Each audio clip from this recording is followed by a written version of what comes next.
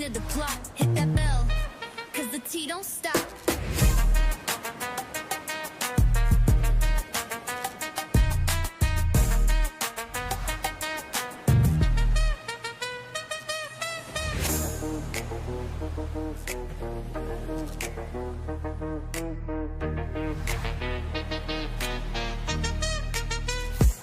She don't miss nothing, got the scoop on lock.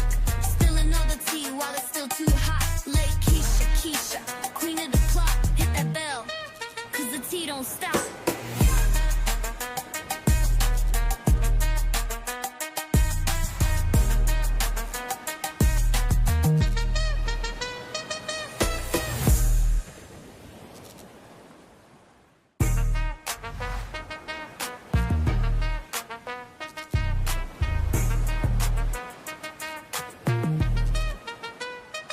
She don't miss nothing, got the scoop on lock. Spilling all the tea while it's still too hot. Lakeysha Keysha, queen of the plot, hit that bell, cause the tea don't stop.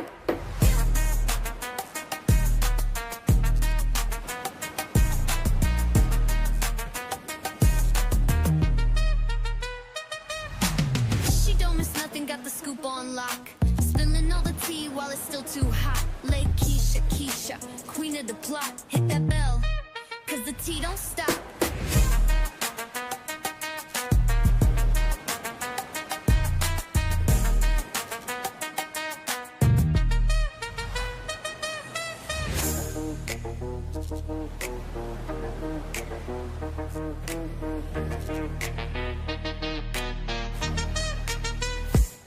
She don't miss nothing, got the scoop on lock. Spilling all the tea while it's still too hot. Lakeysha Keysha, queen of the plot, hit that bell, cause the tea don't stop.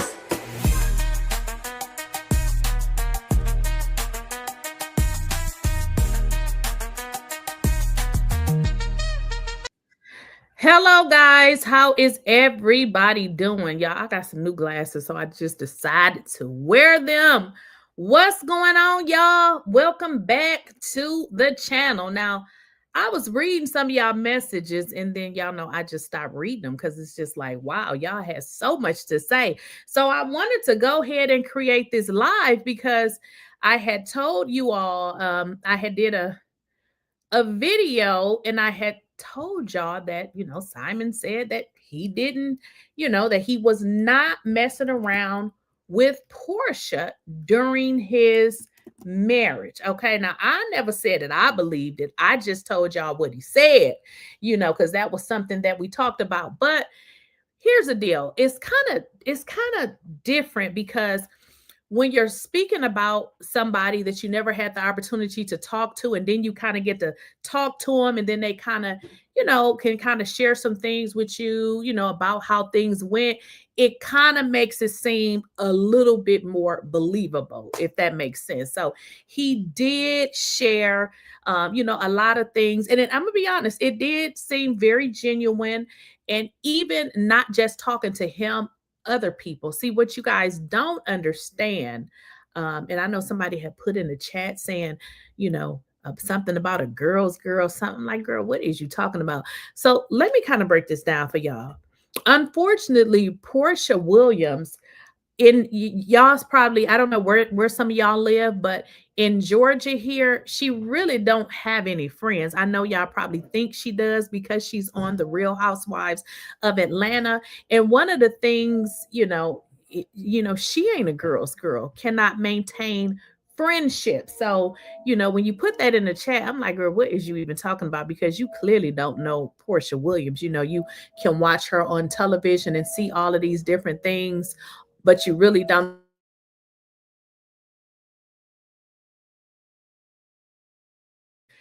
You can see her on, the show, but you don't really know what her personality is. And what I was simply saying too is I know people that know her. So it's not really just, what Simon says. Really, everybody pretty much say the same thing about Porsha, with regards, to her personality and things like that. So I actually created this live because, like I said, y'all was telling me that y'all believe that, he and Porsha was actually in a relationship. Now, this is what I can say. I can say this. This is what I've learned. When you meet people or you talk to people, they will give you, their perspective. Sometimes they don't tell you the entire truth. And I can probably guess why. And I'll just give you an example. Let's say, and I'm just saying, for instance, let's just say, for instance, Simon and Porsha, they had talked on the phone a few times. I mean, if he would say that, then people would automatically say they were messing around. So when I say show me the proof, it's simply because people been saying that for a minute. And what they have both said is no, she did DM me. And it did look weird. When I did my last video, and I played that episode in which Porsha went over the house, it did look really weird. The fist bump, the boom, boom, boom. It did look very weird. But it's like, other than that, there's really nothing else that we have that is, of significant, as it relates to evidence that they actually knew each other. Somebody said it's 1:05 a.m. where I am, but I'm always here. Where are you at, Queen of Reeds? So that's why I created this live, because y'all was saying that, that Simon was lying. So why did Porsha give that look when he mentioned getting remarried? She kind of gave him a look like, what? You didn't tell me about nothing about that.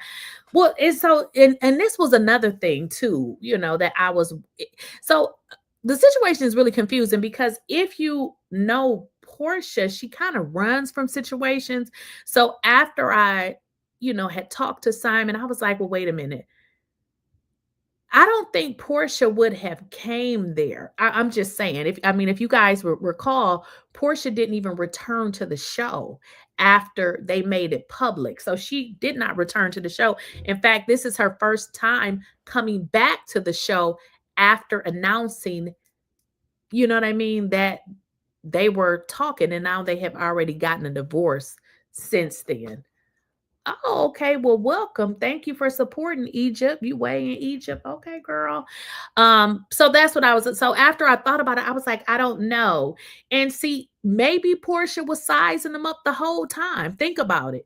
Maybe she was sizing them up. I mean, from what I see, she obviously had some kind of liking, as far as, listen, I like how this lady is living, and I want to get some of what she got. That's what it looked like to me. I'm just saying, because as I thought about it, I said, why would she go to the lady house? It just seems really weird. So I don't know. Maybe she had her eye on him. Maybe they had some conversations before, but maybe they were not messing around, because I just don't believe that Porsha would go to the house just to, you know what I mean? Because Porsha is kind of the type of person that runs from situations, if you really analyze it. But I don't know. Y'all said, hey, he was messing around with her. And Lily said, Porsha is grimy. Yes, she would have gone to Fallon's house.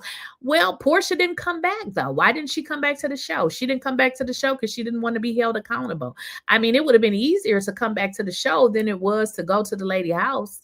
I mean, I would have, if I had to choose, I would have just came back to the show. He just wants a peach. He is going to keep marrying whoever is on that show. Okay. Hey, Danielle. Queen of Reeds, same girl, same. It's where I am. Paris love me. So, oh, thank you. I know people like Porsha. Oh, absolutely. Absolutely, honey. So, so Lily believes that Porsha would have actually went over to her house. I mean, if you so this is what I was thinking, y'all. I think that she definitely had her eye on him. And let me just tell you something else I learned.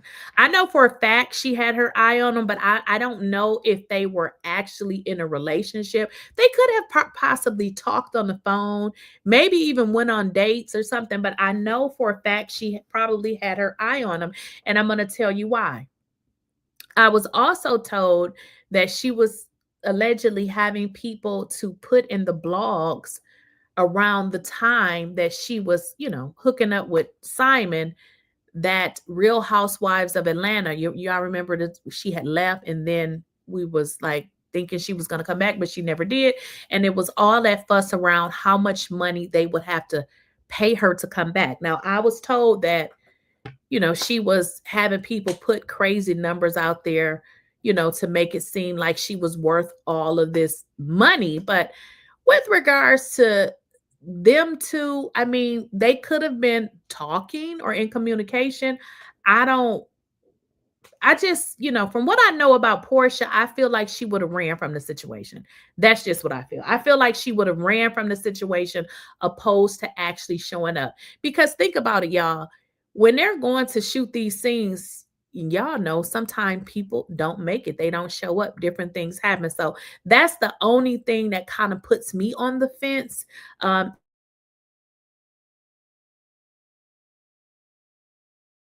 how long I was muted? Because I just saw it say muted. Was I muted for a long time? Can y'all hear me?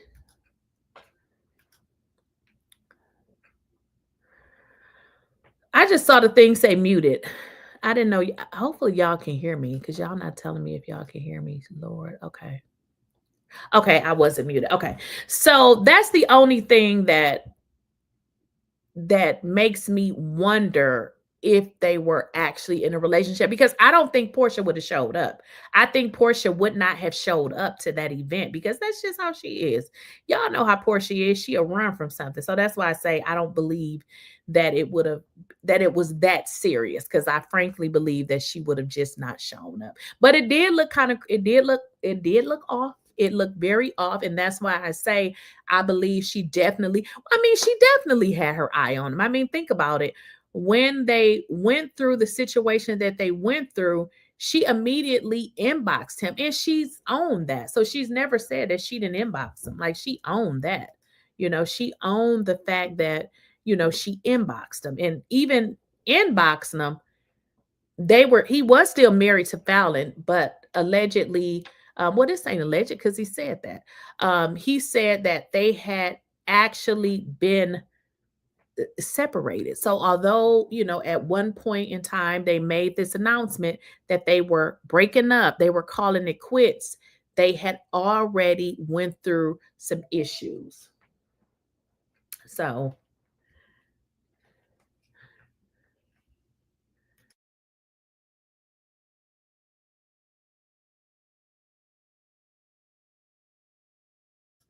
but somebody said she showed receipts. Made you think, what receipts? Queen Lily says she was hanging out in lounges with Fallon while Simon was around. Okay. Now that's weird. What YouTuber? Yeah, why would she DM her friend's husband instead of reaching out to? Yeah, absolutely. So I mean, I know for a fact she definitely had her eye on him, because just like you said in the chat, why would you DM your friend's man? She definitely had her eye on him. Like, come on now, we're not gonna sit here and act like she didn't have her eye on him. She had her eye on him because she wanted what that lady had. She definitely wanted what that lady had. Why did you leave? Somebody, was it Kyle? You left? What happened? So somebody had just joined, but you just left. Somebody said a sneaky leak. All right, there you go. There you go. Hi, Kyle. Hey, how are you? I'm good. How's it going? I'm doing good. I just want to add my 2 cents, and I think that Portia knew exactly what she was doing. I think there's no irony that she went to that lady's house and met him, and she had her eyes on the prize. And I think that all the karma that she's getting now is her own makings, because you don't steal somebody else's man.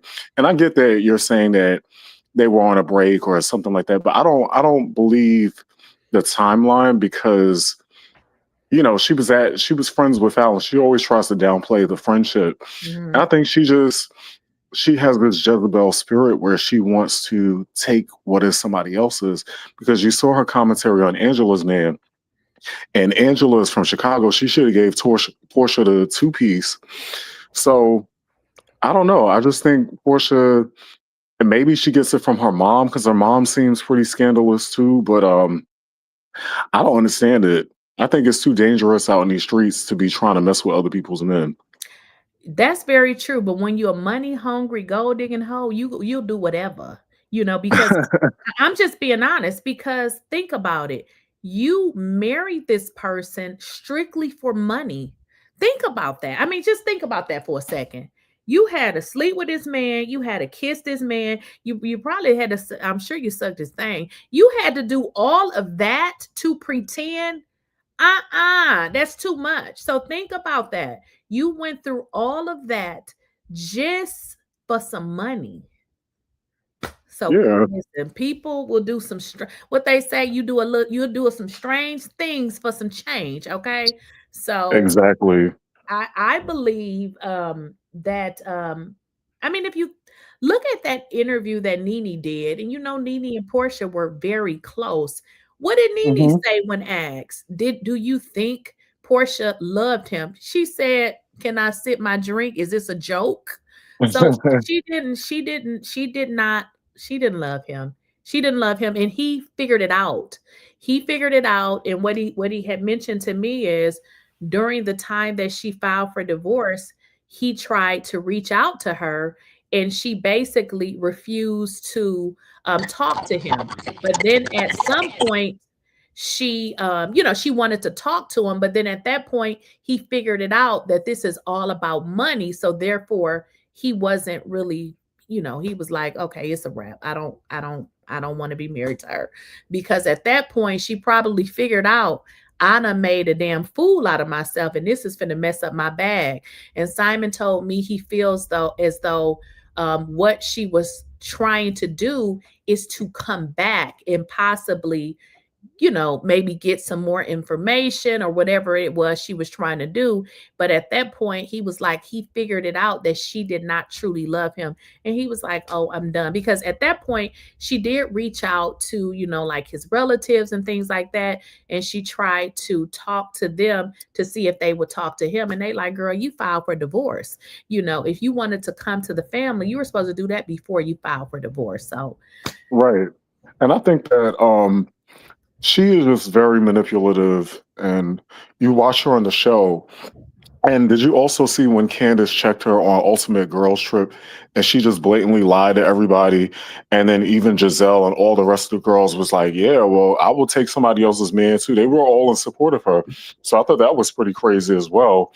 And then allegedly, she was some other vloggers were saying that she was flying to Nigeria and messing with the president's son or something like that. So her and Phaedra was going out to Lagos, and they were going down there for December, and they were doing some strange things for a piece of change, allegedly. right. So I just don't get it. I'm like, Portia, you making a mill. I think she has bad financial management, and she just thinks, oh, I'm beautiful. I can just get whatever I want. But it's all going to come to a close, because what if those checks stop, or what if Andy gets over her? You know what I'm saying? You have to Right. think for the long term. And I think what's unfortunate is like Kenya's going through that right now, not specifically like home wrecking, but Kenya's going through that business issue with her salon. These girls think that these checks are always going to be rolling in. And there's going to be a point in time where you're 50, 60 or something like that. And everybody's talking about you all over Atlanta. And everybody's like, I don't even want to be next to you. You know what I'm saying? So Right. I just don't understand. I think that she knows exactly what she's doing. I think it's just sad because she's beautiful enough to secure her own man, but I just don't get what's going on in her brain. I can tell you what's going on. I definitely can't tell you what's going on in her brain, but I don't know if this is an Atlanta thing or what, but there is a group of women that feel like And let's just be honest, Porsha ain't ugly, but baby, all her beauty she paid for. The wig, the eyelashes, you take that shit off. Y'all don't want me to bring that picture up of how Porsha really look. But there's a group of women that want to secure them a rich man. But Porsha's issue, and I've heard this from several people, and even Simon told me, so I don't even need to say allegedly, she was messing around with other men. I mean, she was messing Oh, of around with other course. men. So That's why I it's was saying like, allegedly she was getting on private jets. Some bloggers were saying, and the kitty cat is up for sale, allegedly. So she has men putting her on private jets, and she has a retainer fee to even come to Nigeria. so yeah, I did hear about the situation with Nigeria. Somebody is putting in the chat about show me the picture. I can't believe y'all never saw that picture. Y'all never saw that picture of Porsha. Okay, I'm gonna find it. But yeah, Porsha is about the money, unfortunately, and I get it. If you first of all, if you're gonna be in any type of marriage, obviously you want somebody, that has some kind of financial security. But girl, what is it that you want? You had that, Right, but then you were still out. I'm gonna say allegedly, but Simon said she was definitely messing around with other men. You were out, they said, screwing with not one man, two, three, it was multiples. It was right. multiple men. Multiple men they say she was messing around with. And that's the thing too. It's like this man was giving you $30,000 a month. Like, what did you need? And this is what I said. I said this is Simon. I said, listen. I don't know what it's like to to date a millionaire. I've dated people with money, but millionaires is different. So I'm like, well, maybe that's what they do in their relationship. But I definitely asked. I said, what were you thinking? Like, I can understand, if this is your wife and you like, okay, don't work. I'm gonna give you this XYZ amount of money. Hey, okay, that makes sense. But you were giving a woman that you were dating, that it don't that give like prostitute or something? I'm just saying Right. that's what is given to me, but I don't know. I guess that's what they do. But what he told me is so he's a very sympathetic person. Likes Hmm. to, so the way that he explained it to me is Porsha started crying, right? So she Right. was crying. Manipulative. Right, because she did not want to go back to the Real Housewives of Atlanta. So what she told him is she felt like the people didn't like her. And Well, him, Lakeysha, I'm sorry to cut you off. You know that she wanted to go back. Everybody knows that she was going to get dragged that one season because everybody was talking about her being a homewrecker. right, So she was basically lying because she, no, all them women want that bag. She just didn't want to go back that one season because we all know that was all they were going to talk about. right. But see, she convinced him that, the people didn't like her and she was crying, and you use that sympathetic stuff, and he's like, what's going on? And she was like, she didn't want to do it anymore. So he was like, well, listen, and that's kind of how they came up with the agreement. And I'm like, listen, I guess this is what rich folks do, because baby, listen. But Right. that's kind of how it came about. But I'm thinking, Porsha probably at that point had found out that, because even with Fallon, I heard that, he would give Fallon an allowance because, he didn't want them to work. So I'm sure Porsha took all that into consideration. But Porsha ain't never loved this man. She never Right. loved him. She was willing to do whatever for whatever it was she wanted. And it seems like what she really wanted was that damn house. She wanted that house in a major way. Another thing too, so she has been paying the mortgage, which means it's good that she's been paying it, but here's the deal. She has to pay two mortgages. How long do you think that's going to last? Exactly. And also on top of that, I think that's why she was giving so much negative energy towards Shamia, is because Shamia is the life that she really truly wanted. She thought she was going to find and secure an African man, and she went all about it the wrong way. Mhm. Which, I mean, she's an attractive woman. She could have found a football player or whatever. She was with Cordell before, but she Right. went about it the wrong way. And life has a way of kicking you in the ass when you do things in a very evil way. Because, like I said, you cannot convince me of otherwise. She went to Fallon's house while she was still married with him. She was sliding into the DMs and she was doing stuff, when she was not supposed to be doing, despite the fact that they try to do the damage control and say that they were separated. Right. Right. And not listen. Lakeysha, that's messy. I'm just being honest. I'm not saying Porsha is ugly. I'm simply saying, now you know what I'm talking about. Some women, when they take off their wig and they makeup, they don't, instead of Porsha looking like Porsha, she may look like Paul. I'm just saying. And she has all those fillers. I'm just saying. Some of them look like Porsha. This is maybe Paul right here in this picture. I'm just saying. Some and of them the edges, oh my God. Baby, some of them put that makeup on the wig on and they look like totally different people. Now, I wear makeup, but that's why y'all see me with makeup and without it, because I don't ever want to be forced to wear makeup. But some people got to make it. They gotta wear but see, that's the thing. I feel like, because I'm calling from New York City, some of those Atlanta makeup artists are too heavy-handed. So those women get that makeup done all the time, and you don't have the time for your skin to breathe. And you were talking about that the other day with one of your other videos about how you like to be natural face. It's the truth. You cannot be wearing makeup like that every day because her skin looks, and all them fillers and the hair and the damage, it's just like, poor thing.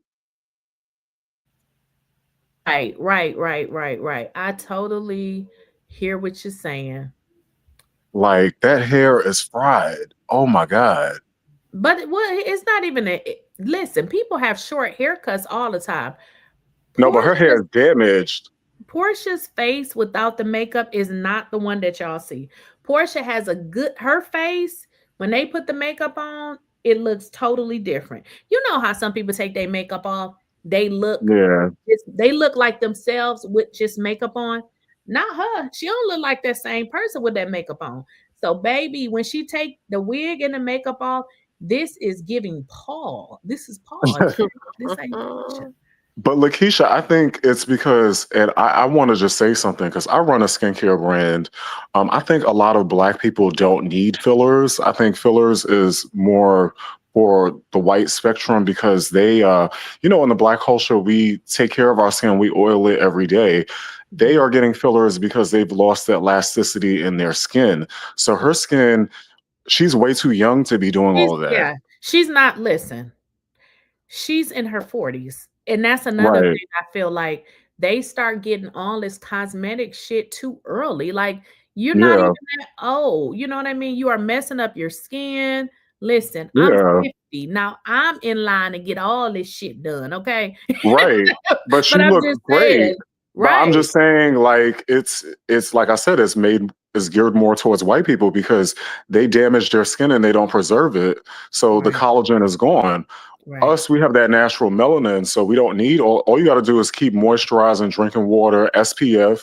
You will be fine. But even Cynthia looked beautiful for a long time, and she started messing with the fillers, and now she has that bubble face look.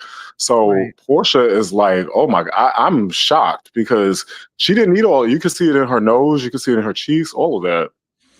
Right. Yeah. She dragging a wagon now. Hey, they said she got a nice body. She definitely dragging a wagon. But yeah. I feel like it's just like they call it dysmorphia. And it's an actual mental illness when you're not satisfied enough with your body, your look, or your face. So you just keep going and going and going. And in that housewife circle, they go to BravoCon, they meet up with some of the white girls, and they're like, oh yeah, we just get a little filler. No, our skin is different. We don't need that. Right. And then, like you said, I think if you do it, don't start doing that stuff. Why would you be getting that stuff done and you're in your 20s or your 30s or even your 40s? You know what I mean? Wait till you get in your 50s, your 60s. Right. That's just what I think. And I think that bubble face, like, wait, let me say, Porsha used to look like Arsenio Hall. But also another thing, Lakeysha, if you have high cheekbones, that what do you call it? The fillers gives you that bubbly face look. You know what I'm saying? And I think that's the, like, if you look at her face and she put it in the jawline, the fillers, the nose, those big lashes that look like she hasn't cleaned them. That's a lot. Right. And how she's only like 45, right? Porsha She's is in her 40s. yeah, she is definitely in her 40s. But I don't know her exact. I think she like 46 though. Let's see. I know she's not 50. She needs to just let all those 44. fillers go down. Yeah, she in And her she early needs to 40s. she needs to shave the hair off because the hair is damaged, and just like do like a cleanse or something, you know? Somebody says some black people do need it, just don't overdo it. Yeah, I think that's when it start looking a mess, when you overdo it. But they, like I said, they hang out with those white girls on BravoCon, and they start taking advice from them, and our skin is different. Like I said, we manage our skin. They don't. And I was doing some research on this, and I've dated some white guys. A lot of times in their culture, they don't wear like a lot of lotion and moisturizers, whereas like black people, we wear lotion every day. So our skin is always like glowing. So it's like them listening to them girls from Jersey, Beverly Hills, and they're like, oh, go to this guy. Yeah. And it's like you messing with perfection. You're now, right. If you want, yeah, you're if you right. went for one session, it's fine, but then you go for more and more and more, then it starts to deteriorate.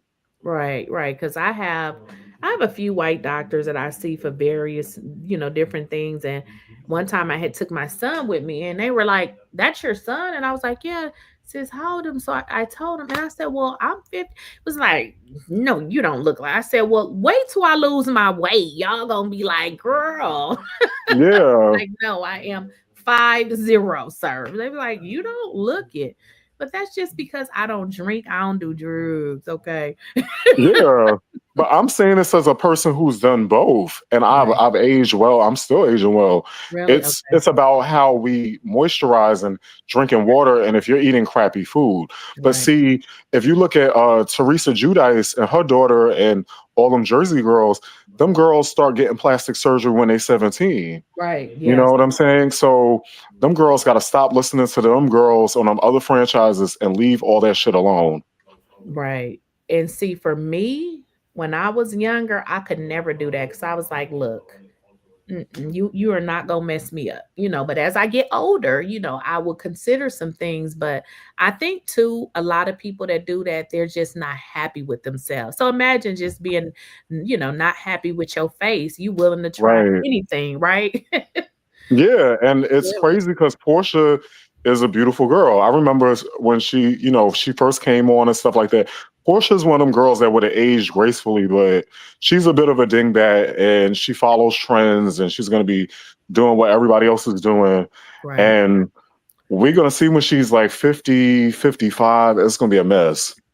Now, somebody put in the chat here, saying that they lost elasticity of their skin because they tried a lot of cosmetic products, and I was obsessed with having good skin.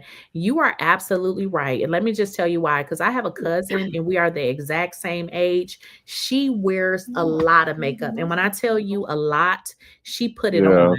And when I look at her skin is totally, totally different than mine. So I think wearing makeup is good, but I do think if you overdo it and then even sleep in the makeup, it can really, really ruin your skin. But if you're trying to better your skin, I have something for you. So just watch this video right here. Okay, guys, so I often get a lot of questions about my skin. What do I use on my skin? How do you keep your skin so nice and, clean and clear? I don't have on any makeup. I have a ton of makeup. However, I don't wear makeup every day. It's just because I like clean skin. I like to wash my face several times a day. And that's kind of why I don't wear makeup like that. It's not because I don't like it. I actually do. But like I said, I like to wash my face a lot. So I wear makeup, but I just don't wear it every day. But let's get into my face routine. I'm also going to link this so that you guys can be able to purchase these products from me. So this is what I use as a cleanser. Let me put that close up to here so you guys can see. Now, I am fully aware that some people don't use towels when they wash their face, and that is perfectly fine. It's up to you. I'm old school. I need to be able to rub my face and see the dirt come off. That's just how I am. This is how I am. So I just literally take this cleanser that I just showed y'all. I'm going to put some on my towel just because I'm a towel girl. Some of y'all don't use towels. Hey, if you don't use a towel, that's up to you. But I'm going to put it on my towel here, and then I'm going to wet it because that's just how I do. That's what I do, and y'all do what y'all do. And I pretty much just wash this into my face. Obviously, if you guys just use your hand, then you just rub it. Yeah. You just rub it. So now, what I'm going to do is I'm going to rinse it off. So now I have rinsed it off my face. The cleanser is off. I have rinsed, cleaned my face. Now I'm going to dry my face with the towel. Of course, you know, make sure you're using a clean towel for your face. I'm going to dry my face as much as I can. That's all done. All right. Now I'm just gonna go backwards again. This is called the Resurface Refining Cleanser right here. Here's the box that it comes in, okay? So that is step one. Always use, you gotta clean your face, right? Now, the next thing that I do, and I don't think that this goes in any order. The first thing you just need to make sure is that you are in fact washing your face, okay? Now, the next thing that I do is I do the Vitamin C Glow Serum. That's right here. I'm going to take it out of the box. This is what it looks like, okay? And now, what I do is I take, and listen, y'all, sometimes I use too much of products. Don't be like me, because you don't need but a squeeze, okay? This is all you need, okay? A squeeze. But me, this is what I be doing. 2 squeezes, because I'm just extra like that, okay? So this, you're going to put on your face, rub it. You don't need to put it on your lips. You don't need to put it on your eyes. You don't need to put it on your eyebrows. If y'all notice, I try to avoid my eyebrows, and that is simply because I have them done professionally. And when you put product on it, I notice that it makes them lighten. Now, if you don't get your eyebrows done, you don't need to worry about this. Now, this is the Vitamin C Glow Serum, okay? Vitamin C is really good for your skin. Now, as that dries, you will notice when you put that on, it's a little thick. Reason why I did not need to use 2 pumps, but like I told y'all, I am extra, and that's just what I do. So let that dry. Like right now, I can tell that it is totally dry. The next thing that I put on my skin is the eye cream. Right here. This is the eye cream. Put that on. Now this is for day. I know some of y'all probably wondering, eye cream, don't you put that on at night? Yeah, that's what I was do thinking. have a regimen that I do at night. Yeah, this But is for day. this video, Yeah. this is a morning routine, and I told y'all I'd be a little extra with stuff, and I was a little extra with this eye cream because look at all this I got left.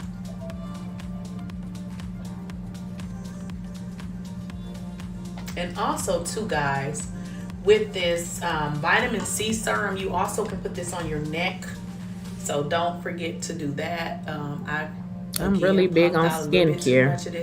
Me too. I have a line I sell on Etsy. Extra, so So don't be like me. Oh, okay. And that Yeah. is pretty much what I do every day in terms of my face care. Again, I do not wear makeup every day. I love makeup. I have a whole bunch of it, but that is pretty much my skin routine every day. Now, of course, if you guys are wearing makeup, this is good for your cleaning your face. Obviously, if you're gonna wear makeup, there will be another set of things that you would need to do before you put on your makeup, as far as, putting on you some kind of moisturizer, because when you put on makeup, it does typically, it can dry your skin. So you would have to add on a moisturizer. So this is, again, my routine for my everyday look. I'm going to link these products so that you guys will be able to directly purchase. Now, I just brought up that video, y'all, because we was talking about skincare. Now, I like makeup. I'm just really into my regular skin because I'm not going to wear makeup every day. So if I don't want to wear makeup, I don't want to have raggedy skin. So I just wanted to show y'all that. So I like makeup. I like the weave. And I actually like the way Porsha looks. I know somebody put in the chat why we're not giving her credit. I'm not sure. When you joined, what we were saying was we didn't feel, I think cosmetic surgery is definitely something if you want to do it, but like they were saying in the chat, do it in moderation. Like, you don't want to overdo it. And I think sometimes people can overdo it. And keep in mind too, Porsha is still young. Like, she's not old like that. Like, I feel like if you start honing down on the plastic surgery too early, and when you don't really need it, what the hell you gonna do later on? Like, you're gonna, Well, Lakeysha, it's just like it's what we're seeing on social media. Like with women, you're seeing all these girls with the BBLs and the bodies that are not like natural versus when you saw women in the 90s, they just were slim, natural looking and all this other stuff. So now you have this unattainable standard of beauty from, I think honestly, from the stripper culture. Like everybody wants to have the super big butt, but the very small waist. Right. And even with men, like you see everybody's a personal trainer or a bodybuilder. So we have to really get back to the basics. And I honestly think all these girls are going to regret it when all these trends pass and the BBL is not going to be a thing no more. And men start liking real slim women again. You know what I'm saying? Like things go through trends and people have to be careful with, wanting to do all this extreme stuff to be like everybody else. Because what happens when people are like, no, I don't want to have a smelly butt. You know, they say, they say that the BBL. Wait a minute. When I heard that shit, I said, thank you, Jesus. I never got that. Listen, I would hate myself if I got something like that. I cannot even deal with smell. So imagine this your body and you keep smelling stuff. There would be no way in hell. Yes, I heard about that. But what I was told, though, is they say the smell comes from an infection that you had during the time you were healing, and maybe you just didn't know about it. But the disadvantage to that is now you're going to be smelling like shit forever. Oh, no. Right. And also, it's a sensitive area because you're using the bathroom, and then you also got blood and discharge going on in that section. So if you're not being super clean, then that's how that infection happens. But what I just don't understand is, to be honest with you, and I'm a man, even though I'm gay, men will sleep with anything. You know what I'm saying? Like, y'all see these bodies and stuff on the internet. These men just want to play around with these girls with these over voluptuous bodies. But as far as women that they want a wife, they don't care whether you have a super huge butt or if you're like petite. Look at Naomi Campbell. She's like gorgeous and she's really small and petite. So I just think that a lot of women are just taking it overboard. And if you've seen all those girls, I live in New York, all these girls was going to the Dominican Republic and they was dying because those doctors down there weren't certified, or they were operating on too many bodies in one day. So you got to be very careful, because you can go and get one of them surgeries, and, you know, girls lie to some of their doctors too. They're like, oh, because you know how they do the assessment, and they're like, oh, do you have any type of heart problems, this, that? And these girls are dying on the operating table. It's like, is it worth it? Right. And you know what? Now that I'm looking at Porsha's picture that Lily sent, Porsha actually had some face work done. I didn't even realize that. Yeah, you can see it on the nose. Yeah, I didn't even realize that. So she got her nose like tipped. You know, they do the little Stacey Dash. Right. It looks like you can see it from her profile picture when she had the hair up. Look, like her nose not is even the same person. No, but you know, the same person. But I like when girls do like the Beyonce, like allegedly nose job where it's just lightly touched. Like black people, when it comes down to plastic surgery, you have to do it very minimally. When you're doing that real over the top, Porsha whatever. definitely had a nose done.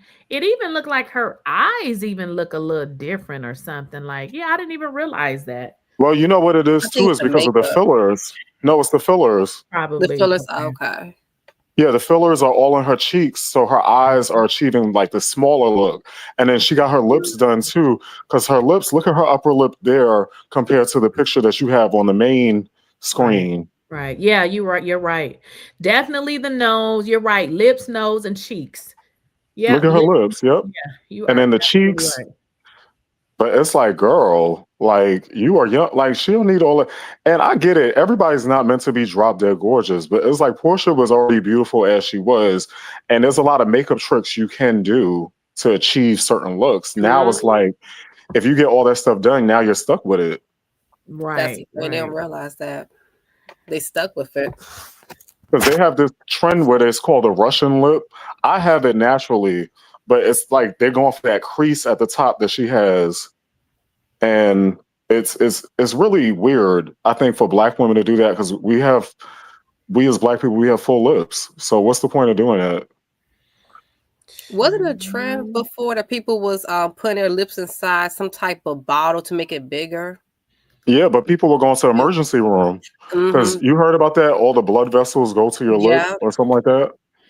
Oh, that was a trend that was going on. Yeah, it was like some type of challenge or something. I think it was one of the Kardashian sisters. Yeah, they put their lips in like a jar or something. That's what you're talking about? Yeah. I remember it was years ago. Wow. And one of the Kardashians' little sisters, like she had big lips, but people didn't realize she used some type of makeup to make her lips look big. Well, they were also doing that challenge, and some people, like I said, they were going to the ER because their blood vessels were being constricted. Yeah, I didn't realize though until Lily sent me this picture that yeah, Porsha does look very, very, very different. I didn't even realize that. Yeah, but it's also for Instagram, like that picture that you have up there. She's probably face tuned it. She's got the lighting and all that other stuff. Like these people on Instagram don't look the same as in person. Oh, that is true. Some Lily said it could be contouring because some people can contour that damn nose so good that it looks like a different nose.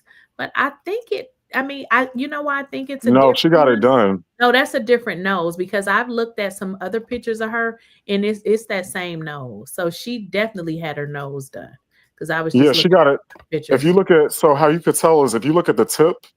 Yeah, that's what I was saying. Look at this one. You look at this one right here. I found a few other pictures. Somebody said And her nostrils are slightly different. Yeah, look at this. You see, look at that. She had her nose done. That's not the same nose. You can look right there. But what would possess her to put that picture up? I think she said it's what I think she was doing some kind of hair growth thing or something. Yeah, but I feel like that's the downfall of a lot of women that are trying to be like, look at my natural hair. Like, if you're not that girl, don't do it. Well, this is the thing. A lot of women don't take care of their natural hair either. That was a thing. They got to take care of it to show it. Yeah, but I feel like it gets to a point where you're oversharing. And that picture was definitely something that we did not need to see. Like, that hair is awful. It looks like damage. It looks like jerry curls. It looks awful. Right. Yeah. A lot of women do that. I mean, I know so many people that if they take the damn wigs off, and I'm like, listen, before I can put any weave on my hair, I got to take care of my natural hair. You have to. Everybody not like that. But she should cut it all off and start over because it's looks like it's chemically treated. Somebody said, low key, I may need to get whatever she got done to her nose. But if you look at her nose, it looks swollen. So was that the time when she just got it done? Because it looks like, like when you get your nose done, it takes a few months for it to go down. I don't know. To be honest, Porsha looked very different when she came on, with as Cordell's wife. And to be honest, I don't even remember when she started looking different. When Lily sent me that picture, I just realized, like, wait a minute, this is how she used to look. That's Somebody a good asked. question because I didn't Yeah, realize go ahead. Porsha looked different. Oh, this a Oh, good Said yeah. something. Well, Someone said Nene work. Well, well, you know what? MG, can I call you that? Cynthia was the one who came out and started talking about it, and she was saying all the girls were going to go get fillers, and it was all going to the same person. And then they were also, advertising the doctors on their pages too. So I guess they were getting some type of discount for doing that. For real? So, So yeah, this because is they advertise the doctors. Yeah. Yeah, I know Nene was on it too. So my take on Nene is almost 60 years old. I feel like when you get older and you want to do that, that's fine. I mean, she living her best life. I just feel like when you're younger, I mean, if you're going to be doing all the plastic surgery now, what the hell you going to do when you get 55? Like, you're going to be done. I think I like Nene's look. I think, hey. Well, I personally think Lakeysha with Nene's look, this is just my opinion. I think she was better towards, like, what was that season where they were all wearing the all white for the reunion? Oh, that was during the pandemic. Pandemic. No. The one before that where Claudia was on it. Oh, damn. What season was that? That was a long time ago. That was with Cynthia and Phaedra was having their little back and forth. I felt like that was her best look. Like, to be honest with you, I think she still looks. Yeah, when she had the when all the girls came out. It was like the blonde ponytail. It wasn't like a pony. No. She had like a flip. It was a season where Claudia was on it. Dang, you better take it all the way back because I got. Yeah, it was a season where Claudia was on it. They was all dressed in white. And Cynthia and Phaedra had the nasty reading session where Phaedra was talking about Captain Crunch and Cynthia was calling her a head doctor. That season is when Nene's work was the best, to be honest with you, because it was still natural. Was she pregnant then? Who? Phaedra. No, Nene. Oh, with her second child? I don't remember, but I Phaedra was. I know she was pregnant back then. That's why I'm asking. Yeah, whatever season Claudia was on, that was her best look. Like, somebody said season 7. I think so. But it's just my opinion. I think her work is still great now, but like her nose, the problem with Nene's work to me is that if you keep getting your nose done over and over and over and over again, it will collapse. And that's what's happening to Janet Jackson right now. She said she only got it done one time. No, she got it done twice. You think twice? Nah, she got it done more than at least. Okay, I see. I looked it up too. Oh yeah, she did. I know what you're saying. Okay. I just found talking about this one. Oh, I didn't realize it was wearing all white. I gotta agree. I didn't even think about that. You were right too. She did. Now she did look very natural here. All the girls looked great that season. You're right. So this is a different nose. Wait a minute. This is a different nose. Yeah, she got it chopped down even more. You said chopped down. But see, the problem with it is.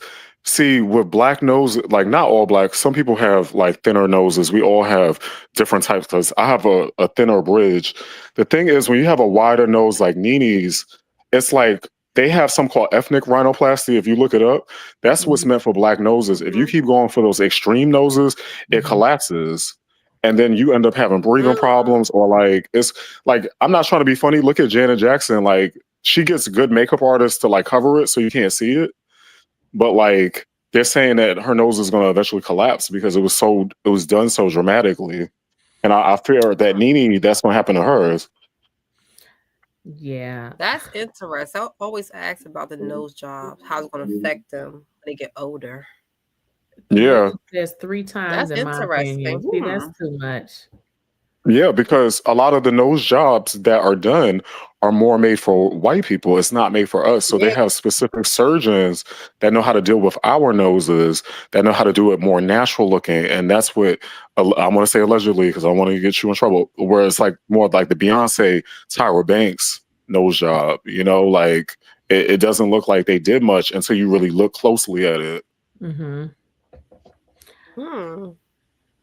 Yeah, so But I Nene, have to agree with you. I think Nene's the look that we just looked at, she did look more natural there. But I think when you get to a certain age, you really don't give a damn about looking natural. You just like, I want that look. So she probably don't care. Like I don't think she cares. She probably just well, Nene has a great glam team. That's the beauty of it, and she Mhm. has an amazing makeup artist, and she's very stylish. So Right. she puts it all together. It's like the whole whatever. But like Porsha has her good days where she looks.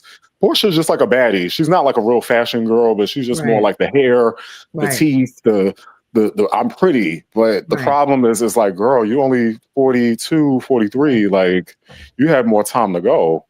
I agree with that. She's more like the baddie, the looks, the hair, the style and Yeah. stuff. That's smart, but the baddie, the Right. looks. Portia's in that Brit Edie lane, Mm-hmm. like they're really pretty, but I don't care for their fashions as that much, but Nene knows how to put it all together. And I think that's what Mm-hmm. we're not looking at is Nene has style. So her looks and her fashion pulls it all together. Right. Now, somebody said, I'm tired of the blonde hair. What's up with all the dark skinned women wanting to wear blonde wigs all the time? Yeah, You, I agree with you because Phaedra got the fish face and she keeps putting on those blonde wigs. And it's Phaedra is like, to me, it's like she's having like a midlife crisis. Because did you see her at the last reunion? yeah. Which one? The What she had on, Real that was a House. mess. She had on the A mess. tie, A mess. those tie ceremony dancer thing Well, let me headpieces. see. Which show was she on? The Real House of Atlanta. Real. Yeah, the last season. She had on this big golden Last season. headpiece. Yeah, And she Phaedra's a small girl. She shouldn't be putting on all of that. yeah, she looked at a mess. I'm Yeah, looking at what's the I last like season? Was that 14? 16. That was 6. Oh damn. 16. You see how far behind Phaedra I is am. trying to be a baddie, 16. and she's not. Like You Oh are my so goodness, what's funny. going on Phaedra's face? This shit she, looked at a mess. She looked at like a fool. This right here. What is Why this? it was Phaedra's face very look drag like queen like. her cheeks? It looks. Wait a minute. Let's see this right here. What the Yeah, fuck is this? I told you she has that blowfish look. That don't even. Yeah, she looked in. Look at this. And then like She was so We'll style her. uncomfortable though. and then it's two and then I'm sort of insulted because I'm Caribbean. It was, they go for like the theme of whatever their vacation was. Right. Phaedra was trying to do some type of carnival and it just didn't land. It looked like the Thailand, the lady boy type thing. It was a lot like going a on. mermaid. I really like It looked Porsches though. I really like Porsches. Porsches was nice. Well, Portia's well proportioned. I feel like Phaedra, unfortunately, I'm not saying this towards my short girls. If you're 5'2", you can't be doing all of that. Like, you got to keep it simpler, and you can't. Phaedra has a nice body. I'll give her that. But like, you can't do the theatrics when you're like 5'2". Like, shit you on just your head, and that was too much. That was too much. Yeah, I think Porsha, Shamia look good.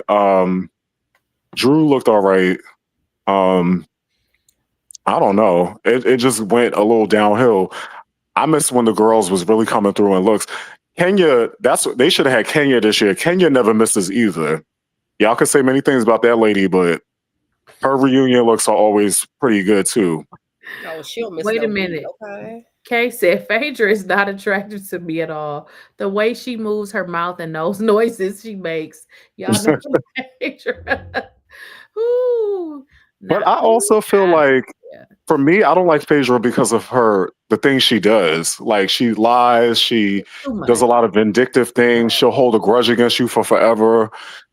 She's very, she's an acquired taste for me because, like, the whole thing she did to Candy, and then, like, it's just crazy. Like, yeah, Phaedra is a little bit too fake, and she's never being authentic, which is irritating. I agree with you. I think Andy likes her for some reason. I think that Andy didn't like Kenya ever since she did that interview with Carlos King. But I think Kenya is great TV personally, but I just don't understand why Kenya went as far as doing the opening and deciding to. But then, was it you talking about this the other day that Porsha's going to be exposed for putting the bug in Kenya's ear for like doing that expose? No, it wasn't me. Yeah, somebody. So I'm sorry. It was another vlogger talking about Porsha possibly talked to Kenya before that whole thing went down. So it was a mess. But oh, so they're saying that Porsha possibly was the one that told Kenya to do that? Is that what you're saying? no. Like Porsha knew about it allegedly. Oh. So you know how Porsha does this thing where she gets into interviews and I can't believe she did that. Right. Porsha's very fake too. Oh, so absolutely. So I would believe that because that's who she is. Now let me just tell y'all, since we bringing up that, let me just let y'all know this. Remember I told y'all I talked to Simon, and the reason why I didn't record it because it wasn't like about one thing. Like it was like we talk about this and then it's talk about that. So it was just like kind of like all over the place. Now, right. One of the things that he shared with me. Now, y'all remember when the Real Housewives of Atlanta came on and then it went off and they kept saying, you know, they didn't know when it was going to come back on. And then they did a hiatus and then you had Kandi and all of the girls were waiting for their contracts. Y'all remember that? Do y'all remember that? I think so. I think but enlighten me more on it. So what ended up happening is y'all remember they put it on a hold. They put Real Housewives of Atlanta on a hold because you remember it was on a hold for, was it like a year and a half or something? But Kandi said she was waiting on her contract. Kenya was waiting on hers. Obviously, they didn't bring Sheree back. So some people didn't come back. Well, here's the deal. This is what Simon did tell me. He did tell me this. So Porsha had been in negotiations the entire time. So when, you know, Kandi was waiting and then, you know, obviously Kandi never came back. Simon told me Porsha would reach out to Kandi to see, you know, like a, you know, little friendly thing, you know, hey, how you doing? How's everything going with your negotiations? At this time, you know, Kandi had been doing interviews and she said, you know, we're just waiting to find out. Well, Porsha had been in communication already with the network and was working on negotiating herself a huge contract, which would have meant, you know, how the budget works. They have, you know, these different people, then they pay whatever it is that they're going to pay them. What Simon told me about Porsha is she was trying to find out what was going on with Kandi's negotiations because she knew that she was negotiating the entire time. Yeah, because Kandi was the highest paid. Right. So she never, you know, really came out and said what was going on with her. You know what I mean? So just really being really sneaky and, you know, dirty. And if you're negotiating, you would say, well, girl, I was just checking because, you know, I'm in negotiation. So she was doing it really sneaky, like in a I wouldn't be surprised if this might be Porsha's last season because think about it. She can't film in the house. She has a gag order on that. And then she doesn't really have a storyline. And Andy wanted her to come back based on the storyline of being married to Simon. And then it just all fell flat. That's true. So that's that is exactly what happened. They wanted to see if they were going to be able to get Porsha back. So they put everybody on hold because Porsha was supposed to be the leading lady. Like she was supposed to come in there and didn't do SHIT. So Porsha was supposed to have been the one that they thought was really going to do something and she didn't do shit. Now though, she actually can film in the house now. So she can now, but I mean, the season is over. And also on top of that, the Simon storyline is gone now. So it's like, there's no point of the house anymore. And I think she was holding on to that house for pride or something, but it's like, girl, if you use your brain, you are one woman, you got one daughter or whatever like that. You don't need this big ass house. You could get like a nice condo like Nene got and sort of downscale because I honestly personally think that Andy might be getting rid of her because there's no storyline and she just didn't deliver. And they you know how they put them in the last chair when they're getting ready to kick them off. So I wouldn't be surprised if she's next on the chopping block because you have somebody as stellar as 𝐾∞ coming in. 𝐾∞ is going to blow her out of the water. Oh yeah, that is right. I So forgot about that. 𝐾∞ Oh, is and coming on. Pinky. Yeah, And she's Pinky. Forgot about Pinky. yeah. that. Let me Yeah, just well, address 𝐾∞, this. they already showed it. She's in Dallas with all the girls, so they already Okay. exposed it. Yeah. Yeah, So Oh, they went on a okay. girls trip. first of all, Wallace Willingham or whoever you are, since you seem to be taking up for Simon and got nothing but good things to say about him, and you think he's not a liar, why don't you go after him? Because we ain't buying it. He's a scammer in my book. Okay. First of all, girl, Well, boy, or whoever you are, you sound really dumb. For one, my opinion is my opinion. And I said that, first of all, I'm not even gonna say what I say. You go back and watch the video. You can believe whatever you want to believe. For one, you want me to say good things about Porsha. I'm not sure where you live at, but I live in Georgia where Porsha lives. So unfortunately, I know more than you know. So you right. can say, Simon is a scammer. I really don't care because you don't live in a $7 million house and neither do I. So my thing is, if he is a scammer and he's able to get away with it, I want to know exactly how he's scamming. You know what I learned about Black people? When you Right. cannot embrace a person's lifestyle, you call them a scammer, you It's call just them like every Jay and name. Beyonce with the Illuminati. Right, you call them Mm-hmm. everything that you can think of, but you have no proof. So I am not going to jump on the bandwagon of calling somebody a scammer just because they're Black and just because the internet wants to call somebody a scammer. Because like I said before, look, I know a lot of scammers, but I don't know no scammers that got $7 million houses and can buy Rolls Royces anytime they want. Right, because there's a Right. paper trail, and I Right, Where's the 100% agree with receipts? you. I right. feel like maybe he may have had shady dealings in the past, allegedly, but Well, like you here's the deal. said, but hold on, Lakeysha, 43 but years it's ago. like how you said, I agree with you because it's like you can't scam a $7 million house. Right. Where are the receipts? We gonna keep Like, saying there's just that's just stupid to scam a $7 million house when the government is already going to be looking at you up and down having that big house. Well, here's the deal. If he was a scammer, why she marry a scammer then? If he was a scammer, then that means that he can't pay her, right? Well, I mean, well, what's if he's a going on? scammer, why is y'all calling Shamia's husband a scammer too? Right. You So got Ooh. people in that wealth bracket. It's just y'all don't know people in that wealth bracket, and it's okay. okay. So maybe that's what they're saying, Kay. He's a scammer because he was trying to get citizenship. That's all they really have on him. That's nothing compared to the fraud committed on Wall Street every day. So I just don't like to, do what other people do. Show me the proof. Like I'm just not Well, going to be no, saying no, no. So anything. actually, let's get it correct. He got in trouble back in the day, and he came Right. back on like some type of forgiveness thing. He could never be a citizen because he always had a record. So he was trying to become a green card holder, and that fell through. Right. So a lot of people don't know the immigration process, and Simon was trying to get his ducks in a row with that. And a lot of people have been in this country. I'm from New York. We have so many people that come from other countries. We have a Mhm. lot of people that overstayed or didn't get their visa situation correct. And I think Mhm. that's more of what's going on with Simon's situation. He just got an attorney and they just kept prolonging it and he was able to stay. But now that you have Trump in office now, they're getting rid of all those people. Oh, they're getting rid of everybody. Did y'all hear about is it the Handy plant? Did y'all hear about that? How they Oh done yeah. I all posted that those on my people? story, Lakeysha. I was like, yo, because I lived abroad.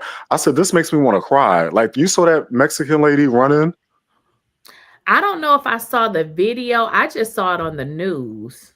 They had a lady and people in the comments, I will send it to you later, like way after this live stream.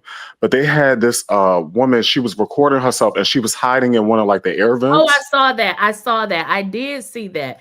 Yes, I saw that. But she got away though, right? Yeah, but the Yeah. problem, people are now saying, protect her and blur her face, like whoever was sharing it, because they can go back and look for her. Right, right, right. I think you're talking about the lady she had hid for. Okay, here it is. I found it. Look. Yeah, that She was so spent sad. she spent, they said she hid for 6 hours. I found it. Yes, I just saw that. I was okay. I saw that. Look, here it is right I was here. like, look at the times we living in. I understand that the Latinos voted for them, and we like, oh, that's what they voted for. But that just made me like tear up. You know what I'm saying? Because she don't have nothing to do with it.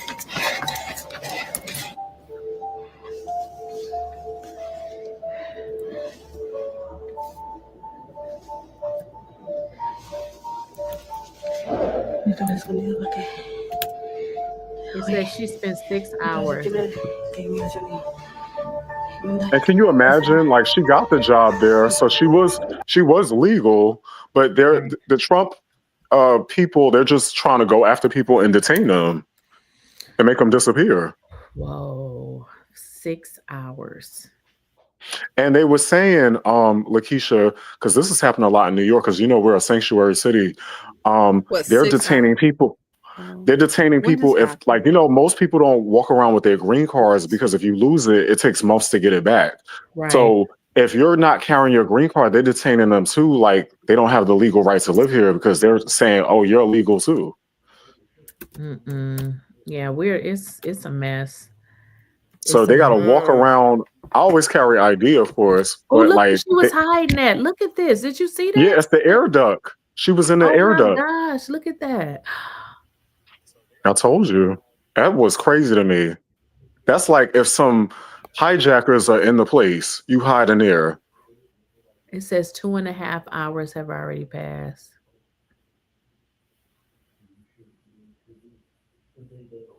It says I've been locked in here for 6 hours already.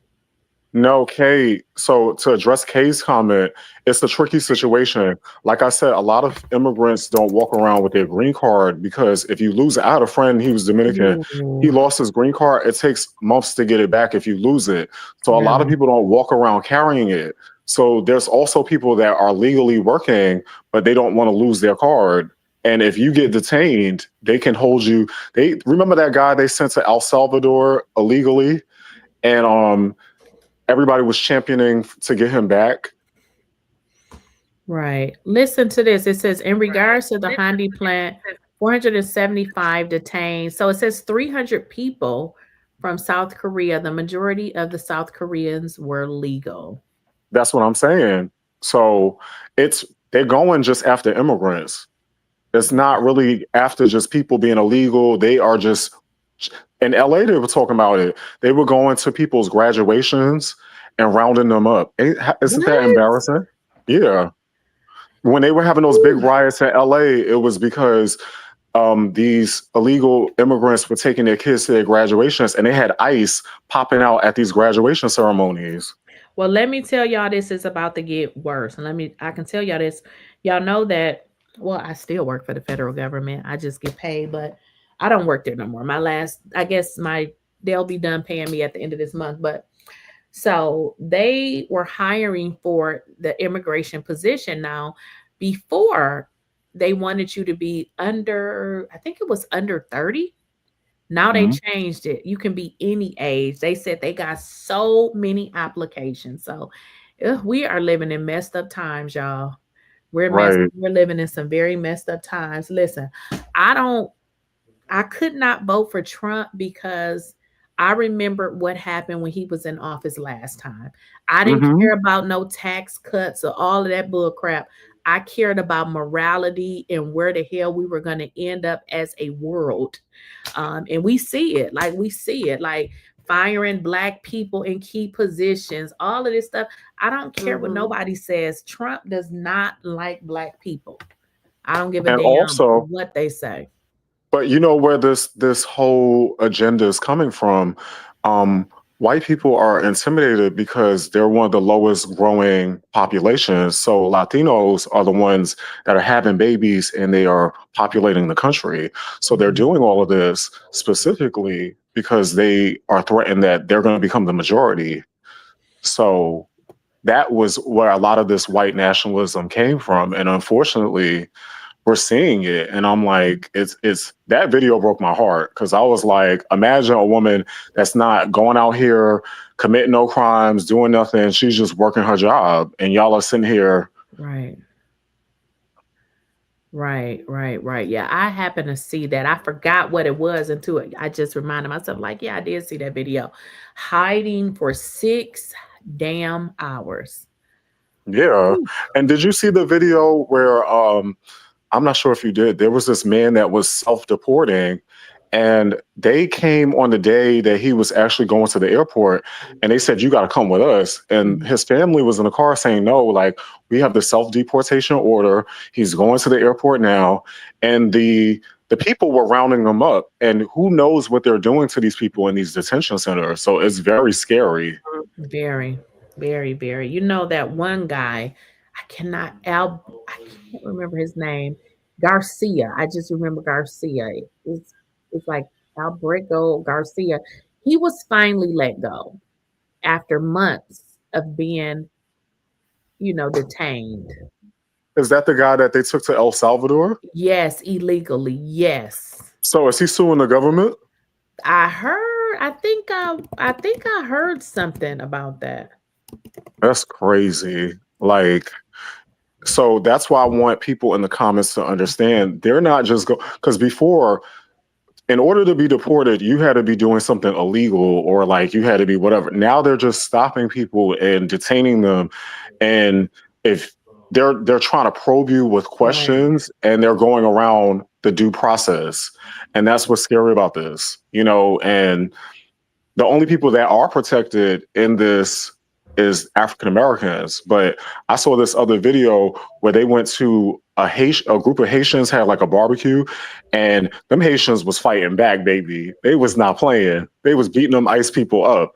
But yeah, they're going into any community and they don't care if you got your papers or not. Right. So I'm looking it up. So he actually did file a lawsuit. The man said he was tortured. Well, I mean, I could imagine he was, Hmm. but he is definitely suing. And it looks like the Trump administration tried to get a federal judge to dismiss it, in which, the federal judge said absolutely not, because they sent that man over there based on lies. It was just, Right. yeah, we They are in, alleged that he was a part of some gang right, right. with the Venezuelan people. And it's crazy to me. It's like, I feel like you have to have concrete evidence, or like if the person had a real record or if they overstayed. But it's insane to me how you're just taking people out of their jobs and their factories, and you're not even saying, oh, let's go to the company, let's check the paperwork, let's verify it. They're just taking them Right. and arresting them. Right. Well, we have this president right here. He don't give a damn. He does whatever the hell he wants. And Yeah, did you see what he was doing with it's the Department of War or something like that? yes, he changed it. It's just too much. A lot of times I can't even watch it. I'm like, this shit is just too much. The Department of Defense. This idiot changed it to the Department of War. Just he needs Department to of sit. War. Department of Yes. War. Like just this Wait is a minute. the Department of War. And you know what he said? They were saying that he's the mayor of Chicago was telling all the black people to get ready because he's getting ready to send martial law over there. And some of the black people over there, there's this lady, she's annoying. She's like a Republican. She was calling him out at a town hall, and the Democratic mayor of Chicago, he's like, no, I'm trying to tell y'all, get ready, because these people are coming. Y'all are coming at me for trivial stuff. But this man wants to come over here because everybody's shooting each other up. He wants to come over and shut it down. So what they're doing right now in DC, they're getting ready to do in Chicago. Mm-hmm. Oh yeah, they coming for Chicago. Yeah, that's the next stop. It's Chicago. Insane. It's Like they are spending, but why these mayors are mad is because they're spending over like $1 million a day or something like that on just having them out there. And people are starving. They done lost their job. I don't know how y'all been at the grocery store, but I said, well, we most definitely finna lose weight up in this bitch because listen, the food costs too much. Like it's ridiculous. Everything's going up. And what's crazy about it is the poor white people are suffering the most, and they're the ones who voted for him. Yeah, they most definitely. They're the ones that's going to be affected by the Medicaid cuts and the the food stamps cutbacks and stuff like that. Because if you're able-bodied, if you could work or volunteer, I read the bill. If you could work 20 hours a week, you're fine. But there's a lot of, excuse my language, white people that are in poor health, that smoke cigarettes. Some of them are on ventilators, all of that. Y'all voted for this man and he wants to cut all of y'all off. And we saw what they did last time with the coal miners in Tennessee. It was embarrassing. The CNN correspondents went over there and they said to them, you guys voted for Trump. And Obama had a clause in his Obamacare bill to protect them and their rights for when they retire. So they were sitting there crying on TV. And that's the fascinating thing about white people. They will vote for something and then get on national television talking about they regret what they did. So I'm like, you expect us to have sympathy for you after you, like, it's insane. I'm glad you brought that up because they always try to make it seem like Black people are the highest number of people that get public assistance. Not at all. Effing lie. How could the minority, the smallest population, be getting the most public assistance? White people have always been the number one receivers of public assistance, but they don't tell you that because they want you to think that it's Black people, and it's not. It's not. And that's why I love that CNN piece that they did, because it was for the first time you saw a poor white community, and they were showing the reality of what's going to happen with that. But it's all about the optics at the end of the day. Right. We just had somebody join. Hi, how are you? Hi. Hi. I just want to give a little bit more insight to the Hyundai plant in Georgia. As I have some insider information, won't say how, but they went in, they raided that plant. What they're not saying is that the actual people that they detained, a lot of those South Koreans were only here temporary to actually expand the plant. They're actually building out and expanding. That plant is one of the plants where they decided, Hyundai decided to build in America to produce EV batteries. So for electric cars and stuff, which America wasn't producing any of that. So Hyundai said, hey, we'll invest and we'll come over there and we'll build those plants. Cause we want to get more into semiconductors, building chips ourselves, producing that stuff ourselves, right? Right. So they came over and they did that, and they're expanding that plant so that they can increase the jobs. The jobs are supposed to go up to 8,500 jobs. Currently, they employ 1,200 people. Okay, so they're going to employ 8,500 once they finish the expansion. It's a 200. I can't remember how many billion, but it's a lot of billions that they're investing in that. So the crazy thing about it is, I don't know if you saw the Republican Tory Branham or whatever her name is that's running for office in Georgia. She was online bragging, I called the tip in. I did it. I did see her. So she is bragging, talking about, because they were taking away jobs from Georgia citizens. Ma'am, those people had a temporary... They were a temporary visa to build the plant. They were coming to do testing and all that kind of stuff so that they can get the plant up. And they were leaving, and then train people, leave. And that was jobs going to be open. Now, Hyundai is actually saying, also, when they did that, South Korea, not trusting America, sent their ambassadors from DC and also from Atlanta down there and said, hey, get involved and handle that. We don't trust how they will handle our people. We don't want our people lost in the system, and sent to some other countries. So they came down and they negotiated now, and they're going to actually deport their people out with a private plane, 300 of their people out with a private plane. And they're also arranging it so that those people can re-enter into America without, because once they deport you can't re-enter. So it's a voluntary deportation that they're saying, and they're saying that they're trying to negotiate that they can re-enter, because right now they're saying that plant, the expansion is on hold. Right. And the crazy thing about it was last week, Japan and South Korea just did a deal with the United States and promised to invest another $150 billion into infrastructure and building things in the United States. South Korea already promised 250, and then they were promising another $100 billion. So 250, that's $350 billion that they're going to be investing in building plants and stuff, because the U.S. is interested in, like I said, making chips, so we don't have to depend on, Taiwan, which I'm in that industry and securities and stuff. And so, like 85% of our processing chips, microprocessing chips, made in Taiwan. But they should be able to sue too, because if they were legal, I'm sorry to cut you off. If they were legally there and they were doing a project that they were supposed to be doing, like that's crazy to have them even voluntarily deport if they were there for the reason why they were doing it. Well, here's the thing. And I've lived abroad. I've traveled abroad a lot. You said you've lived abroad. Here's the thing that a lot of Americans don't know, that Korea, once they did that, they put an advisory out that they're saying anybody that's here on business, anything, they advise them to go ahead and leave the country. And they're putting the advisory on traveling to the U.S. right now. That's not good. And he's messing us up. Trump is ruining this. He's ruining this damn country. Well, they should be able to be sued, because it sounds like to me a false alarm.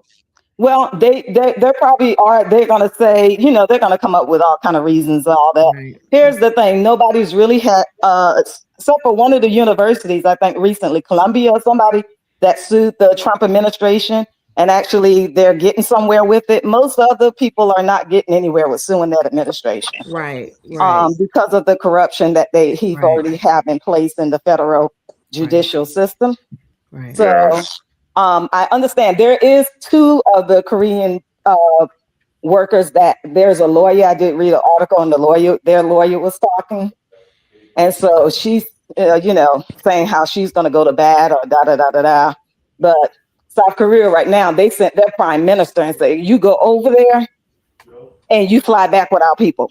So see, the only problem for me is that they lack agency in terms of they're not citizens. You know what I'm saying? Because if they were citizens, any citizen here would have just sued. But they're trying to come back. So that makes it trickier. But it's unfortunate because how are you calling, you're telling everybody that you made this call, but it was a false call.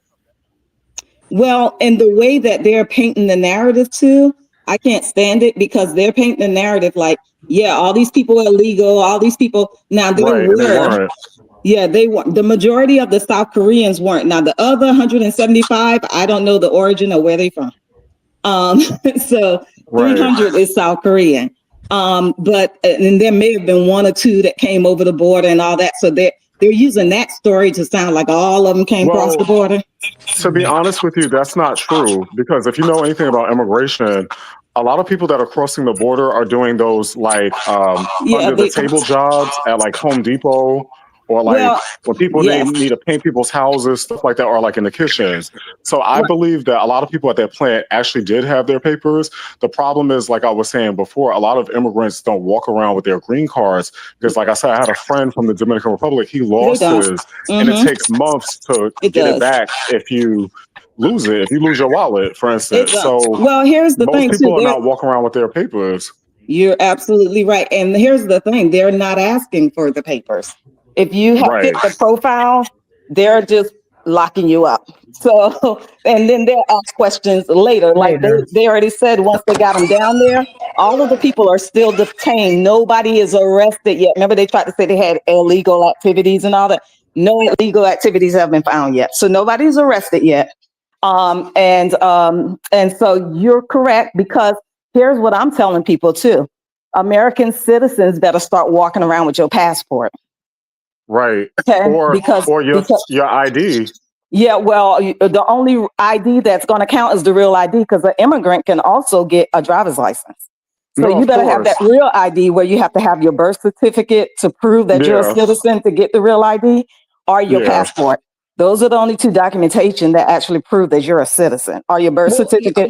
Let me jump in real quick here, because the conversation's going. So the thing is, if you do the research on the plant in Georgia and the plant that's in Alabama, it is a known fact, a documented fact, that they have minors working in those plants, which they should not be there. They also have people that come over on H-1B visas. And I can attest to this because I know about it. They have entire developments, housing developments that house multiple Asians in homes that work in those plants. But they don't talk about that on television. The only people they talk about are the Hispanics. Right. So that's the only thing that they talk about. A lot of people come over here on these airplanes and never go back, and they overstay or they disappear. So that's why it was such a joke when Trump built that wall, is because most immigrants that are illegal overstay their visa by plane. So you're absolutely 100% correct. But what they don't talk about is the Europeans actually. There are a lot of Europeans that actually overstay their visa.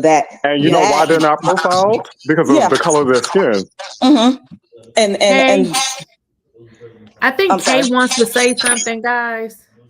Oh, I already said it. You know, talking about the different communities. Okay, that was you. Yeah, one of my grandmother's development in Montgomery, Alabama.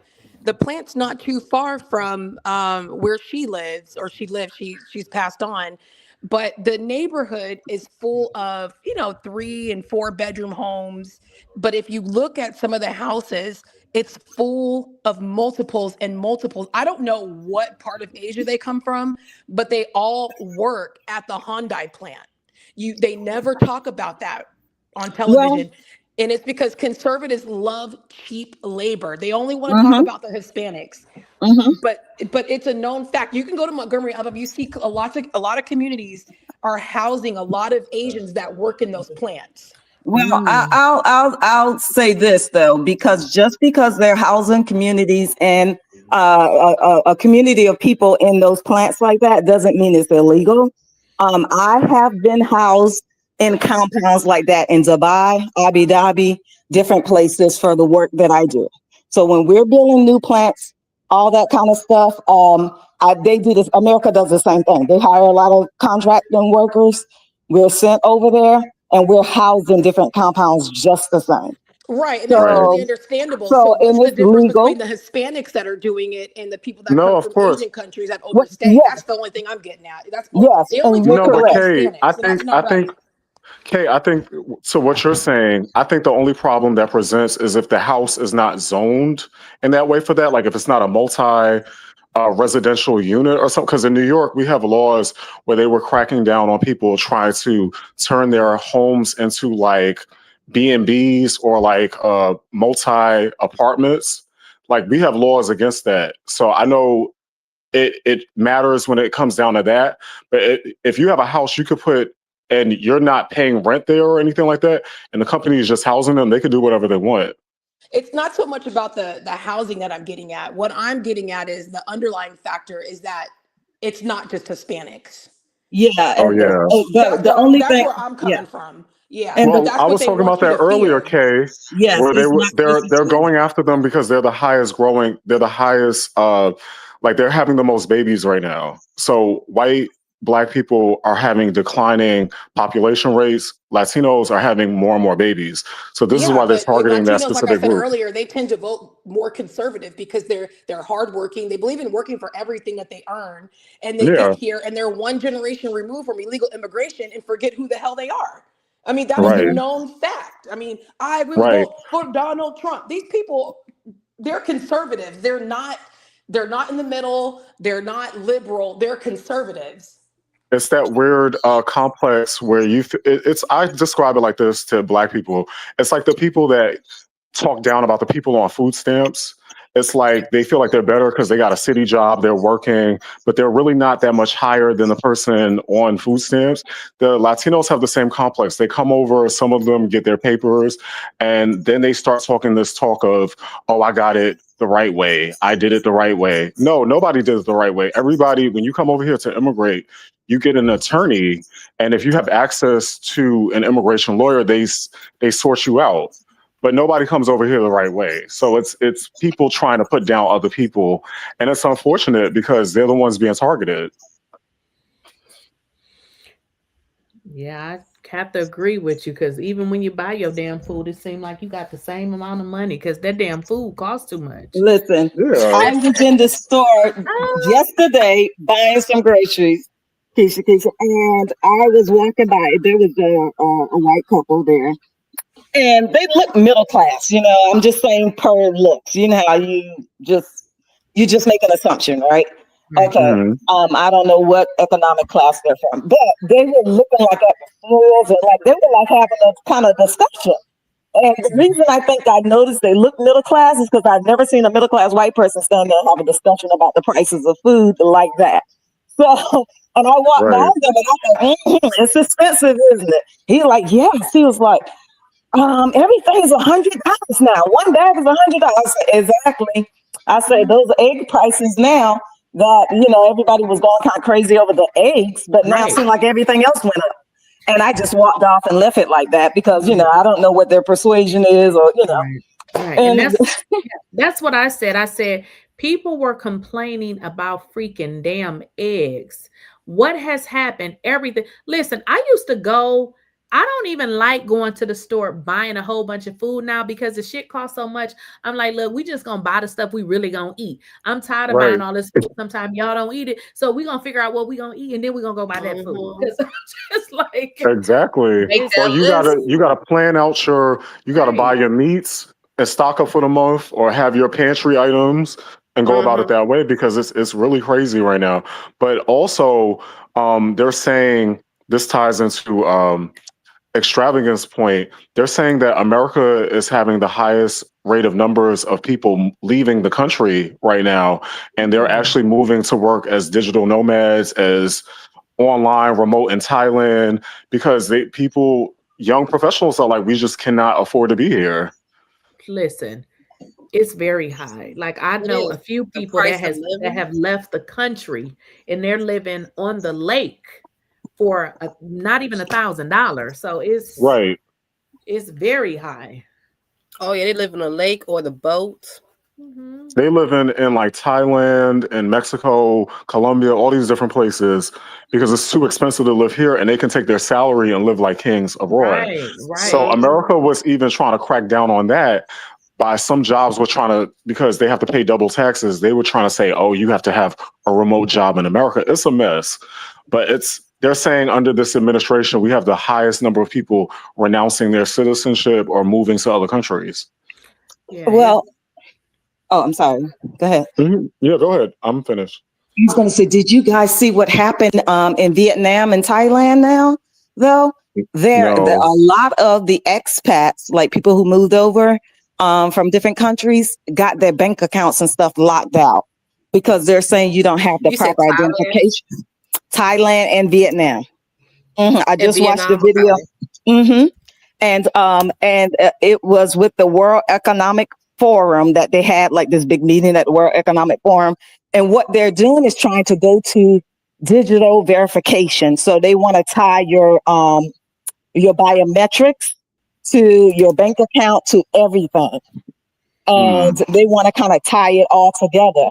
And if you don't have the proper identification or anything like that, they're kind of like saying, they did that. And I can send you or put a link in the chat for that video, so you can see the video. But I've been watching that because my sister actually is trying to go, over to Vietnam, move over to Vietnam, and so she's very curious about what's all going in there, and that kind of disturbed her a little piece. Because of that, Yeah. but they're just she doesn't like the whole biometrics thing, They wanted your passport, everything has to be tied to like one ID and Well, all your biometrics. Well, in Mm. China, they've been doing that for quite some time. They Everything is have, linked to like this QR code. Because when I was in yes, China, they used that to pay for everything. pay for But everything, and that's what they're doing. but the problem is, and this is the issue I have too, because I lived abroad in New Zealand. A lot of those electronic things, like this is one of the parts of why I like America. You're able to still use cash and a bank account, and you still have freedom of movement of having money that's not documented.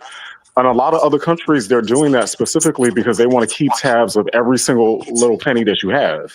So that's a bad thing. And the government wants to control people like that, because I was seeing when I was living in New Zealand, there's women that are like sex workers because it's illegal. I don't want to use that word, but for the blog, but they're being taxed because every time they deposit money in their account, the government is like, where did you get this money from?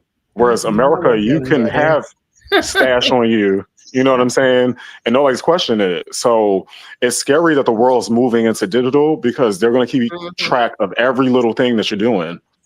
And, Yeah, imagine somebody asking you, where did you get the money from? Shit, I don't know. Sometimes I just be having cash. Right. But in other countries, they don't play that. A lot of Asian countries, they want to know every single little nickel and dime, where it's coming from. Yes, and that is one of the things they're doing. Also, other countries. Go ahead. Oh no, I would say I'm not surprised that every countries are catching up with China as in digital stuff. Everything's digital. Well, they discussed it at the World Economic Forum, which the U.S. was excluded from this year or did not attend, and they just had that discussion. And then Vietnam just came and boom, did it, and it threw everybody off for a loop, because a lot of people were locked out of their bank accounts, and so. And that's how I found out about it, because Vietnam just came and just implemented it, so soon. And so the video came out, like there's a lawyer there in Vietnam that's talking about it, because he helped people with like immigration and immigrating over. And so he was talking about it. And also, the reason why that's scary is a lot of countries, you have to pay your rent with your bank account. It's not like America where we can do checks. A lot of countries around the world, you transfer the money directly to your landlord. So if you're locked out of your account, and that's what he said. A lot of people found themselves not able to do anything and not able to verify their identity. So they were kind of in a mess. And so, yeah, that was one of the things I saw earlier today. But can I just give this is just my theory on kind of what they're trying to do. I think a lot of what's going on in America is about the 1%. Right? Economically. And so what I really feel like they're trying to do is really crash the economy, crash all of our hopes and dreams, so that when a lot of these countries that have places in Indonesia, Extravagant, you're echoing. Yeah, we're having a hard time hearing you. Okay, you're echoing. How about now? Yeah, you're fine now. Okay, let's stay here. Okay, so a lot of the 1% have factories and stuff over in Indonesia and Malaysia, these different places. And I think they're trying to crash the economy. So here, get rid of the immigrant workers who work under the table and for lower wages. And now our jobs are also going away, not mine, but people's jobs are going away to the point where they can move those factories back and people are going to work for $5 an hour. Because there's no jobs and I'm going to take whatever I can take. I think they're tired of having those plants over there, and we want to move it back, but we can't pay those wages that Americans want to get. Well, to add to that, what's going to be crazy if they do that is we're going to have to spend more for the product, because if they have to ship it from overseas, we pay for it. Well, but here's the thing. If it's all about the 1%, right, and keeping the 1% in control, and increasing their profits, then that works better for them. First of all, you're working for low wages. You barely can pay your rent. You got to pay more for the product. That makes you more loyal to this job, right? Well, it ties you to this job, because what are you going to do? What are you going to do? There is no... Oh, go ahead. But I was explaining to a lot of people that are like middle class, I'm well traveled. So if you go to countries like South Africa and Brazil, where unemployment is really bad and you just have the rich and the poor, things are going to get very violent. And that's why I'm just saying that when people are like, oh, this person's on food stamps, this person's on Section 8, and they're judging them, I'm like, these systems are in place so we can have security. Mind your business, because this is what's keeping our country afloat and safe. Now, when you go into Brazil and South Africa and people don't have no jobs, what are they doing? They're carjacking people's cars. They are kidnapping them. Pickpocketing. They are unaliving people, all of that. So going to these farms in South Africa and shooting folks up. Yeah, I've been traveled as well, and It's spent a considerable time in South Africa. And also, yeah, what I it's always put, insane. it's insane. And I told people that I said it's funny because I feel like, and I've been telling them that for a while, like America is trending towards a third world country. I It feel it is. because I travel to third world countries, and then when I come back, I see certain trends, and I'm like, "Ooh, this ain't good." And and so I feel like that's where they want us to be, though. They want the Right. 1%, and they want the rest of us poor. They don't want any of that middle in between, and you feel That's like what your it life is seems okay. like. That's They want the exactly what it seems 1%, like. Yep. and when they have the rest of us poor, you have people who will work for what? Cheap wages. The same way they got the Vietnamese people, the Asian, whatever Asian people that they have in these houses and compounds and paying them less, or Hispanic Yeah. people. They want all of us there. But Okay. also, you're seeing the mental health and drug addict, basically situation going on too. Because have you noticed in all these major cities where rent has gone up, you're seeing a lot more drug addicts, you're seeing a lot more people in tents, all that stuff. So not only do you have to worry about that, as a society, we're declining, because I came back to New York City and you're just seeing all these people nodding off. It was not the same pre-COVID. So on top of people not being able to afford their rent, like there's a portion of society that's just giving up, and they're like, okay, I'm just gonna go do drugs. So that's another crazy part. And they're not doing anything about the mental health institutions here at all. They're just, the police are letting them out on the streets. So this is further going into like what I was talking about, the chaos that we have to prepare for. Like people might get real savage and they need to rob you or get whatever they need to get. They're going to get it. And you've been to South Africa. The rich live in bubbles. Yeah, Like everybody's gated. First of in all, gated even the communities, they common, have private security. even the common houses, just the regular houses. A lot of places you travel, actually, you will see this, and you probably see the regular houses. Like we live in a subdivision or whatever, right? There's bars on the windows, bars on the doors. They got a fence around the house. Like there is no, how we're open, our houses, you can see our front yards, you can see our backyard. It is not like that in a lot of countries because of safety, because the economic situation is not good. So people are breaking in and doing whatever. And so, yeah. And then if you do go to, like you said, the more wealthier neighborhoods, yes, there's a guard. Even hotels, like if you go over there in hotels, there's a guard. You got to go through a guard standing there to check your car and all that kind of stuff before you can even go into the parking lot to, get your park your car to go inside your hotel. So yeah, it's not a good look. And like you say, we do have to be prepared for the chaos. We have to be prepared, I feel like, to get in the mind of more communal living, taking care of each other. Like when everybody talk about Black Wall Street, but what they don't understand, the concept of Black Wall Street was actually, they built a whole community. The hospital was Black. The airport was Black. They built a whole community and circulated that money in that community.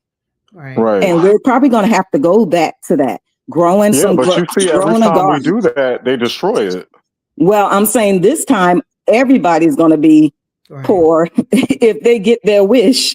You're going to have the 1% and you're going to have the less, and everybody else is less than economically. So I'm just saying, we're going to still have to do it. I don't care if they come destroy it. We're going to have to dig a hole and get to work again. Because listen, at this point, we're going to have to make it. Right. It's to the point where classes, rich and poor, no in between. Like Gen Z, they are all like, they are mentally prepared to live in a house with like 10 people. It's that bad. When I came out of college, everybody had their own apartment. So society's already headed there. And it's to the point where they're even saying, they're projecting that Gen Z and the generations after, they're all going to have to buy homes in groups of friends. Like they can't buy a home by themselves. So it's so bad. Yeah, the price has, oh my goodness, it is, the area that I live in 2019, when we first moved here, I looked at the homes and they were in the early fours, like 410, 415. I was like, okay, good. Picked out my area. Those same houses are 600. I'm like, how the hell they go from 4 something? It's, 6 something, like, I'm Yes. like, this. Lakeysha, is crazy. Like my rent in Manhattan for 8 years was $1,000, and we have a law in New York City that your rent is usually locked in, and they have rent stabilized apartments. But then when I moved back, an apartment that was smaller, and I'm living in Manhattan now, $2,550, and that's in the course of maybe like 4 years, ever since COVID.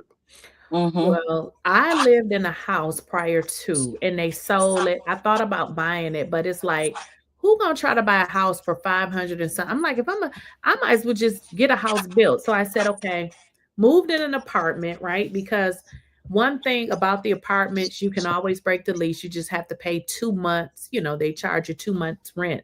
But for an Right. apartment, I pay $3,200. I live in an apartment.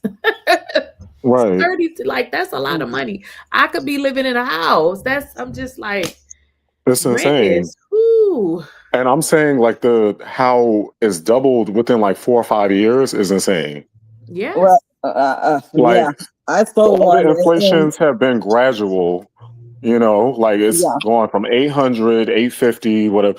In the last 4 years in COVID, like New York City is facing a housing crisis right now because nobody can afford.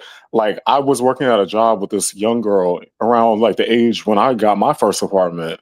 She was talking about she had to get she was trying to get 2 other girls to sign the lease. And I was like, who gets other people to sign a lease with you? Because to Like, qualify for it, probably. yeah, but I'm talking You gotta about make 3 times the rent. yeah, but the Gen Z, that's how they have to get apartments now. Like Oh, I got my it. day and age, you went and got your own lease, and then maybe you got roommates on your own, but Right. you still have the option. And it's to the point where it's going to be so sad where Gen Z has just given up. They're like, we're not going to own homes. They're not going to have Social Security for us, all this other stuff. They just don't care anymore. And that's why they're all doing like OnlyFans and content. Right. And you know what? If you look at it, because even in the area that I live in, and every time you look, you see a field, they're building apartment complexes. They know what they're doing. They know that they are making stuff so high that the regular person can't even afford. You know what I mean? You can barely afford You got to that buy right. these things. So you are literally, you know what I mean? You are in this thing of renting because it's like, and let me just be honest with y'all, the houses that cost about 4 something, they look like they need work. Yeah, it's like, are you set? Like, what the hell is this? So it's like, in order to even find something that's decent, you are damn near in the 500s. And I'm like, this does not make any kind of sense. So it's like they are making it so difficult. So they're like, you know what? We're going to keep building these apartments because they are going to need somewhere to stay. So, they will be able to pay rent. But even the thing with the rent is, can you even afford that? Because if rent is $3,000, then you have to make what, $9,000? Lakeysha, is so bad in New York City that they are leasing rooms. Like they have co-living. It's called co-living, and they all have like these modern buildings where they have 4-bedroom apartments, and they rent out each room for like $1,900. Yeah. Well, let me tell you, in the South, down here, and well, this has been going on for a while, acquiring the properties, different things like that by particular companies. One start with a B and one with a V. I won't call their names because sometimes lives tend to get messed up by doing that. So I won't call their names, but they've been acquiring properties, different things like that. If you look in their real estate portfolio, and I ain't gonna lie, I own some of the stocks because I saw what they were doing. I jumped on the train. So, I think I know what you're referring to. I'm in Georgia. They had talked about specific companies buying all of these single family homes. Is that what you're saying? Yeah. Single family homes. Yeah. Because you see a lot of that. You see a lot of new developments come up and you think they're for sale and it's like for rent. Rentals. You're like, and let me tell you this. Yes. And let me tell you now, they're building brand new subdivisions, 4-bedroom, 5 bedrooms here in the South. Whole pool, all that in the subdivision, right? Whole subdivision is rentals only. Oh, rentals wow. only. So it's like they're doing their version of like the co-living that we're doing up here. But they have been expecting this. And I told my sister when I saw it, I moved back from up north, back down south, 2023. I told my sister, I said, yo, look at this. I drove her around. I said, you know what that tells me they're anticipating? Mhm. They're anticipating the bubble burst in the housing market or the economy falling so low, right? That then a lot of people go into foreclosures and the bubble will burst. And they're expecting even people with money, like who would consider themselves middle class, doctors, lawyers. These are houses they would live in that they're building.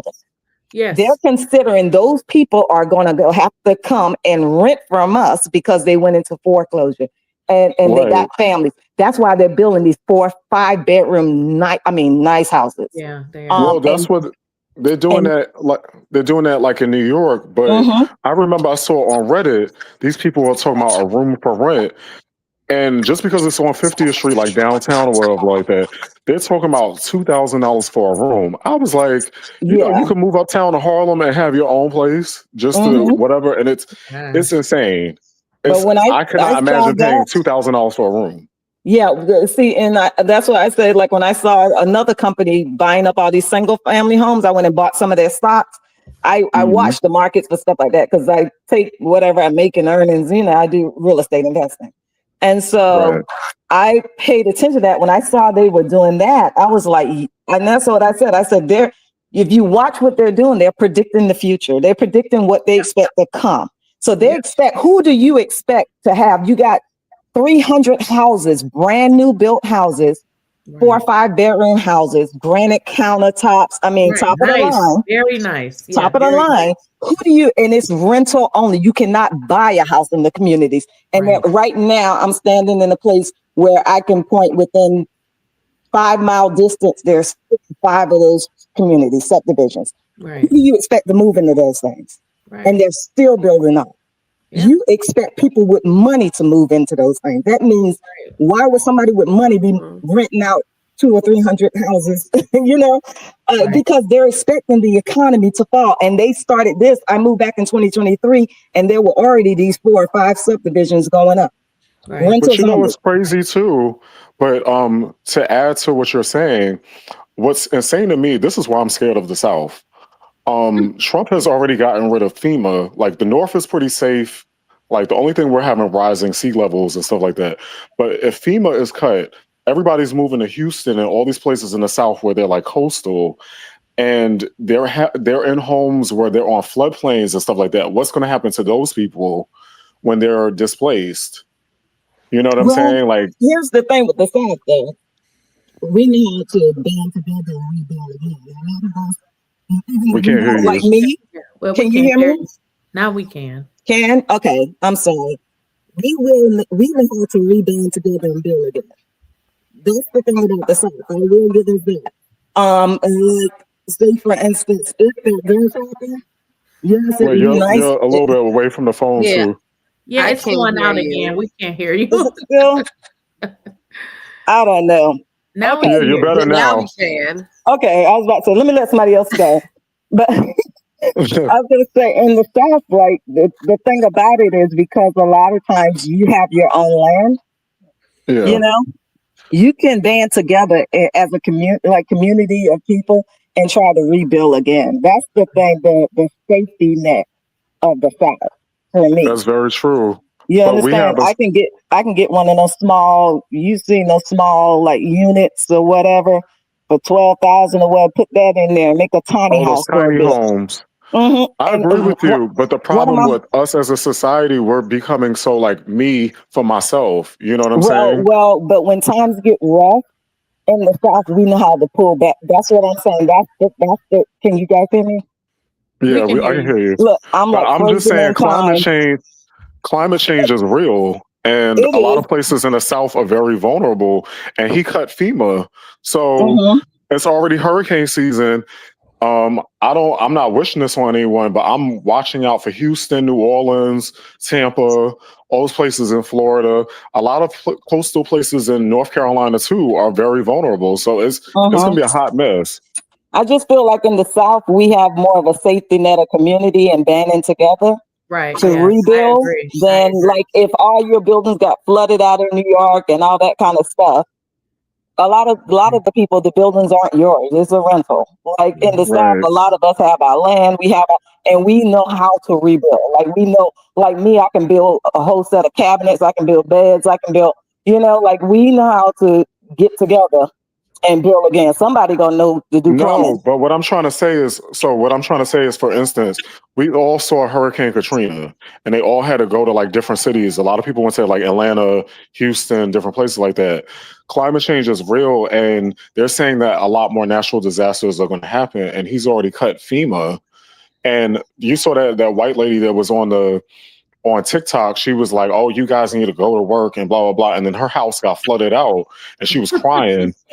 It's like, this is why I'm concerned about. I'm like, if we don't have government, What your if we don't concern have is, government funding, what I'm trying to tell you is that if we get down to the point where we don't have government funding and we know that we can't depend on them, I just feel as if, this is how I feel, that the South, we now have to pull together more and make it work and rebuild without the government funding. No, I'm aware of what you're saying. But I'm saying there has to be a hybrid of both, because even when Katrina happened, even though they didn't do much, they were at least able to get them on buses or get them to other places and stuff like that. Trump is talking about he's completely letting every state run for itself.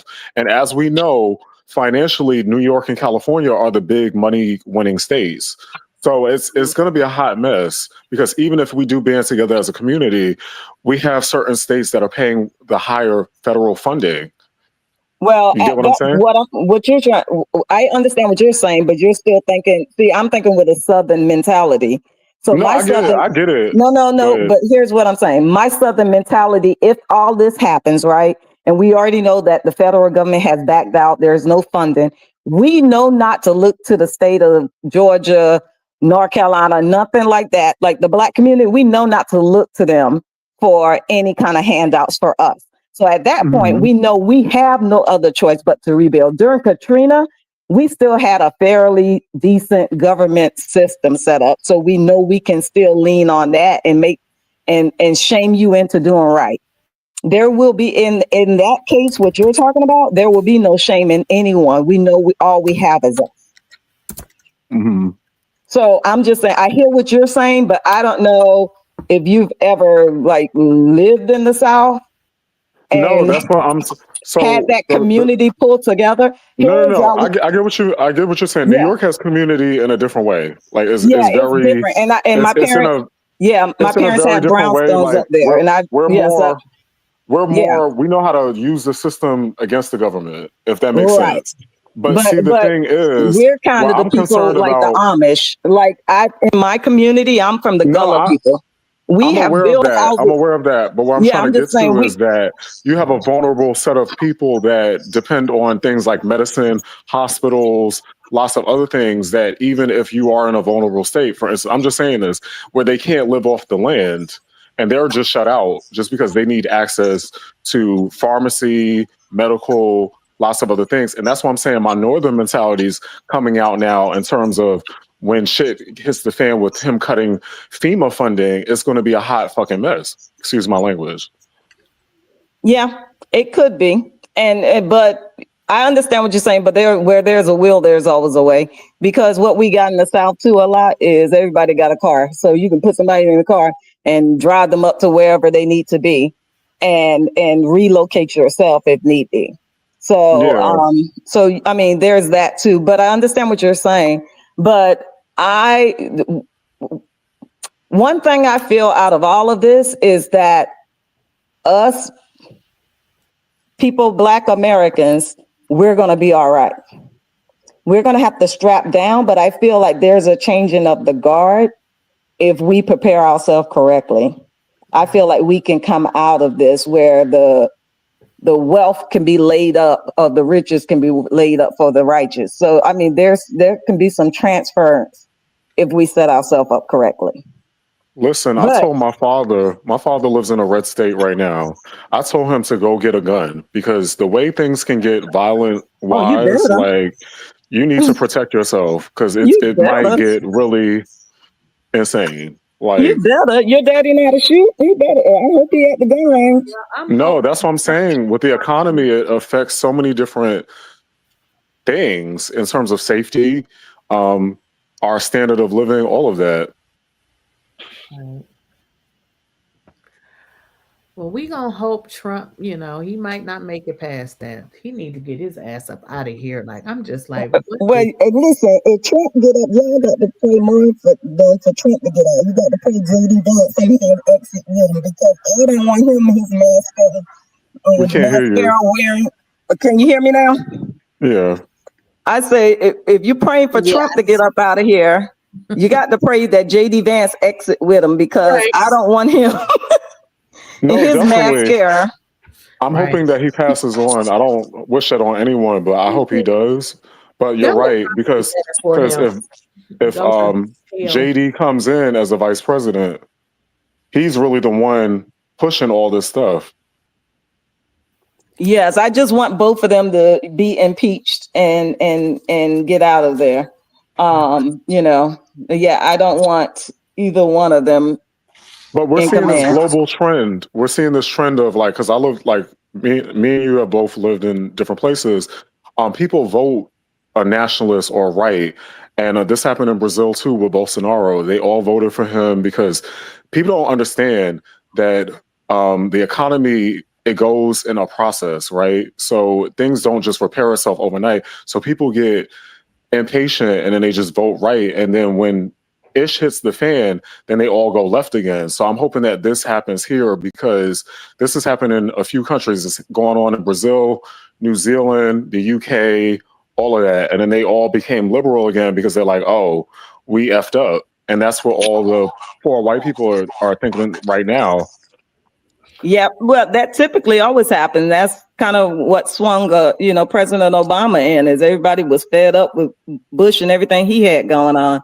But y'all president, like I'm gonna say y'all president already said he realized if we're in a wartime, we can't have an election. And he said getting in a war is easy to do. And then like a month later, he named it Department of War. Right. So people are predicting that he's gonna do all kind of things to stop an election. The man is crooked and he's prepared to do anything. That's why his ass got to go. Like, he has to go. His whole thing right now is in office, going against everybody that did something to him. Now he done, trying to come down in Georgia and get people out and put these two Republicans. I'm just like, this man needs to go. He really needs to go. Lakeysha, I agree with you. But I think the saving grace is that he's 80 years old and he's having health problems. Right. So he can't stay here forever, and that's something I personally feel. This may sound insane, but I think the Constitution or whatever bill, we need to add that there needs to be an age cap, because why are they allowing these people to be elected and they're already 75, 80 years old? Okay. Yeah, and then they're saying, well, it seemed like they're trying to hide it. Donald Trump definitely has some health issues. He has something going on with his veins. Yeah, something is wrong with him. I mean, mentally, but it's something else as well. Yeah. I think the right foot is swollen. One of his legs. No, he has a vein issue with his hand. Is that on his hand? Because people had been. Someone said the hand and the foot. Okay. Oh, really? In the brain. I have heard. I actually, he has some type of vein disease, but they've been putting out public relations that it's under control. But the reality of the matter is, he's 80 years old. He eats McDonald's. Like, this man had a conference at the White House and served everybody McDonald's. You 80, you should not be looking at McDonald's. Hell. Right. I don't even eat damn McDonald's. This man has made so much money and doesn't even have a private chef. He's eating McDonald's. Well, it comes with the White House. He should. He does, but this is what he prefers to eat. He eats fast food. They were talking about his diet. And then he put, because I got my vaccination again today, they were talking about, this is Lakeysha, let me tell you something what happened. So the health minister, or whatever the official name of the position is, because I'm coming back from New Zealand, so I call things something a little different. He tried to prevent everybody from getting the new COVID vaccines. I know who So you're talking everybody has to They're get a trying to get rid of prescription to him. get it now. They're trying to get rid of his ass. You're talking about the he's over is it Yeah, Kennedy. Yes, Kennedy. they And he want used to be a heroin addict. They want him out of there. Yeah, he used to do drugs, and he's anti-vaccine. And I'm like, oh my God. Then they were talking about credentials, though. These people that he's putting in these jobs, they don't have any background. Like, come on now. Yeah, and then Trump, I think his highest health advisor was actually saying on camera, like, no, like that's not what's going on. You know what I'm saying? And what's even scarier is they're saying that Florida, whoever is in charge down there, is saying that vaccines won't be mandatory for the kids going to school. So we might have new measles outbreaks and polio, which we've eradicated way back when. So it's going to be a hot mess. So I went and got all my shots. I went to my doctor, got my vaccinations, all of that. System, the hand and foot They thing. said that he drink 13 Diet Cokes a day. Why don't he choke on one of them motherfuckers? Yeah, you're that old and you're not drinking water. Like, that's insane. Well, y'all, this has been great. We will not be on here again for 8 hours. So let me just remember our last panel right now. Where is Mimi at? Have you heard from Mimi again? I haven't. Mimi. Oh, she was hilarious. Yeah, Mimi was. She was. Y'all, I hadn't even. It went so. We always go off topic. It went so fast. We were literally on here for 8 hours. I couldn't even believe it. Yes. Yeah. It didn't seem like it though. It did not seem like it. It just went really, really quick. But yeah, I think there was a lot of topics that week. Right. We were just jumping from topic to topic. Was it the T Hood? I think we started with T Hood. It was T Hood. It was definitely T Hood. And then it was a T Hood. Then it came to politics. Then it came to a lot of stuff. Then we talked about, yeah, that's right. You were here too. I just realized it. Then we got on Ratchet and his ratchet ass. So we start talking about him. And the lady in the picture. Right. We had a really good time. The only thing I was missing was a little drink. That's all I was missing. We had a really good time. I'm surprised we didn't laugh at Porsha's picture the way we laughed at that lady's picture. Right. We had a really good time. She was all swollen up. That was you. I kept calling her the Michelin Man. The Michelin Man. Oh my goodness. Yeah, that was good. You know what? I gotta check into that because they were saying that they changed the case to homicide, but I did see that, but I didn't even find any interest in it. Cause I'm like, look, they haven't charged anybody. The man showed up with a pum at their house. So what is we talking about here? So I don't know what's gonna happen with that. I think that's a wrap. I mean, are we talking about that, or are we talking about Rashida's daughter, Rashida's son? Right. Yeah. So they originally said it was self-defense, and then they ended up changing it to homicide. But I don't think but I don't think that anybody is going to be charged. I mean, it clearly states that the boy showed up with a power. Well, he should try to appeal it, if it does. Well, he hasn't been charged. That's what I'm saying. Them labeling it as homicide didn't mean. No, I'm saying if it gets to that point, like he should try to appeal it. But like I agree with you. They should just throw it out. Right. Well, listen, I'm sure if they charge him with something, he's going to get a lawyer and they're going to win.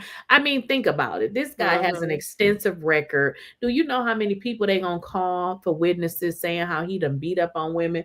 I don't see it going to be a case. That's why I said I just don't see them charging. Then they have a whole video with him beating Kelsey in her sleep. Come on now.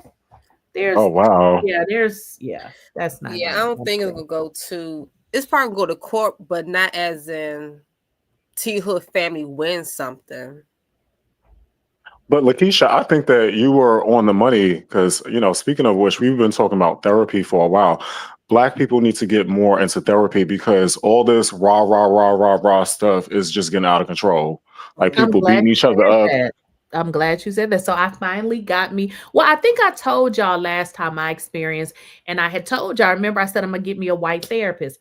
Well, I Mm. found me a therapist, and somebody said, I can't remember. It was a couple of people that had told me, they was like, look, it doesn't even matter, the color, but I kind of felt like I wanted somebody that was going to relate to me. But then I'm to the point where, Hmm. look, I don't have time. I feel like I'm meeting this therapist and then this happened and I'm meeting this therapist. But what I can say though, the one therapist that I was going to go to, I ended up sending her the paperwork for whatever reason. She couldn't find it, which was okay. But she ended up canceling an appointment the day of. And I was like, damn, I actually had a doctor's appointment that I canceled to meet with her. So I was just really upset. But I ended up sending her, no, I left her a voicemail because she sent me an email like, do you want to reschedule or whatever? And I was like, look, I've had this experience with a black therapist. I've had this experience. Then I come over to you, schedule, have everything set up, and then you're going to tell me you don't have the paperwork. I said, I'm discouraged and I just don't want a black therapist anymore.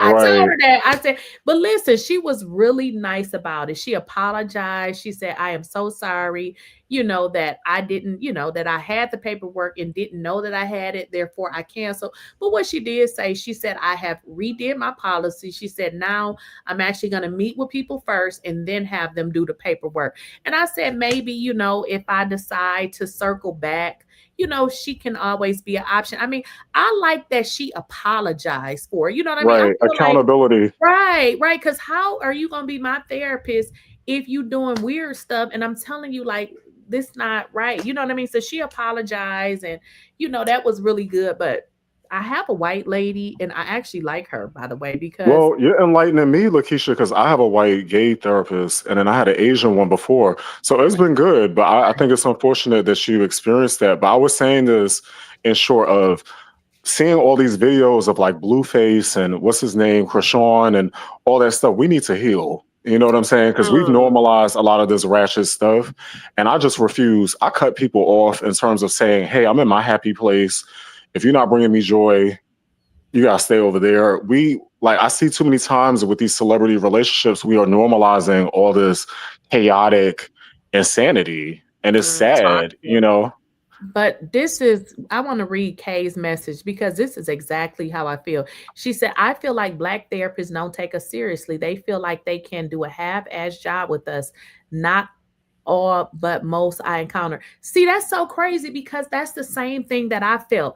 I felt like they wasn't taking me serious. One lady, after I had reached out and sent the paperwork and then they assign you somebody, she was like, well, yeah, what's going on? Like, what, bitch? Yeah. I'm just And like, that's I was just like, and this is the woman that's in her car. I can hear her car starting. I can hear people in the background. I'm just like, girl, what? well, Lakeysha, I had a psych evaluation at the same clinic and it was a black psychiatrist. This man didn't even know I was on the roster. So I had to check in with the front desk and be like, hey, you know how you have a 15-minute window of your appointment. So I'm like, what's going on? Why am I not going in? And I go into the room. He said, oh, I totally forgot that somebody was on the schedule. And I'm like, what the hell is, so I What? think, I don't Yeah. know if it's us, we take things less and we're just like, oh, you fine. And I Yeah, think I we have to don't stop doing that. no I felt no compassion. I didn't like it. Like I said, the lady that I was going to go to who lost paperwork, actually she was like, she ended up being really good. She apologized, but then I had already moved on. But the reason, see, I needed a therapist that gave me homework. I don't want to Mhm. sit there because let me just tell you the type of person I am. I do not dwell on problems. I solve problems. You see what I'm Right. saying? So I have always been the person that never talked about my problems because I was always in my head saying, okay, how am I going to solve this problem? I was always the person that listened to other people's problems. So I'm really not the person to sit around and talk about my problems. So what I needed for a therapist is when I share what my issue is, like the one that I have right now, she says, okay, this is what we're going to do. we're going to do your family tree. We're going to write down specific stuff and we're going to go from there. I like her because I feel like she's trying to find the root of the problem. She's also giving me homework, which is making me understand myself, because keep in mind, these people cannot fix us. They're people themselves. They can only live. So I needed a therapist that was going to give me, homework and kind of have me essentially figuring it out myself is really what I'm doing. So I like that. No, that's amazing. Because mine sends me home with objectives. We do like written exercises. I write things on my refrigerator. So he's a white gay male, and it's been interesting. So I'm happy that your journey has been taking you to a good space and you not giving up. Because some people are just like, hey, I had my little hiatus when my specialist left the clinic and I had to find a new one. But I think, like I said, in short, we all need to heal, because to see that situation play out the way it did, and then people to know that we all know somebody that stays in those type of situations, you know what I'm saying? And they don't have the tools to be like, okay, this person's toxic, I gotta go. Right. And I did that too. The last lady that I had, it took me a year because it was like, I was comfortable with her and I'm just like, I'm over this shit. Like, I'm tired. Like, why come I just can't find somebody that just do right? Now, the last lady I had, the reason why it didn't work with her, because after seeing her for like a year, she was like, well, I think, if you continue to do the every week thing, the insurance is not going to pay for it. She said, because what happens is I have to send them notes to get them to pay for it. But at this point, girl, I could have just paid for my own therapy. So I'm like, okay. So she's like, well, listen, let's just do once a month. So, I was looking forward to my once a month times, and then she just didn't even show up. I'm just That's insane. Not showing up. She didn't even show up. I called her like, what happened? She was like, I'm at a conference, and I'm just like, well, you better conference call me. She didn't show up. No, she conference call me. And I'm just Lakeysha, what I troubleshooted with what you said is she was supposed to be in contact with the insurance and get that sorted out. But the fact that she doesn't know. Here's the deal. Even if it was so this is how I look at it. Even if it was an insurance thing, she could have said, hey, well, the insurance will only pay for this, but if you want to come more, you can pay this amount. That's what she was supposed to say, right? Like, I kind of felt like it's like she didn't want to see you. Right. This is what she told me. She was like, well, you are one of my clients that's up there. But here's the deal. You don't know where I'm trying to go mentally with my life. Like, you may feel like I'm a client up there. That may not be how I feel. You see what I'm saying? Because I may be. Yeah, she can't get you to where you need to be because you don't perceive me correctly. Exactly. So that's just like, if you feel like I'm done, then how can you get me, like you said, to where I'm trying to be? And then I got that. I was like, huh? So that's why when she didn't show up, I was just like, okay, I'm not scheduling anymore with her because I feel like she's trying to tell me something. No, definitely. It's like your mentor can never be impressed with you, right? Because and then he's your friend, not your mentor. Exactly. I told one therapist the same thing. I kind of felt like I would go in there and I was like, listen, I need to make sure I'm grieving properly. I lost my mom. And I was like, I don't know if I'm grieving properly. Like, I don't feel like this is healthy grieving. And so I'm in there and I told her the same thing. Listen, I need homework because I am very action oriented, and everything. I'm not going to sit here and think about what we talked about unless I get some homework to make me do it. Because I got other things going on. So, but she was in there just cackling because I guess like when my real personality come out, I'll be cutting the food, but she cackling and they almost high-fiving. And I was like, are you my sister girl or are you my therapist? Because you fun and all, but I'm laughing, y'all, because listen to this. Somebody put in the chat. I'm just laughing. Listen to this. Somebody said, I initially looked for a white therapist to complain about how the president of the United States is stressing me out. But let me tell you, Lakeysha, let me tell you something about that. So I have a white gay male therapist, and he actually sometimes jumps in and is like, oh, do you experience black joy? So that can be a double-edged sword too, because I had to tell him, like, listen, like, I get that you are an ally or you are whatever, but it's a different thing when you are living in this body and you experience it. So like, that whole thing, like what she's talking about, complaining to them, like sometimes they could think they super on your side because they are super liberal and blah blah blah. I'm like, no, I just need you to get back into your therapist hat, because black joy, I don't want to talk about that. And secondly, like I went in, I was like, it's so performative, because a lot of times we are the number one people tearing each other down. That's very true. What does that mean, black joy? Yeah, no, he was asking, do you experience black joy? And I told him, I said, I think it's performative, because if you really notice, we are the ones, like, it's just like what you was talking about earlier, Lakeysha, with the scammer thing. It's like somebody was having the same conversation about Jay-Z and Beyonce. When they're at the top, oh, it's Illuminati, is this, is that. We are the ones that are not happy for our own. Like, listen, J-Lo could put Ish in a garbage bag and throw it out there, and Puerto Ricans will be like, yo, J-Lo, J-Lo, J-Lo, J-Lo. Not just we Puerto are the Ricans, ones, we will tear down our own.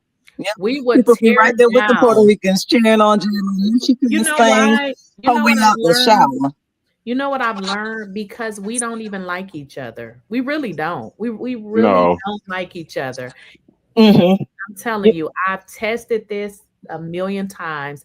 I can go to a white person. Now, I'm not going to say the white person, or, you know, is so in love with black people, but their presentation is so much different than when you go to a black person. You get the stink attitude, you know, all of the stuff. So I'm going to be honest. I go places, and if the interaction with the black person is, I'd be like, take my stuff and go to the white person. I'm telling you, because I'm going to get my customer service. So it's just like, it really seems like black people just don't like black people. I'm just being honest.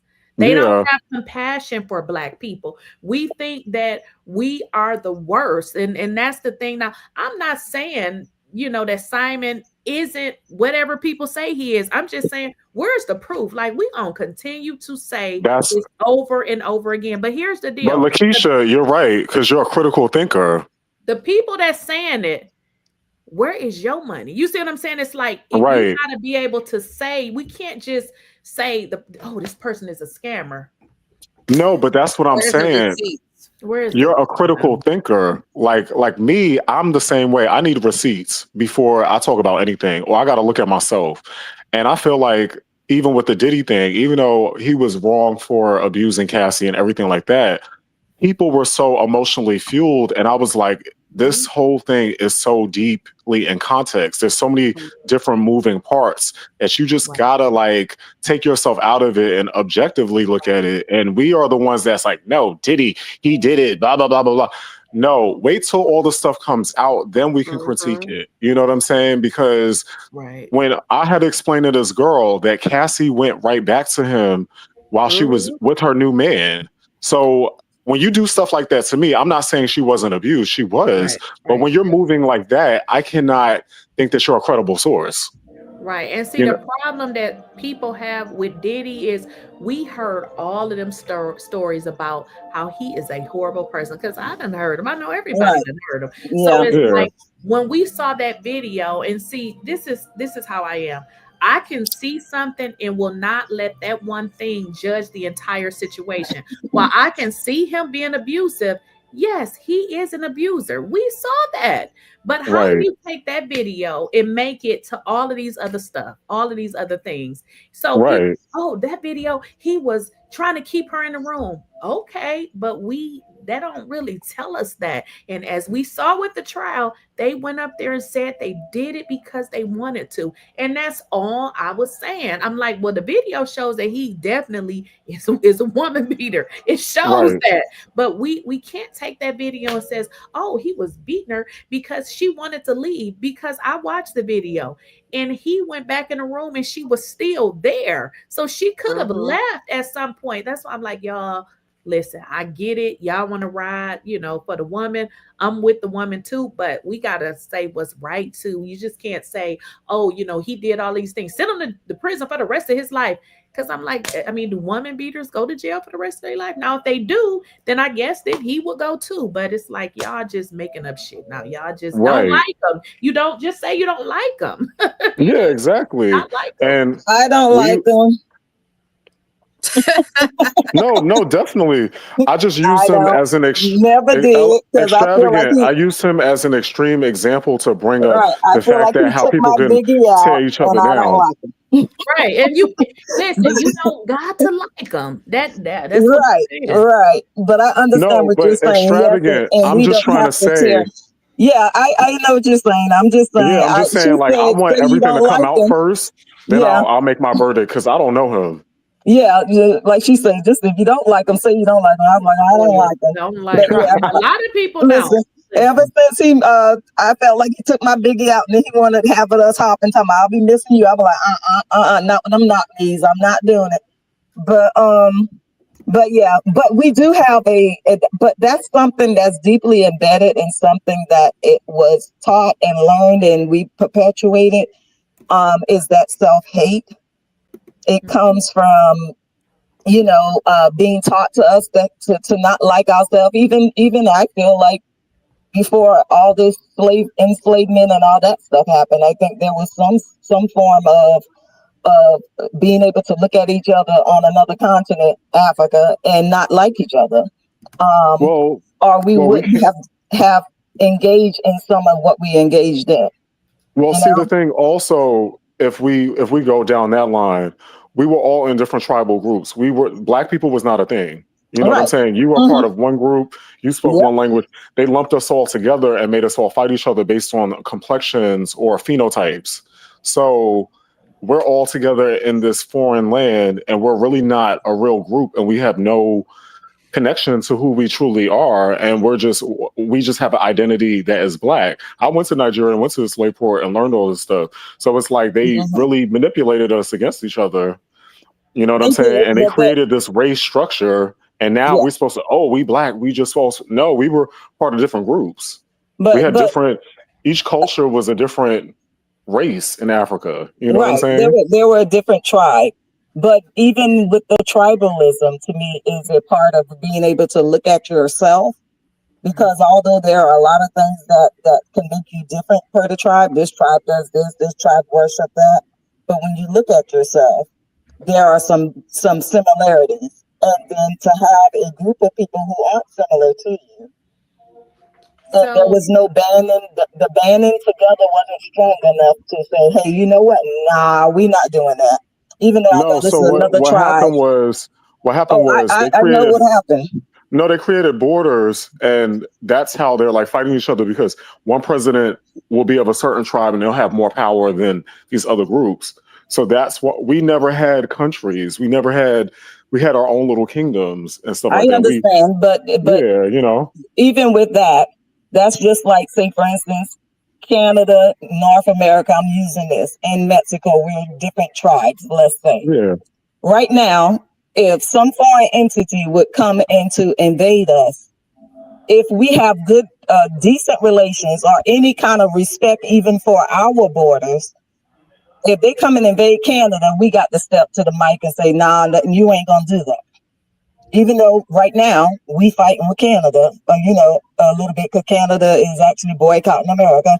But of a foreign entity, because you're on the North America land. And so my thing is, if you can invade Canada, you can move right down into the US. But even if we don't like Canada or Mexico, we're going to have to step to you and say, no, you're not going to do that.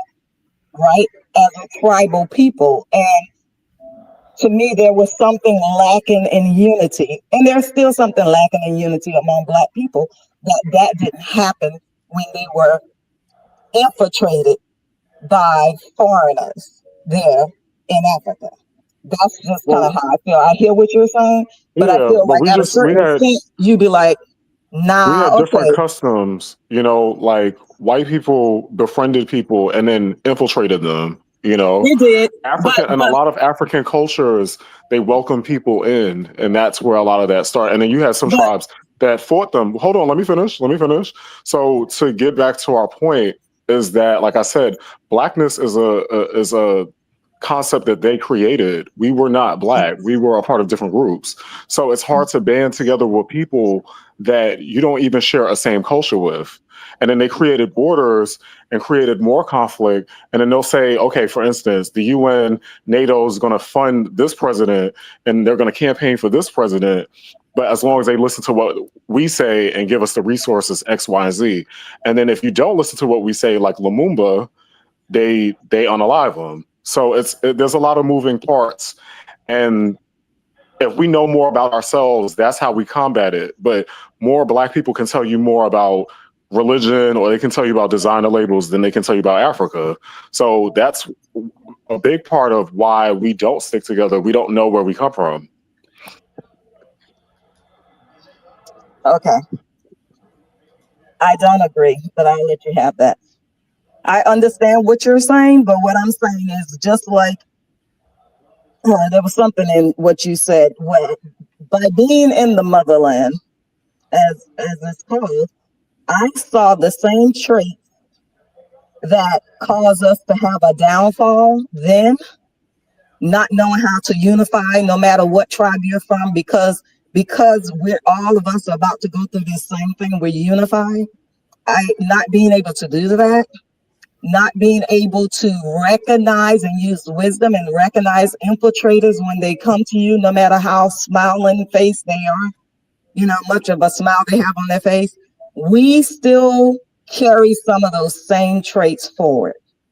That's just like we have this whole thing about we let people into our community too fast, right? Just because you can rap or you can dance. Oh yes, you can. Yeah, no, I agree with you on that. They don't invite us to their cookouts. They are forever infiltrating Black people. Right now, we got some Black in him. Isn't that the same trait that the Africans showed during that time? Well, it was specific. Allowed somebody to come in that was showing a smiling face to infiltrate, and you accepted and invited them to the cookout. Well, that's what I'm going back to. Like, each tribe had different like values. So some tribes were into materialism. So Europeans were able to infiltrate them with gifts. Other tribes, like for instance, I can go deep into this. I'm a historian. What I'm trying to say, psychologically, I want you to think deeper. I'm not talking that's surface. What I'm talking about. I'm observing the traits that we still carry as African Americans. No, but I'm saying to you, you're saying we, and they were all different groups. Each group had a different value system. So I'm saying some were able to be infiltrated because they were more materialistic and they were taking goods and able to say, oh, okay, we'll trade other people and we'll assist you if you protect us and do this. Other tribes like the Fulani were like, no, we're not going to convert our religion. We're going to stay Muslims and F that, and we're going to fight you. They wasn't Muslims each group was time, different. Whereas like the Yoruba was very infiltrated, and a lot of the slaves came from the Yoruba because some of the chiefs were they were poisoned and kidnapped, and then they were given gifts and materialistic things, and then they decided to sell some people. So it was a lot going on. But I'm just trying to say, in long story short, Blackness is just a concept. Like, we were all a part of different groups and we all had different value systems. So it's hard to unite people together when they all have different cultures and different, you know what I'm saying? We have psychological issues that we as America, I think part of reparations need to be a free for all psychiatric consultation and help. That's what I think part of reparations should be. That's part of it. And I hear what you're saying, and I understand because I studied that as well. But there is a grain that runs through the people. And I'm trying to say this in a different, in a correct way. I hear what you're saying. Yeah. I hear what you're saying. I'm not saying you're not wrong. I'm not saying you're wrong. But I'm saying a psychological level, on a deeper level, if you study, no matter the tribe, if you study the people, there is a common theme in There's certain studies on it. areas. There's studies on it about trauma and how it affects us as a collective in the diaspora, right? But So they were saying that. prior to the trauma Hold on. is what I'm saying. Hold But on. Yeah, but yeah, I'm I'm saying talking the about prior studies. to that. No, I get it. But I'm just saying the studies now are post, and they're saying that a lot of the trauma has been scientifically linked to the experiences that happen on the journey over here, if that makes sense. Why we're tearing each other down and why we have these generational curses. So when me and Lakeysha was talking about therapy and stuff like that, it's very important. And Lakeysha was talking about the therapist was telling her to do this homework, to do the tree and stuff like that. You could find that root of where this trauma or where this cycle has been continued or where it has started. Yeah. I think that's very important for our people to move forward because we are doing things that are very toxic that we've just normalized as a community. Oh yeah. Like I remember I saw this video where this little boy got his head stuck in a railing and people was like, oh, he need to get his ass beat. You know, he was bad. And I'm like, this is a 2-year-old little boy that was playing around. Like for us to think that it's normal to beat him just because he was a little boy playing around and he's traumatized as it is. I said in the comments, I said, we have a lot of things that we've normalized that is not normal and we got to heal. Like you just can't think you want to beat somebody and that's just going to solve the problem. Like, yeah, there's instances where you should beat them, but we got a lot of things that are very toxic that we think is, put that boy in his place. And it's like, we got trauma. Yeah, big time. You're absolutely correct. And yes, and I agree on a lot of what you're saying, for sure. We got a lot of trauma. It's sad. And I think that needs that whole why we don't like each other discussion, though, is happening right now on the continent of Africa as well, is what I'm saying. So it's not isolated to Black Americans, is basically what I was trying to say. Just like I was over there, there's a lot of things we carry forward. Like I'm from the Gullah people and we carry a lot of traditions. Like we were braiding here with yarn and thread to make it grow and all kind of stuff like that, and found out they do that in certain places. And I was like, oh, yeah, okay. I just thought that was some superstition my granny done had, and so there's a lot of things. And when you go there, some of the things, like I was in the house in South Africa in a town called Bethlehem, matter of fact, they were sweeping and one of the young ladies sweep one of the older ladies' feet. And she, yeah, don't sweep my feet, all of that. Yeah. And I'm looking at her like, really? You think that's bad luck too? So it's like funny. We carry so much work that we don't realize that we carry from the motherland. And so we need to heal from a lot of it. And it's not just a Black American thing. It's a societal thing, but we had extra trauma put on us with everything that happened here. And I think that is part of the reparations. Everybody's thinking a little bit of money in their checking account, but hey, I think we need to have a bigger plan for reparations. And that has to be part of it. We need the healthcare because of the trauma that we carry in our bodies, men bodies and people in their 30s got blood pressure problems, all kinds of stuff like that.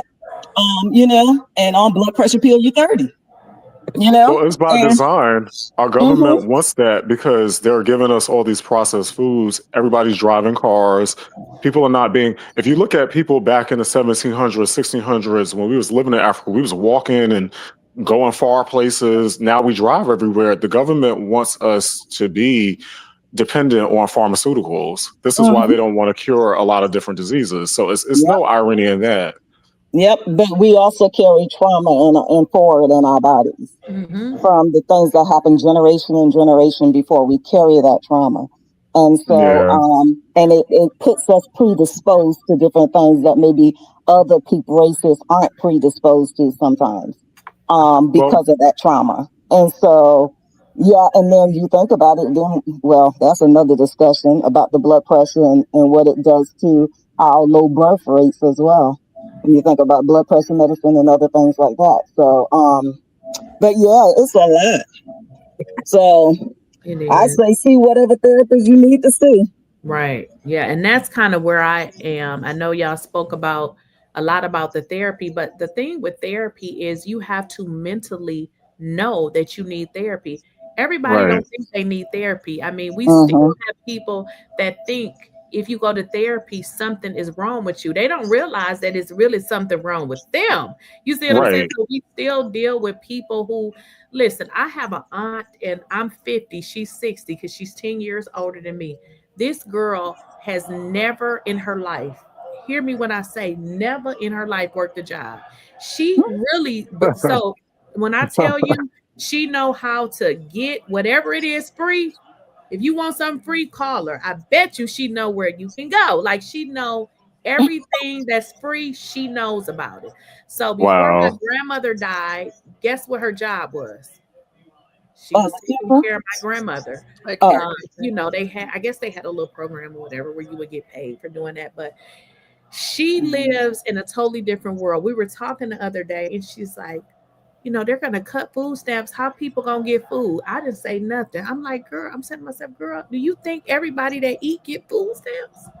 Right. Just like listening to her because she like, and I never corrected her because she, you know, her life is okay, whatever they giving for free I can get, but she doesn't understand. I don't think that people work, they rent and mortgage is 3 4 5, you know, people are paying bills, and I'm just like this girl saying if they stop giving food stamps the people ain't gonna eat. Well, I'm glad it ain't affecting my house because I'm just like Yeah.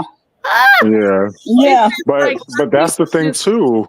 Like So this is how are you gonna Lakeisha, what eat? you've identified is interesting because a lot of people that didn't read that bill, that big beautiful bill, he's implementing that you have to work or volunteer 20 hours a week. Uh-huh. So it's very important that our people that we read and that you know policy Uh-huh. because he's trying to get all these people out of the way. The people that are, you know, not to be like, oh, your aunt, but like the people that ain't reading, ain't keeping up to date, whatever. Yep. Like it's going to be a hot mess They're gonna get cut because a off. lot of Americans don't read. A lot of Americans don't follow what's going on in the bills, the policies, all that stuff like that. So it's like she could stay on it, but if you don't have the empowerment and tools to know what's going on, they will kick you off of it.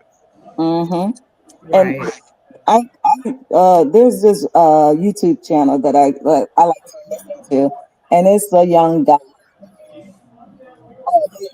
and people come in, right? You going out again? We can't hear you. Okay, can you hear me now? Now we can. Yeah. It's this one position. I promise you, my hand has to be in the same position. It's crazy. But there's this YouTube channel I like to listen to, and there's this young white guy, and a lot of the white MAGA people call in, right? Sometimes black MAGA people. He'll have them call in, and he just want to hear your position. Okay, you support Trump or you support the big beautiful Bill? Why, right? Okay. Okay, so many people, and it's astonishing to me, because this goes back to something you guys were talking about a little bit earlier. But so But you many got to of get the back in people, that position again. Right. oh, it failed me. Not the Yeah, position failed me. How about now? No, you put on your Wi-Fi, perhaps. Like, are you It's using your on the regular cell phone Wi-Fi. service? Oh, okay. It's on the Wi-Fi. How about now? No? we can hear you now. Okay. But so many of the people that call in, right? And they have a position on why they support the big beautiful bill and this and that. And when he really gets down to it, like they're downing the people on the system and they need to go to work or this and that. And every time he gets down to it and really get into their business, how about they on the system? Right. They're They're the MAGA biggest people. hypocrites. Yeah, they're MAGA people. They unemployed. They getting food stamp. They getting the Medicaid, right? But they have read the bill, so they do know they got to do the volunteer, like you just said, right? Because this Yeah. one lady, she was on there talking about, well, I don't see nothing wrong with it. You got the volunteer. This, and she was just going on and on. And talking about, I know so many business owners. Most of my family are business owners.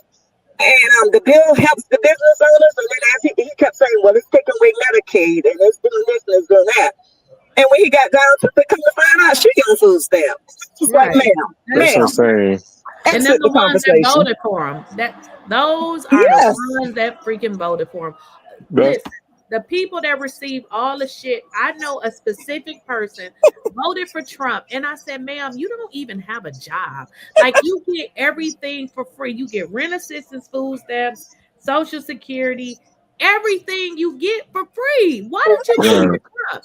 And then I tell this person, I said, "Well, you know that they said that they are cutting off rent assistance," and they said, "Well, they're not cutting mine off." I said, "Well, you know, they said them Trump supporters are delusional because if they cutting everybody off, then how in the hell they not gonna cut you off?" I thought they said in a couple of years or something. He said, he said he wants to put a 2-year cap. Mm-hmm. Those are Trump supporters. And the crazy part about it is that they don't understand this. Like, people get in their emotions and they vote like from their emotions, not from a logical standpoint. There's a lot of people, even though there's people that abuse the system, there's people that cannot work because they're disabled or they're this or they're that. So it's like, you're selfish to say, oh, these people on blah, blah, blah, blah, blah, when everybody's situation is different. Of course, with anything, people are going to abuse it. You make self-checkout, people are going to steal. You know what I'm saying? Nothing is perfect. Human beings are going to be human beings. Mind your business. You know what I'm saying? I'm more concerned to lose their jobs and start jobs. It's going to always happen like that. Yeah, I'm concerned about safety. If you have housing and you have access to food, you have less people trying to rob people. Right. Because New York is getting bad where we have drug addicts.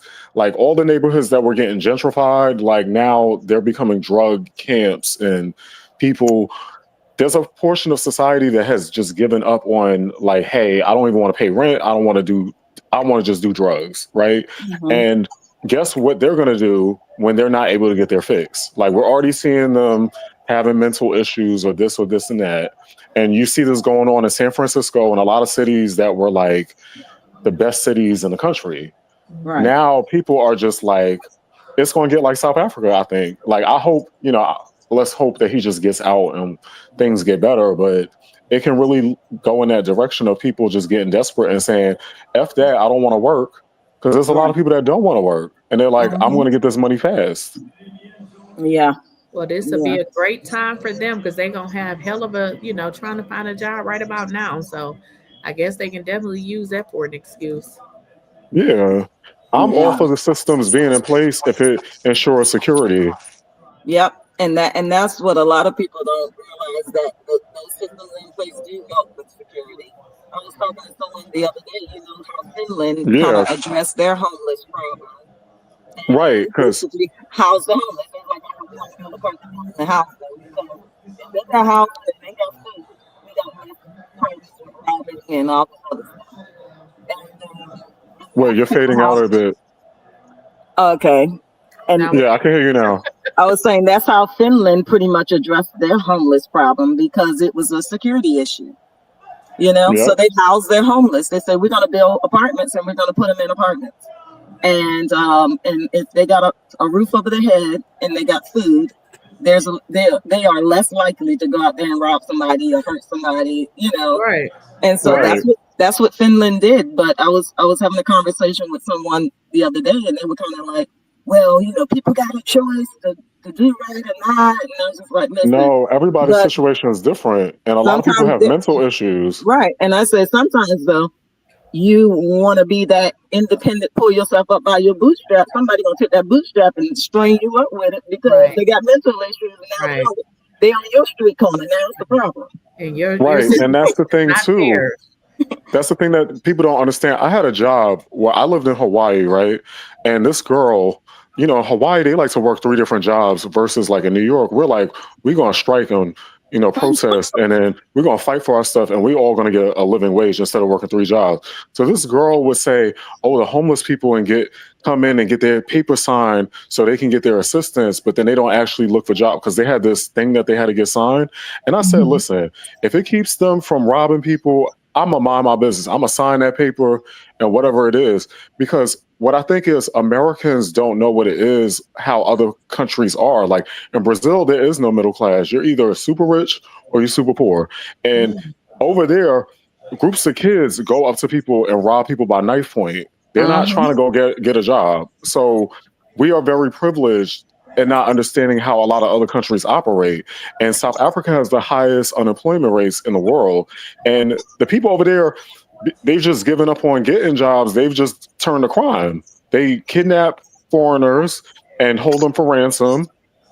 And they have the highest rates of femicide, meaning that women are just unalive and R-word for no reason. So it can get very, very bad. And we've had systems in place to make sure that we're good. So I look at people that judge people on the system, and I'm like, you don't understand that we have it so good as a country. And these people being in these systems protect us, and they protect you, you know? Yeah. Yeah. And yeah, it's funny. I always laugh because I felt like, well, it's not funny, but because it's sad, right? Because they're, like you said, the jobs, unemployment in South Africa is so bad. Like they make up jobs. Like there's a shopping center with parking, right? They'll stand in the parking lot and act like they're directing you to drive and park your car, and you go get in your car and back up there. Oh, come on, it's 2 or 3 men back there trying to direct you to back up, just so you can give them some money, because they make up jobs. They come there and do that all day, and that's sad. Like they got to make a job. Right, and in Nigeria they got gangs where the buses, like the little tap buses, where I went to Lagos, Nigeria, and you get on the buses for them to operate, they have to pay off these people at these checkpoints, and those are makeshift jobs too. So these gangs run their little zones. So where there's a will, there's a way, but people always gonna turn to the streets. Yeah. Yep, they're gonna turn to an easier way. So I just say to people all the time, y'all don't know how good we have it. And, all the people in those southern states that voted for him, they really going to see. Oh, some of them feeling it, and some of them are still trying to stick to their guns on why they voted for him. But there's a lot of people, I think, feeling it. They feeling that pressure. And well, what's silly to me? How they're the ones that voted for him are the ones who need the healthcare stuff. They are out of shape. They got a whole bunch of $1 million health problems, all this other stuff like that. And we saw this with Obamacare. And then he embarrassed himself during the debate when, remember the black lady who was the correspondent asked, so you said you were against Obamacare. Then she said, now you're supporting it. What is your stance? What is your plan? And he had no plan. He got a concept of a plan.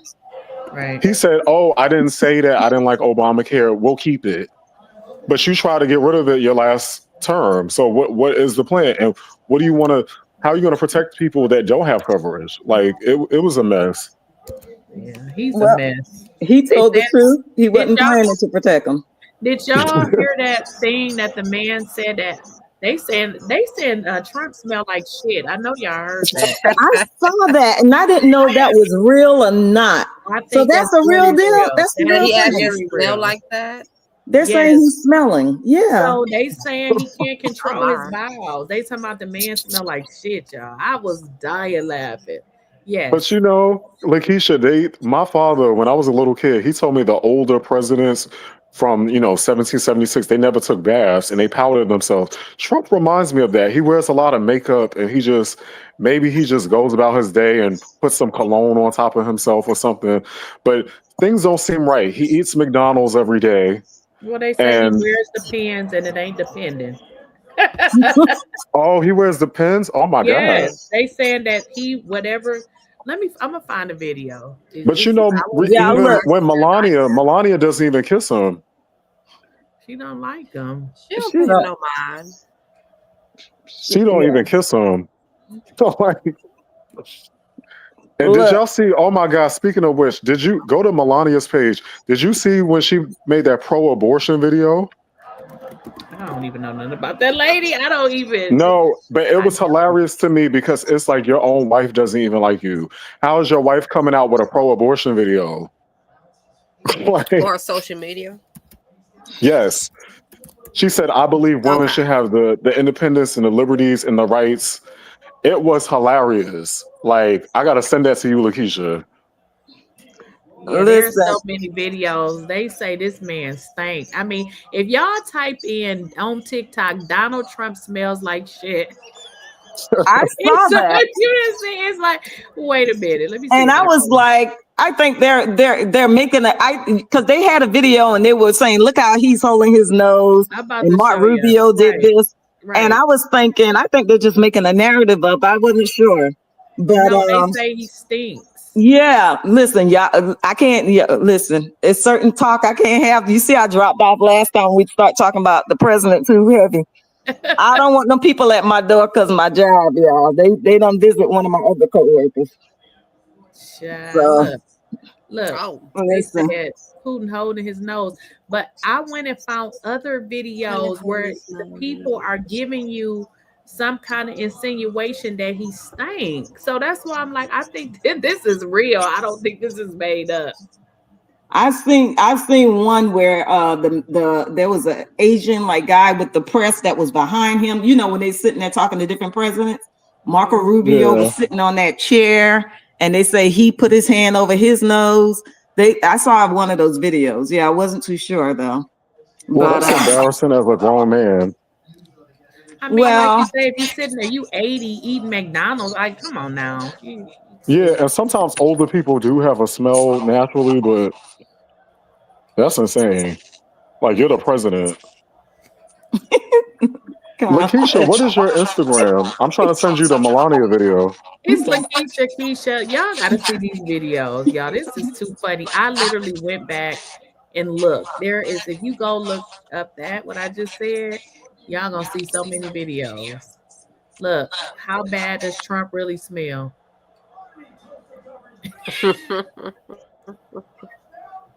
Oh, wow. Yeah, I was searching for the videos too. Trump saying that over. They said he'd be on this. Oh no, not the pants. Well, he cannot. Oh my God, oh my. He looks like he stinks. I mean, I'm just being real. He looked like he don't smell good. Look how wide and stuff he is. Like, why does he's so out of shape? Like, come on now. That's what. Yeah. Lakeysha, I sent you the video. Okay, I'm gonna go look. Like, you're gonna laugh at it. So Melania, while he was campaigning, did a pro-abortion video. Well, I forget that's his wife. I came in when we were already talking about like the immigration thing, and I missed this first part about the Porsha thing, but I just wanted to drop in there. I saw someone say that earlier that Porsha Ben knew Simon. I agree. The Porsha, conversation. Simon? She knew Simon prior to meeting him at the house with Fallon or whatever. Right. Yeah, she did. That's what I'm saying. Did. They did I know agree. each other. He said that. He said that on interviews that he had met her before because they had, filmed, but they did know each other. Yep. Remember when she was on her way going to the house and the conversation she was having with Lauren? If you look back at that conversation, it was weird. It was like she knew Fallon. I mean, she knew Simon, and she was like, well, remember she described Simon, and she said, well, his White House. That's who house we're going to. But what I want to question is, what was the nature of their relationship before she went to Fallon's house? Because why were you like cool with him? Like, how did they meet? That's what I want to know. Well, was he that Nigerian? Remember when Porsha got divorced? Remember they were saying a married Nigerian had bought her a Rolls Royce or African whatever. Prince, I remember that. Mm-hmm. Claudia was talking about that, right? Yeah. Was that Claudia? Simon? Well, see, Claudia was saying that, she remember she was in a bus and she was embarrassed. Mm-hmm. Sorry, go ahead, Keisha.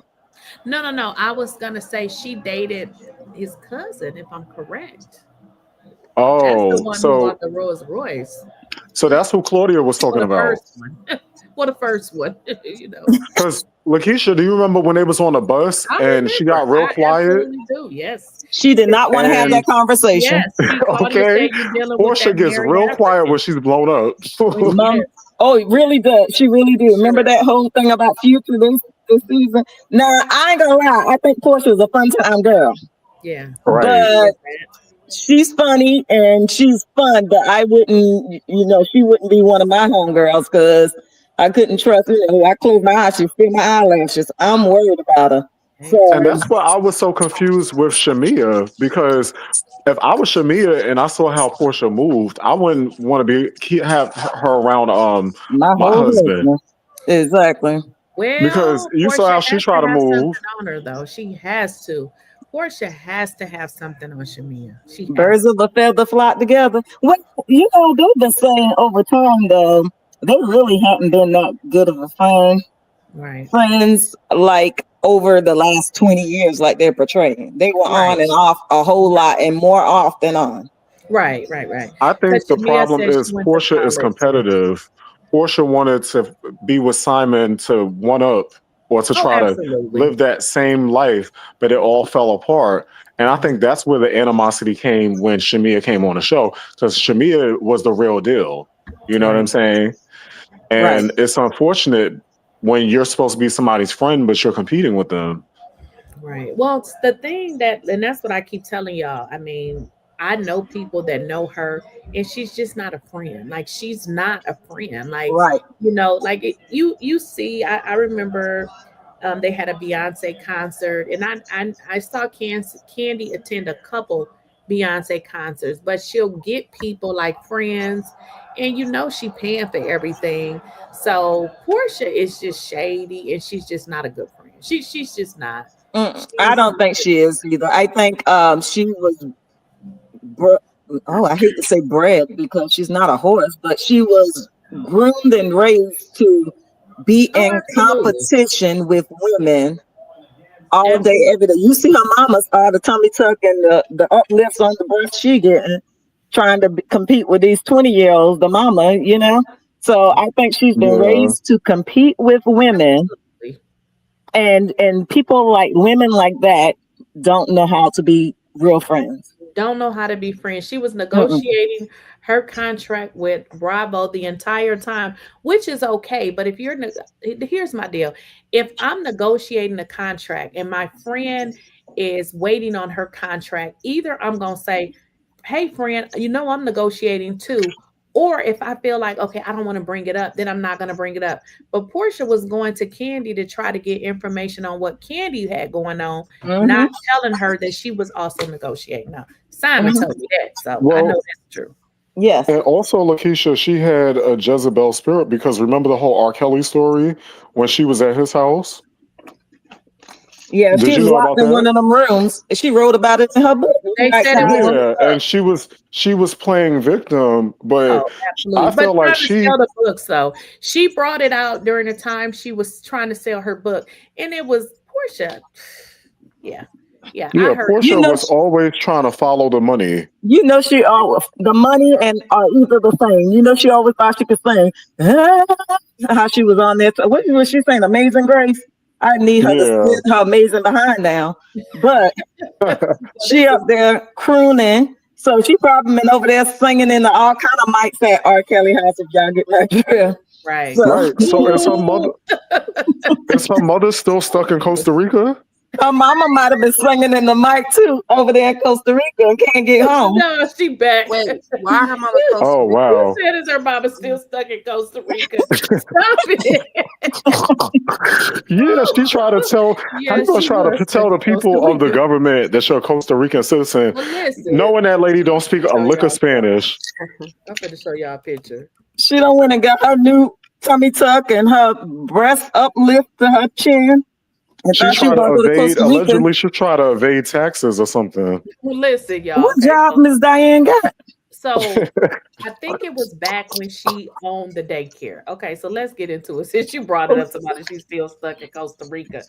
Okay, so she, they had went down to, Costa Rica, but you don't need a green card, right? Well, let me make sure I'm saying it right. She needed a passport. So you needed the passport. So this lady, This lady, I guess, owes taxes, right? So instead of paying her taxes or making some kind of deal with the Internal Revenue, she tells the people that she's no longer a U.S. citizen. But also, if you owe taxes, they can revoke your passport. So she gets her so they get all the way down there. She can't bring herself back now because she does not have a passport. So she literally had to stay down there. He said for a couple of days. It was during the Mother's Day holiday. They ended up having to fly back. And the reason why I brought this picture up, because this was one of the pictures that they took. This was during the time Dennis had a Mother's Day picnic for Porsha at Porsha's house. Now, and wasn't Simon there? Yes, I'm finna show you the I'm about to say, where's Simon at? Yeah, I got the wrong. I brought up the wrong one, but Miss Diane didn't make it. This is when she was stuck in Costa Rica. Oh wow! Does Porsha pay her taxes? Who pays the taxes? Wait a minute, let me get. So no, she what you could do is no. So what she did was she probably got the repatriation loan where they give you a temporary passport just to get you on a plane. Right. But they don't issue you a passport until you pay off that loan or you start a plan when you get back to the United States. Right. So she had to get a temporary one, but it was during this time because actually Simon. Wow. That was when Simon was in the Right. But still, yet if she still owe taxes when she get over here, it seems like the IRS gonna be on that behind sooner or later. Yeah, because she can go to jail. But the whole thing is, why would you try to tell people this is the audacity? I know her mother does not speak Spanish, and you're gonna tell them that you're a Costa Rican citizen?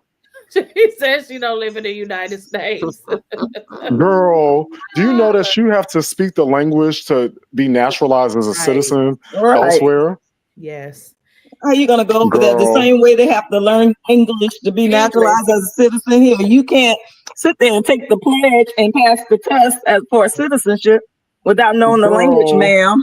Right. I'm Costa Rican. Now her hair might have came from Costa Rica. So this is why when they posted this picture, you didn't see Miss Diane, honey, because she was stranded in Costa Rica. No Mother's Day for you, no Madre Day. But what was she supposed to do over there? If they freeze your accounts, what was she going to do? Well, so I guess it wasn't that bad for her. They just took the passport. So I don't think it had got to, that level. Once, she couldn't get back, obviously, they was able to get her a temporary passport at that time. Let me see if I can find y'all Yeah, she got a repatriation loan. So if you got to pay that off to get a new passport. Mm-hmm. What is it called? It's called a repatriation loan. So if you're in an emergency overseas and you've exhausted ways to get home, if you go to the American embassy or whatever country you're in, they could buy you a flight on a loan, and they either cancel your passport unless you use it to go back, or they give you a temporary passport just so you can get back. And then what they end up doing is they send you a loan to your house, and you can't apply for a passport until you either start the loan or you pay it off. Oh, yeah. Okay. But I'm wondering who paying these IRS taxes. I think Porsha probably paid it because what happened? All that time, the IRS should be knocking at her door by now because that was years ago. That kitty cat in Nigeria. So for that particular situation, Simon said his tax attorney helped her, so she did an offer and compromise on that one. So she to pay the tax thing off. I knew somebody was going to have to do something once they zing you for the taxes, especially being overseas. You're not coming back over here and being in peace. The IRS is coming. But because she didn't start a payment plan. You can know that's where Porsha got the dumbness from, because why would you think you saying that you're not a U.S. citizen that your damn taxes is gonna go away? Like who? Huh? And also on top of that, you have to formally renounce your citizenship. You can't just say that you're not a citizen no more. Right. Well, they were going to tell her you was a U.S. something because at the time you racked up taxes in the U.S. So I think you still need to pay it. I don't care if you're a citizen of Brazil right now, baby. You need to pay this money. I don't care what citizenship you got now.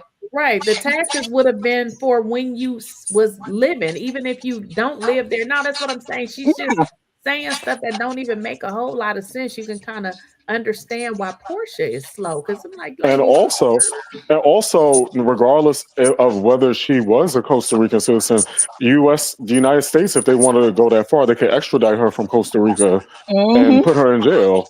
Yeah, and they will do that over their money. Yeah, because she didn't go to like Indonesia like Russell Simmons did. She went to a country that has an agreement with the United States, so they could make an agreement and send her ass back. Yep. But listen, that's why Russell Simmons is in Bali. Now this leads me to. I was over there in February. I was like, let me find out where Russell at. Listen, couldn't find the man. But anyway, because I want to sit outside the door and see what celebrities come by. But this leads me to another question. Porsha, why is it that some of the people that are, I won't say they're probably not as swift as they can be, right? You know, as the Lord made normal people. Why are those people learn to be some of the most manipulative people in relationships? Practicing manipulation and what I call the dark arts of relationships. What you say, the dark arts? Well, extravagant. If you've noticed, a lot of narcissistic people or a lot of people that are manipulative move up in society the highest. That's true. They do, like you know, the Orange Man. They do. Yeah, that's exactly perfect example. Even Elon, like everybody know, Elon is smart. I'm like, listen. I know a lot of all the high tech stuff that he's talking about. I know about. Okay, specialists in the area. He don't know what he's talking about. I sit and listen to him in interviews. I was like, this dumb.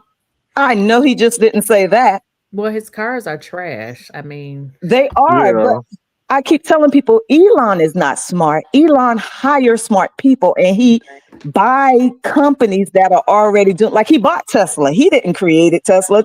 There was two other guys that created Tesla. He didn't create like this AI stuff. He bought that. He didn't create SpaceX. He's bought the technology for that stuff. Like I'm like, stop saying the man's smart. He ain't smart. No. And you're exactly right, extravagant. I used to work for Tesla. Do you know all those cars are sitting in parking lots? Mm-hmm. They're just sitting. People are not buying them like we think they are. Like we used to pick them up and deliver them to people's houses and stuff like that. But them cars, he's renting parking lots and they are just sitting there. So like, and even the people who want to buy, they're some of them are scared to buy, thinking that somebody's going to trash their car once they see it. Oh yeah, you driving a Tesla? I got something for you. Go in that grocery store if you want to. Write my name in it.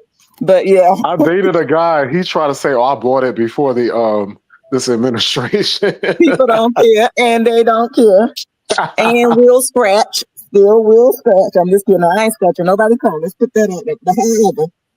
People are scratching, painting those cars up.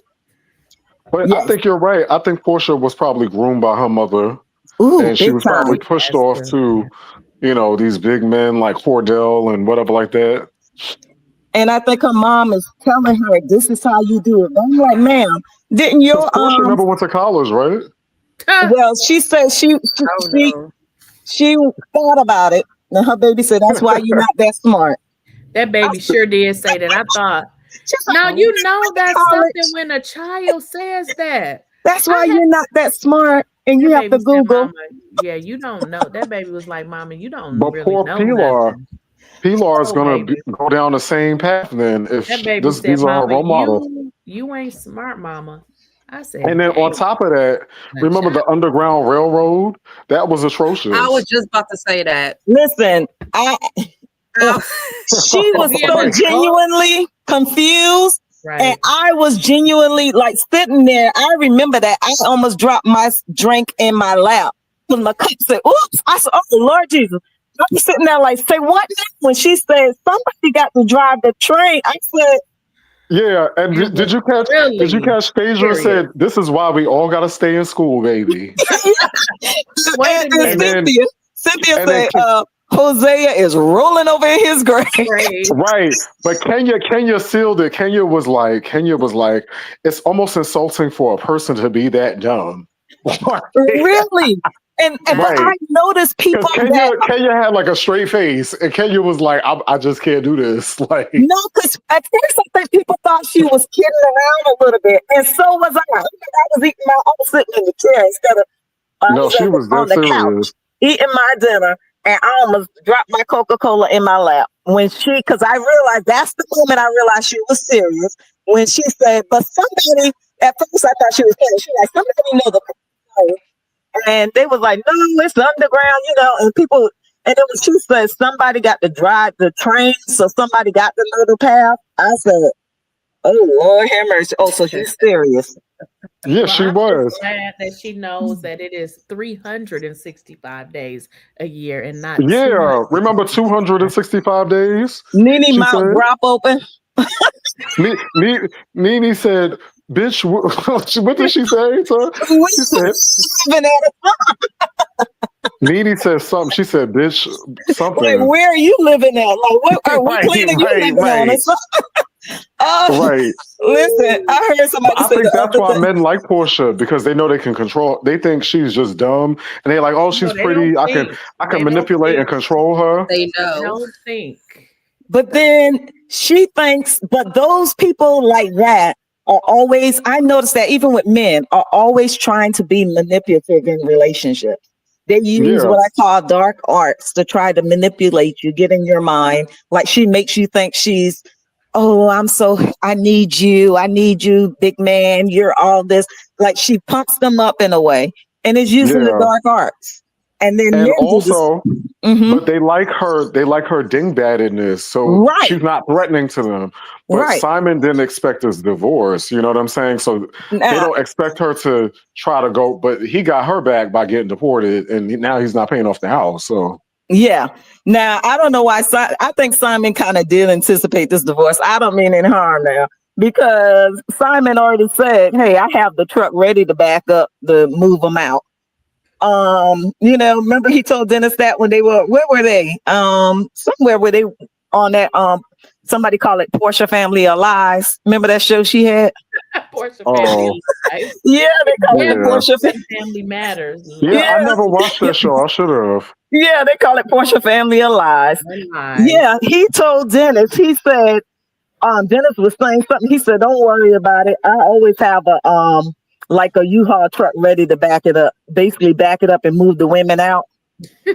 He said that to Dennis, and I was like, "Oh, so you ain't as naive as you said." I was wondering, how is Simon sitting here allowing himself to be disrespected as she fight over her baby daddy because he brought a girl on the trip? Because really, that's why she got upset. Porsha, I think Porsha is very narcissistic. That's why she got upset, because she was all fine till she found out. Even when Dennis was there, she was fine. Remember the day before they talked about Dennis cheating in the restaurant with the women and stuff. But remember, she didn't get mad until the day after, and she found out he had a girl on the trip and got him a different room, because she even put him in the room to stay with London. What's her sister name? Londi and Lauren. Mm-hmm. But remember. But remember when he was on the last season, and she was trying to check him in her Rolls Royce because she didn't like him talking to Drew or something like that. She doesn't want to be with him, but she doesn't want him to be with nobody else. No, she don't. And she said, "You keep on, man. You just gonna have to worry how your daughter views you." Remember, he said that. He's like, "She said, you keep showing up on these cameras, man. You don't worry about how your daughter views you." But yeah, she on the Porsha Family Alive, she was all fine and giddy. She put him in the room with Lauren, her sister Lauren, in like a suite with Lauren and Lundy. And she only did that so she could make sure that he didn't bring her a girl. Right. And when he went and got his own and brought a girl, she had an attitude ever since then. Because she put on her makeup and everything, went down to the room to go talk to him and found out he wasn't in the room. she had an attitude ever since then. And that she turned that place upside down, inside out. You got to watch it, Kaya. You have to Yeah, watch but it. Porsha is one of those women that has to be centered. Like everything has to be about her.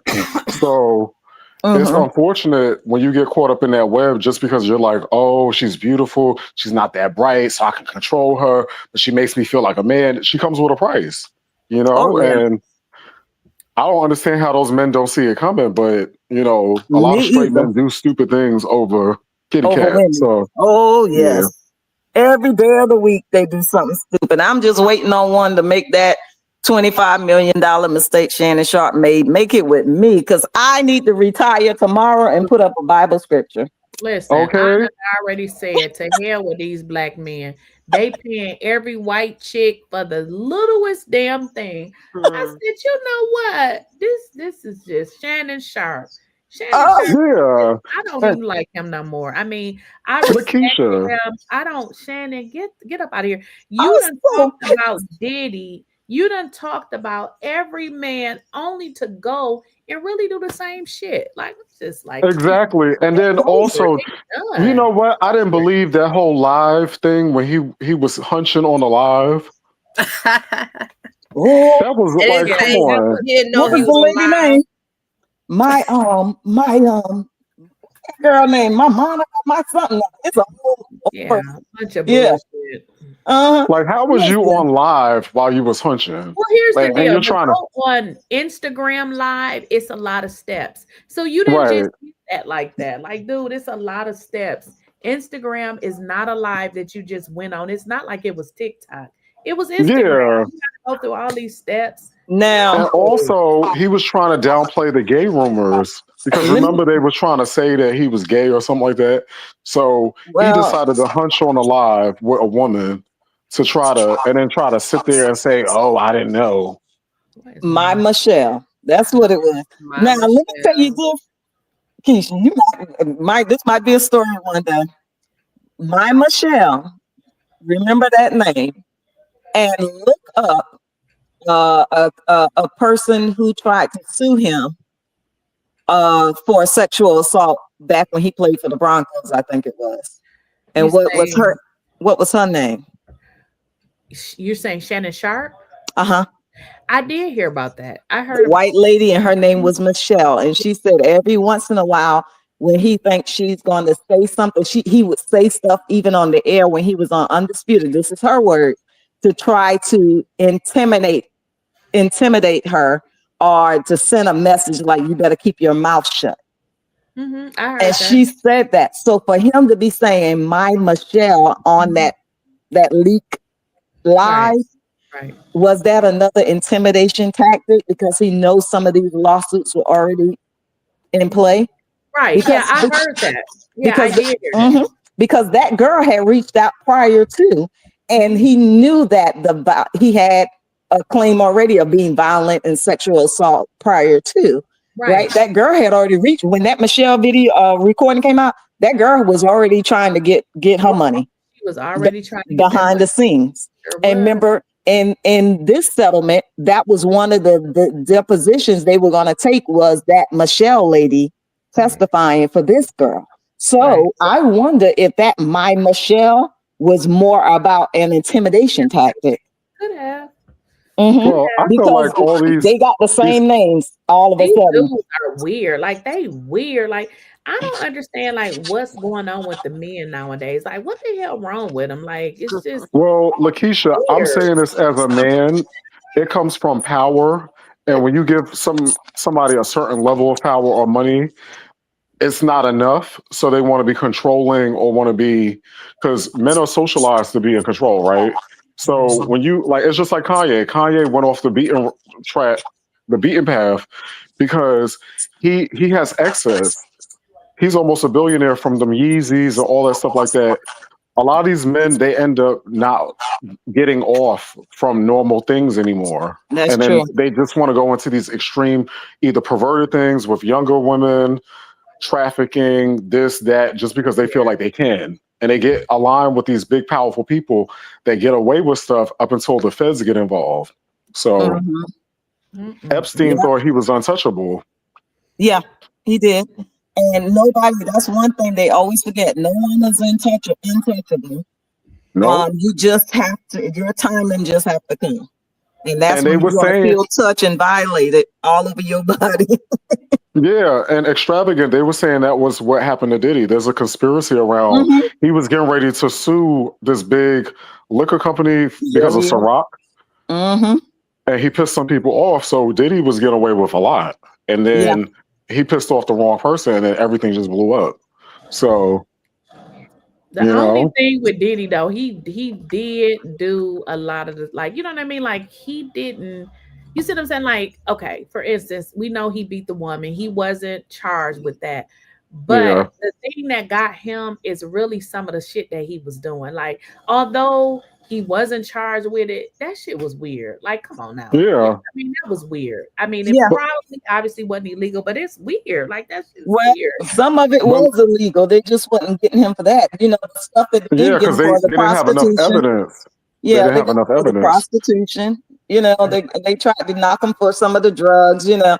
But all of that stuff, like some people were, you know, their argument was like, beating someone is, you know, da da da da da. And I said, well, in my book, unless you in a certain little county in Nevada, prostitution ain't legal either. But you know, so he was going further than that. He was trafficking, because remember that Lakeysha, we was talking about that girl. Remember that last 8-hour live? I was telling you that girl, she was brought to the house with Diddy and his son by some Saudi prince or something like that. And she said that Diddy invited her in the house, and she had the video. So somebody interviewed her. I don't know if it was Vlad or who it was, but they wanted to take her to Cuba, and that's when she was like, hell no. Yeah. Yeah, and he was. I'm just saying how, you know, a lot of people tried to just make the case about the domestic violence and beating Cassie. And I was like, really? If we take that whole video out and him beating Cassie, prostitution ain't never legal unless you're in that one county in Nevada. Drugs and supplying the drugs and to people, even if they're your friends, really ain't legal. People get away with it, but it's not legal. And anytime they want to knock you for it, they can get you, you know? And so, you know, so just like, so aside, you know, the violence or whatever, if we put that aside, he still just did some messed up stuff that wasn't legal. And no matter what, they're gonna get his behind, because right now that's where he pissed off, whatever happened, it's his time. And they're coming for him. When is his sentencing? It's October. Yeah, they keep saying something about emergency sentencing. So we have to see how that goes, because, you know, he got a lot of attorneys. Y'all know when you got money, you can just have people just work a little bit harder. So the thing that I'm learning with his sentencing is they are asking for the conviction to be thrown out. And here's why. Because when they presented it with a whole bunch of other stuff. Remember, they were saying he was trafficking, he was doing this. So they're saying that when they presented it, it wasn't presented the right way. So they're trying to get that thrown out and have him have another trial, which I can kind of understand, because they made it seem like the number one reason that they was charging him was because of the trafficking. Well, if they didn't convict him of that, your entire case was about something that they essentially found him innocent of. So they're like, no, we got to redo it. And they found case law. So I don't know. I feel like the judge don't like him. I just feel like that. But I feel like if he I think they will give him some time, but I think they will win on appeal, because I think a lot of stuff did happen that they really probably did because they just didn't like him. Well, they may win on the appeal. And I think maybe the judge probably didn't, from some people who were in there, you know, he was doing a little bit too much winking and smiling at the jury. And I think the judge kind of got a little pissed off with that. But Diddy's a very controlling person. But the issue I have with this case is that, you know, the guy because I used to work for Abercrombie a long time ago. Yeah, he got the guy who was the CEO or whatever, the top of it, the owner of it. he did a lot of the similar things, and he was released on bail. It was not similar. So no. It wasn't similar. He did for real. Oh, no. It was not similar, and it was kids. Yeah, but see, he got bail. So exactly. Yeah, he did get bail, but he didn't go to court. So this is crazy how Diddy's been detained this entire time because the judge didn't like him. But it's working in his favor though, because the thing is, even if he gets sentenced now, it's probably going to be a 2-year sentence or something like that with 1 year dismissed. He's not going to stay in there long, and he's going to do 1 year serve, and then they're going to dismiss a year or something like that. He's going to be coming home. Yeah, they're going to be time served, but I think they're probably going to give him 2 years. And he served what? One of the reasons they're saying that they let this guy out, they're going to say because of his age. His age. Oh, wow. He really did. He had people coming for modeling. Well, they thought they were coming for modeling, and they were doing, y'all know what they was doing. So he literally did, you know, how these women came to court and said, okay, well, I probably was scared, but I really did it because I loved him. No, not that. The old man, Abercrombie dude, really did it. And he had tons of cases, and they let him go on bail. Mm-hmm. Right. And we know he did it because I used to work for that company, and he had all those advertisements where all those men nude. They was never wearing the damn clothes. It was a lot. And they let him go. Sure did. And said I remember when they had the bail hearing, Diddy's attorneys brought that up, and they said, well, it's because of his age. You know, they consider his age, you know, by him being an elderly person, they don't feel like he's going to run. Y'all know Diddy ain't gonna run. Where the hell he gonna run to? I mean, listen, Lakeysha, this is why I will never get in trouble with the legal system in America, because listen, as a black man, they will throw you under the damn jail. Right. You know what I'm saying? The clear, blatant double standards. This man's age. Who cares? Yeah, no, he's white. That's why they let him out. Let's just call it what it is. It has nothing to do with his age. This guy really did the shit that they said that he was doing. And why where's his trial? They're probably gonna prolong it to his old ass die or something. It's different standards for different people, and that's just not saying that Diddy was a perfect. He would be better off taking himself out of there like Epstein did, because if you go to jail at that age, please, you're gonna be dying in there. Well, I don't know why he have. I mean, where's his trial? Like nothing is going on with this guy. So no, I'm saying when he's sentenced. Like, you gonna go to jail at that old age, you know what I'm saying? But to me, the thing with Diddy, like, I feel like Diddy gonna get his sentence. Not that, like I said, I don't like Diddy, all this stuff, but I don't feel like he's gonna get a heavy sentencing. I feel like but he's never gonna be what he was before. His sphere of influence is gone. Well, all of his businesses out there. And here's the deal, though. They all do it. And it's just like now people know. So it's just weird. You know what I mean? You sit in court and people talking about people getting pissed on, this and that and that. It's weird. You know what I mean? Not that these people ain't over here doing it, but they ain't going to tell you they doing it. So it's like now you really know this is what goes on. You like, nah, I'm good. So you think extravagant? You think that he's gonna go like the Cosby route, like he's just gonna disappear?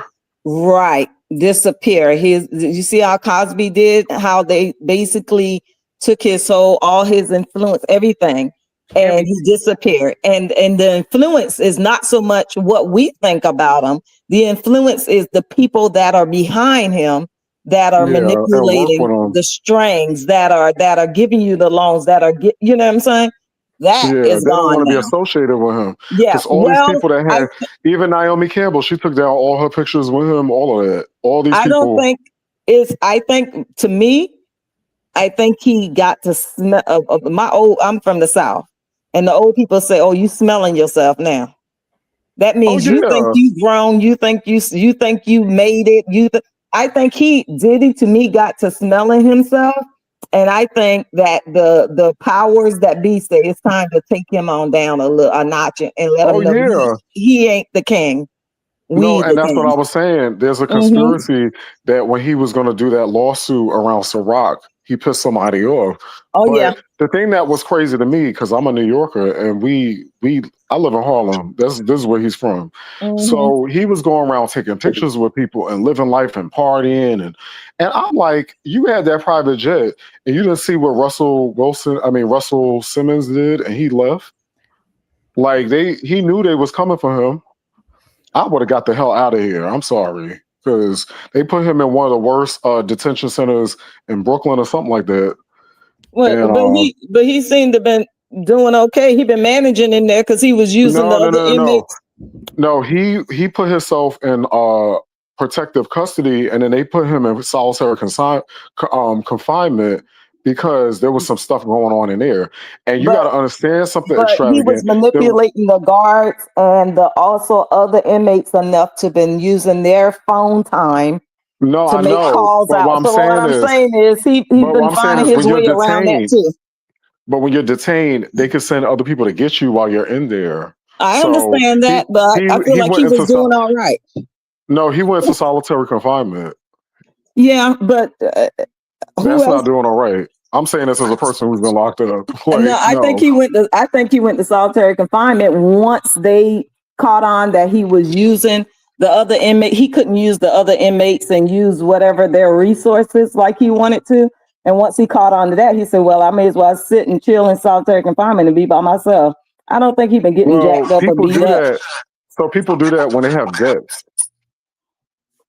You know, it's a whole thing. If you got debts and people out to get you, then you try to run in there or they put you in there if you've been fighting. But they had to long story short, they put him in solitary confinement because he was not doing well in the population. Well, see, I guess my mentality, because you're used to a certain thing, this is how I am. I would want to be in solitary confinement if I had to go to jail. Now, if I could go out there and manipulate the prisoners and use their resources and get out, and I'm the king of the hill or queen of the hill out there, then I'm cool. But if you don't take all that away from me because you find out what I'm doing, I'm going to say, you know what, put me by myself. I'd rather I'm better than these folks. I don't want to be out here with them. Put me by myself. I feel like that's kind of what he did to me. Oh, okay. And if you got certain resources, I don't know. Seem like being by yourself would be a little bit better than being out in the general public. You don't got to look behind your back. You don't got to do all these other things, right? Yeah. Well, I wonder if he was telling them that he was feeling like taking himself out of there, and that's why he went in there. I think that I heard that's what people were saying that was the case. That he was saying that. Because he wasn't having a good ride, and they had him in that detention center in Brooklyn, which was real fierce because he's a celebrity, and they're gonna put him in one of the worst jails. Yeah, they did put him in one of the worst jails. I said they ain't give him no Todd Chrisley treatment. Yeah, because with that white guy, the Abercrombie guy, they're gonna send him to the camp somewhere in Jersey. He's gonna be on like a little work camp. Yeah. But when Diddy was free though, I don't think the prisoners was giving him too hard of a time because he was finding a lot of them to manipulate and use their minutes and all that kind of stuff. Use their phone, have them to call somebody and send a message there, and he was finding a lot of them to manipulate and play around with. So I don't know if they were treating him too too rough. Oh, no. So let me tell you how it works because I've been inside. Like you could do that up until a certain point, and so people get over you, and then they are out to get you, and people rack up debts, and then they gotta get out of that unit, or because they owe somebody or X, Y, and Z. Yeah. Because you got to remember, you can have as much money you want, but they only allow you to put a certain amount into your commissary. Mm-hmm. But I think when it's time to pay up. He got caught. I was going to say, not to cut this to another subject, but they said Karen had a good ride. They said she was well liked. That's she was detained. Giselle said. What's her name? Yeah, Giselle. That's what 𝐬𝐮𝐬𝐫𝐷 said. But that she had a good ride. I want to hear it from Karen though, because Teresa Giudice said she had a good ride. I mean, ain't nobody been fighting her. She said she was braiding hair and everything. Mm-hmm. So it depends on how you go in and how you act and how you conduct yourself.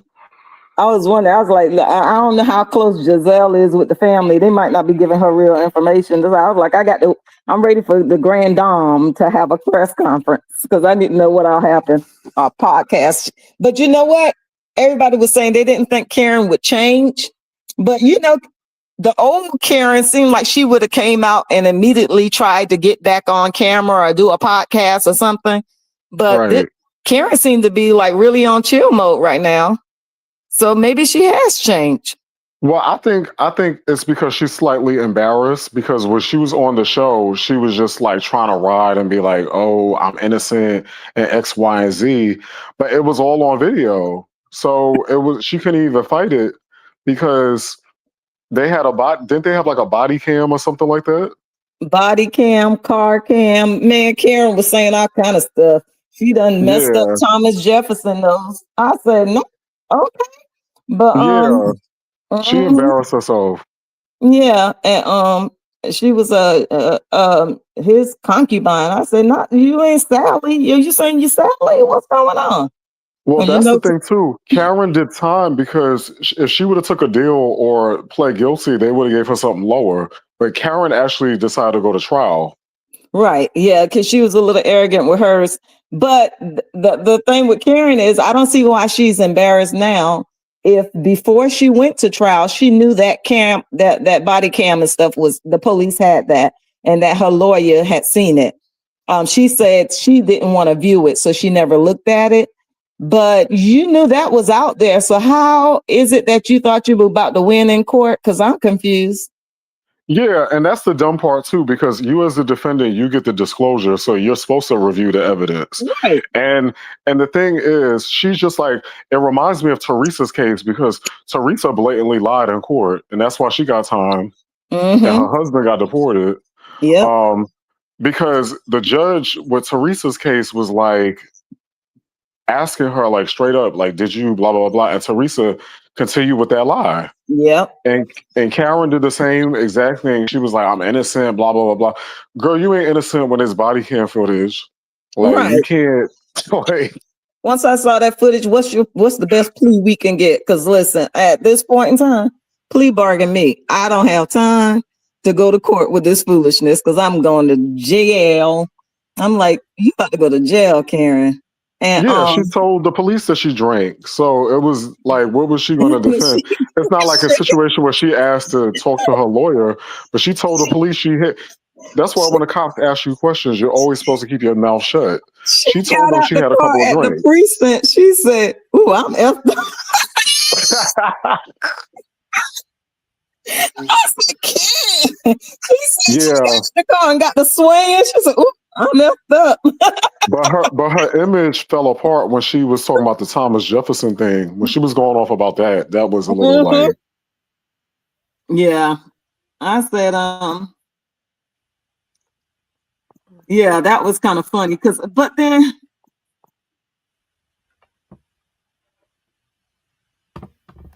what? Hello?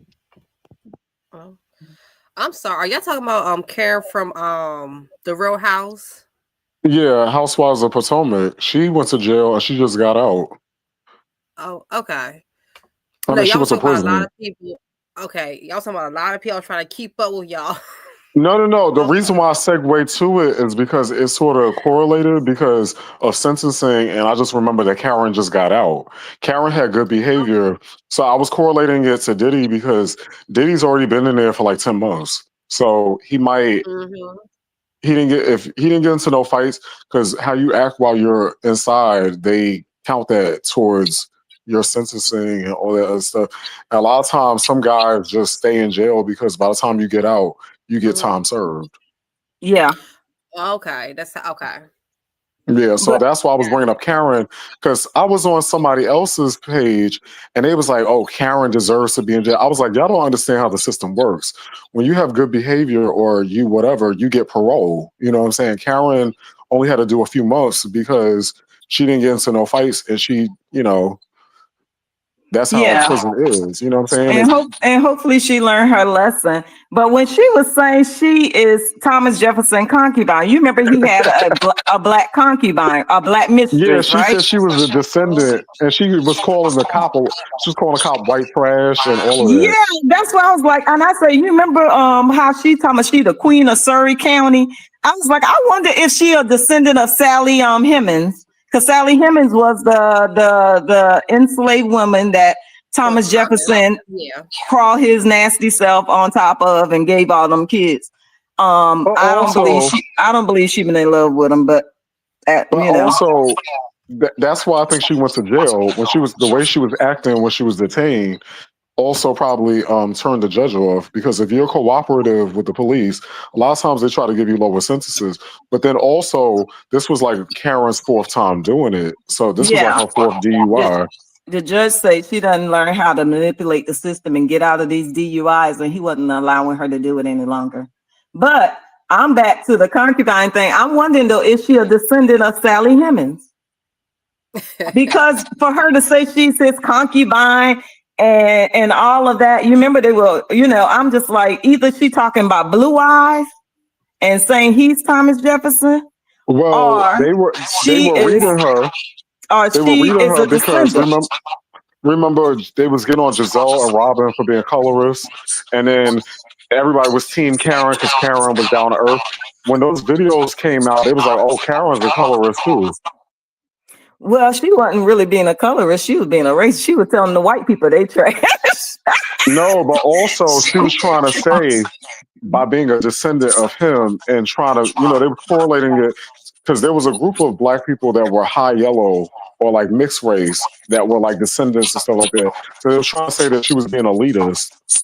Well, but I'm wondering though, because she is from that in that vicinity. That's what I'm saying. Surrey County is in that vicinity of where they were. I'm wondering, is she a descendant? And that is her roundabout way of saying she's actually a descendant. I wonder if she's a real descendant. That's what I'm just wondering. She might be. I was like, I need to do some research into that. All I know is that she is a hot mess, though. Or either she was calling Blue Eyes Thomas Jefferson, so she was relating her I sleep around with Blue Eyes. Y'all remember Blue Eyes? The driver, they said she was having an affair with some white guy with blue eyes. Oh, really? Y'all remember that? That was a running trope on that show. Yeah, they were talking about Karen having an affair with a white guy. They would call him Blue Eyes. So I was Giselle like, maybe was saying it. Giselle and Robin, when Robin was on the show. Yeah, there was a line about several seasons. They talked about her with being with Blue Eyes. I couldn't be friends with people like that because it's like I saw the preview for the new season and they showed Giselle writing Karen in jail talking about I love you and da da da da. So I'm like, are y'all friends? Are y'all not friends? Like, what's going on? Yeah, Karen didn't get that letter. You know, Karen ain't talking to Giselle like that. You know, that's when Giselle talking about, I heard somebody from a good source that she's doing well in there and she's adjusting. The girls love Karen. Girl, you ain't heard that from nobody. You heard that through the grapevine. But you ain't heard it from none of the family members because Karen ain't studying you. But yeah, so I was wondering, either she is a descendant of that whole Thomas Jefferson and how he took advantage of Sally, or she was saying that as I'm a concubine to Thomas Jefferson, but really Thomas Jefferson was Blue Eyes, because you know they would never say his name. And remember they had a picture of her with him at the bar in Vegas. Y'all don't remember that? Yeah. But see, the thing is, even like to your first point, Thomas Jefferson had 1 million damn kids. Yeah, it's a bunch of them. That's what I'm saying. And you know, she came from around about in that area.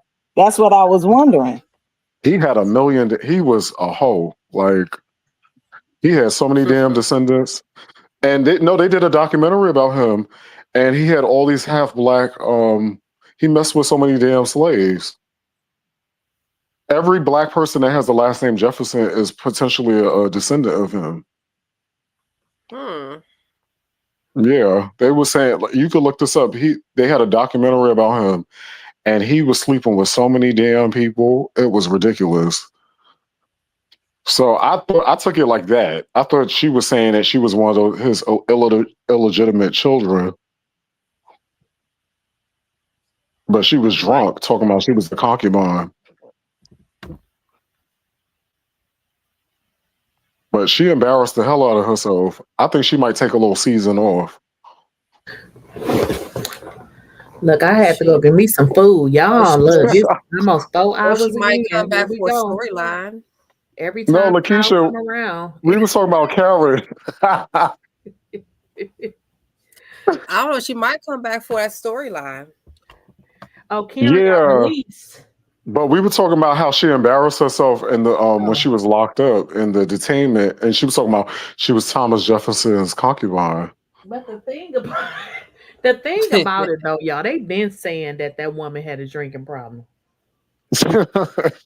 They have. If you go back and watch it, they've been hitting on this for a minute.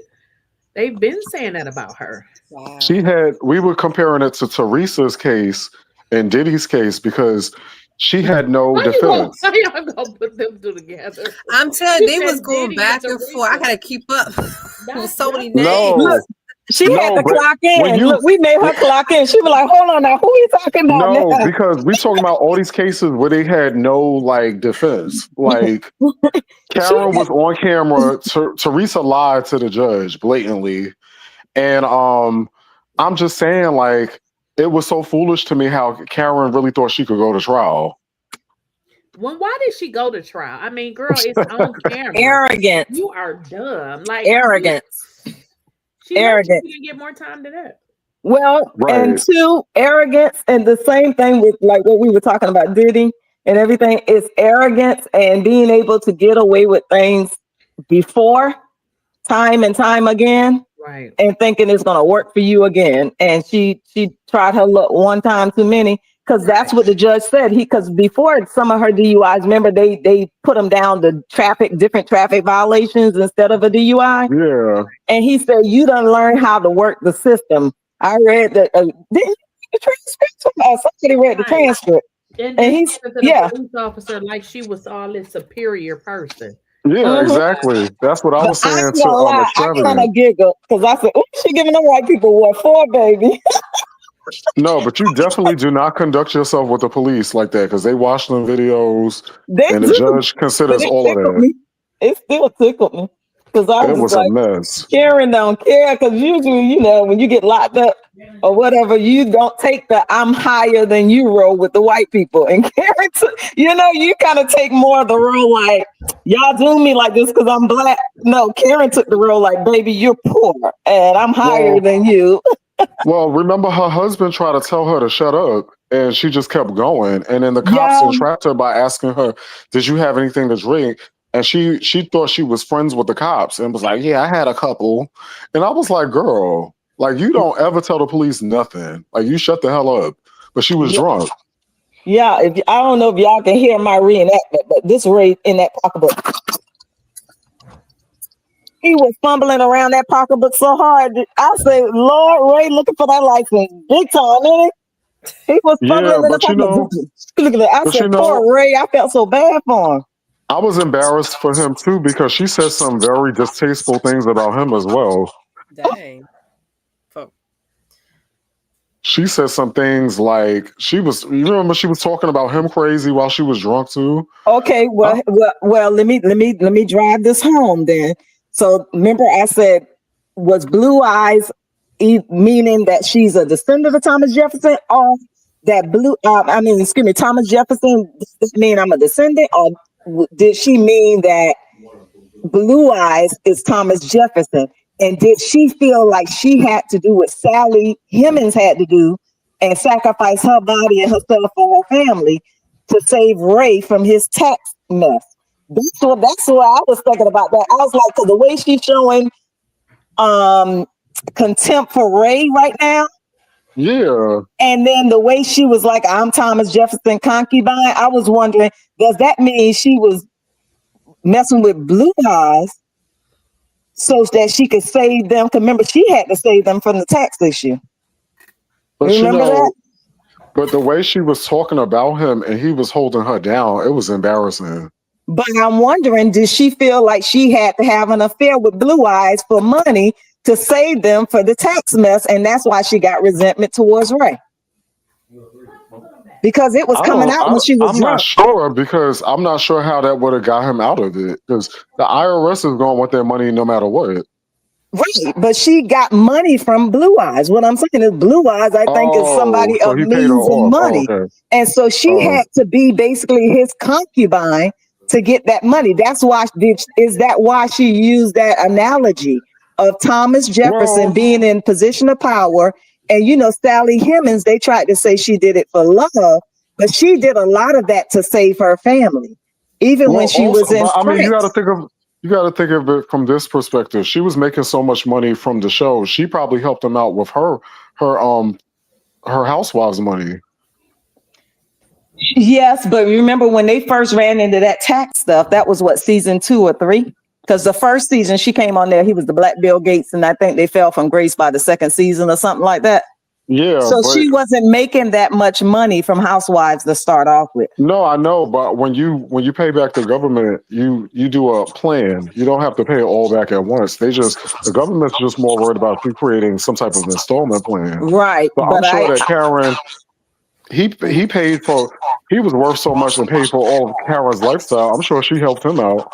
Right, but why use that analogy? That's what I'm saying. Thank you. The analogy that she used was Thomas Jefferson, Sally Hemings. No, and I'm his concubine. Look at Book Girl's comment. She's saying exactly what I'm saying. She was trying to be elitist and try to use this whatever. I don't think it had anything to do with that. I think she was just trying to say that she was better than the cops. You know? She was doing both of those. She was trying to be an elitist. But being someone's concubine don't make you an elitist. So he was trying to be an elitist, but I think there was a message in what she was saying while she was drunk. She was giving some truth. And when she realized when she realized she was saying too much about Ray, she zipped it after a while. And she hushed. She said, you don't need to hear about my problems.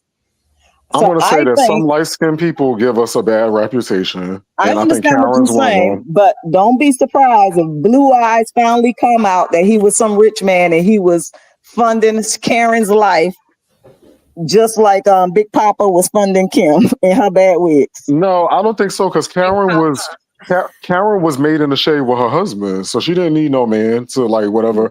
And I think when she was getting them Potomac checks, she was probably helping him pay it off. But I think she was just trying to be elitist and trying to call the cops basically white trash. And she was doing that too, but she let some things slip in there she didn't mean to let slip. And I wonder, and Karen has always found a unique way to tell the truth without telling the truth. Right? She, instead of just saying, yeah, this is how this is, she'll use some weird analogy to tell you, yeah, this is how the apple is red, right? She'll go into some weird analogy about the cherries and all this kind of stuff. And if it's a cherry, baby, just tell me the apple red. So yeah, I'm wondering if there's a little bit of truth in the Blue Eye I think she was being elitist. I think she was. Saying. But I'm saying this as a person that, like, my family was Creoles, right? So I think it was coming from this perspective of Karen was basically saying, I get where you're coming from. She was just basically saying, I came from a line of affluence or mixed race people. And you got some people that do that. They're like, oh, my family was white passing and they were able to go to school with white people or whatever it was, or we were not fully black or X, Y, and Z. Yeah. And she was just trying to call a cop a basic white person. You know, she wasn't just trying to, she did call him a basic. You know. I ain't gonna lie. Is that wrong with me? No, ain't nothing wrong with you. But like I had to do uncovering about my family in terms of that, because my family was very high yellow and, you know, like Beyonce sort of lineage and stuff like that. And they were able to go to schools with white people. So like you find out this history and stuff. And Karen is one of them type of women. Like me, I'm more humble where I'm like, that doesn't make me better than the next person. But Karen is one of them people clearly that when she gets drunk, she's like, I'm the grand dame, I'm the mixed race, such and such. And I'm like, girl, like Yeah. Beyonce is too, and such. You know, Vanessa Williams. Who cares? Giselle is a Creole. Who like you're not something special, girl. I felt like she was being. Yeah, I felt like she was being like that. But I feel like there's a little something because after the I'm the Thomas Jefferson concubine, it came some of the discontent about Ray came out right after that. And to me, I'm she said relating something to about him in the car too. Like that's what during she the car said. scene. The concubine, yeah, she said the concubine thing in the car too. That's why I'm relating them two together. Like, are you saying that you had to? That's listen. I'll put two and two together in a minute because I'll be like, hold on for a minute. Is there something deeper in this? Why are you saying this like the way you're saying it? But I'm gonna say I was surprised that Karen acts just how she acts on TV. Because you know when you're drunk, like your real you come out. Yeah. And Karen was talking and acting the same way, and I was surprised by that. I thought Karen was putting on a little piece of airs like when on TV. Well, see, the thing is, Karen allowed that show to get to her head, and she's this big Bravo star in X, Y, and Z, and it's like she didn't remember that when you're getting arrested, like that shit does not matter no more. Like you are a fucking criminal, and at the end of the day, you got to be humble in order to get a lighter sentence or to make the situation go away. But she was drunk and decided to put her foot in her mouth. And it just got worse and worse and worse. And if I was a lawyer, I would have just dropped her ass because there was just, if Karen was not taking a plea deal, there would just be no point to even defend it because you're going to lose that case unless you're just going into that case for taking the money. You know what I'm saying? So I mean, apparently that's what the lawyers did because no lawyer in their mind thought they were going to win that case. Not them lawyers ate good off of that money. Ray been digging in that purse. Sometimes you got to know when to hold them and you got to know when to fold them. I'm like, Karen, you was on body cam, girl. Like, you can't be this dumb. And you told on yourself to the cops. Like, what was you going to fight? Like, when she got the precinct, she said, what Karen should have did was she should have got on TV and did like a whole press tour and said, I want to speak about drinking and driving and I'm not perfect. Then remember towards the end of the trial, towards closest to the end of the trial, she tried to check into rehab. It was like, girl, you should have did that from the beginning and took the plea deal. Girl, how you gonna go to trial and go to rehab? Like that doesn't make no sense. Like, then she skipped out on the reunion.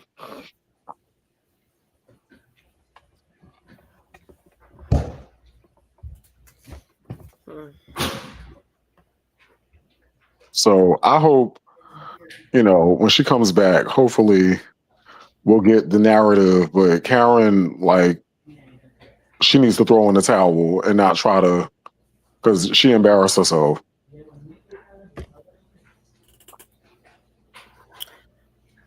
Yeah, I haven't seen the body cams. I need to look into that. Oh, you should look. It's all over YouTube. Yeah, because the sad part, like, I really don't watch the show like that. But I'm from Maryland, but I never tuned into that show. So I knew about Karen, but I had to make sure we talking about the right person. No, but see, the thing, it was on the news too. Dang, she made it to the news.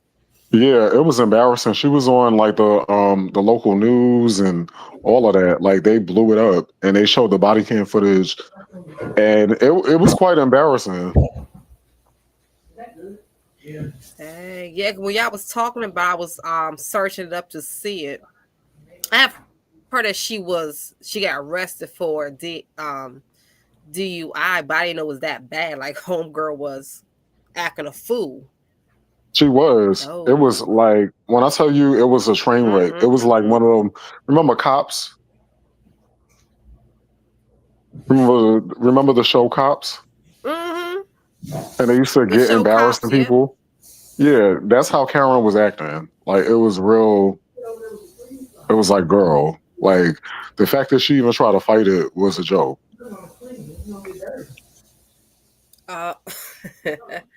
Yo, I definitely tuned into that. I did not know it was like that. Homegirl acting up.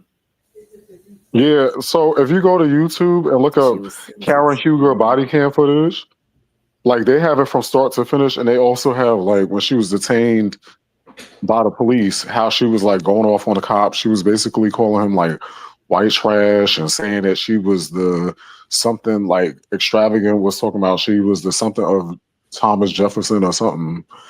And it was just a mess. It was like when you anybody with common sense, you get arrested, you shut the hell up. Right. Yeah, I'm on YouTube now looking at that. Mm.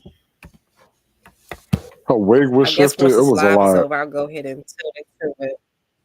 Found Yeah. guilty, 2-year prison started January.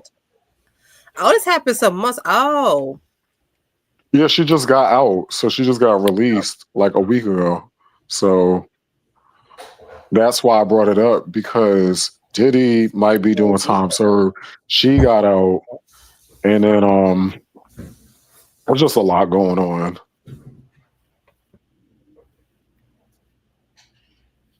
But that was like her fourth DUI. okay. Now I get it. Apparently. As in, we was talking about the Diddy trial stuff. Yeah, For, so okay, for I was DUI. correlating it to Diddy Well, because Diddy might get time served. Karen probably got parole. So she was released early. She was supposed to do like a year and a half or 2 years or something like that. And then they let her out early on good yeah, behavior and probably parole.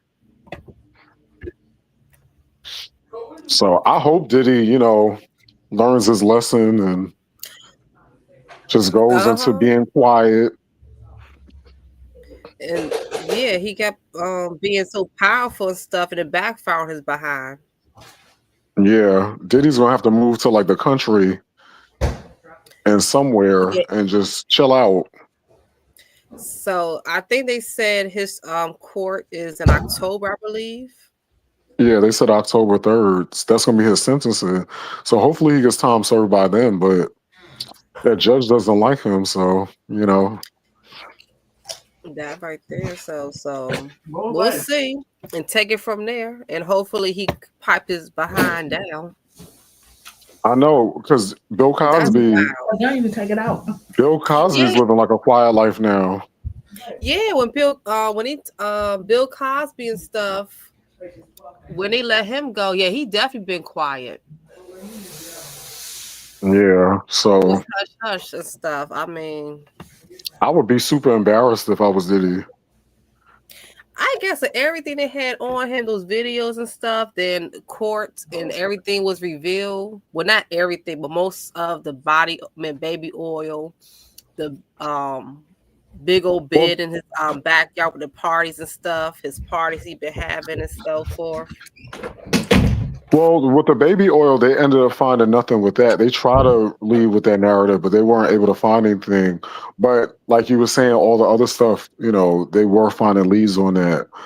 But I just think that the fact that his kids went to court and they heard all that nasty stuff he was doing, and they sat in and listened to it. Remember Lakeysha when all the kids was there and they heard all the stuff he was doing from the testimonies from Cassie?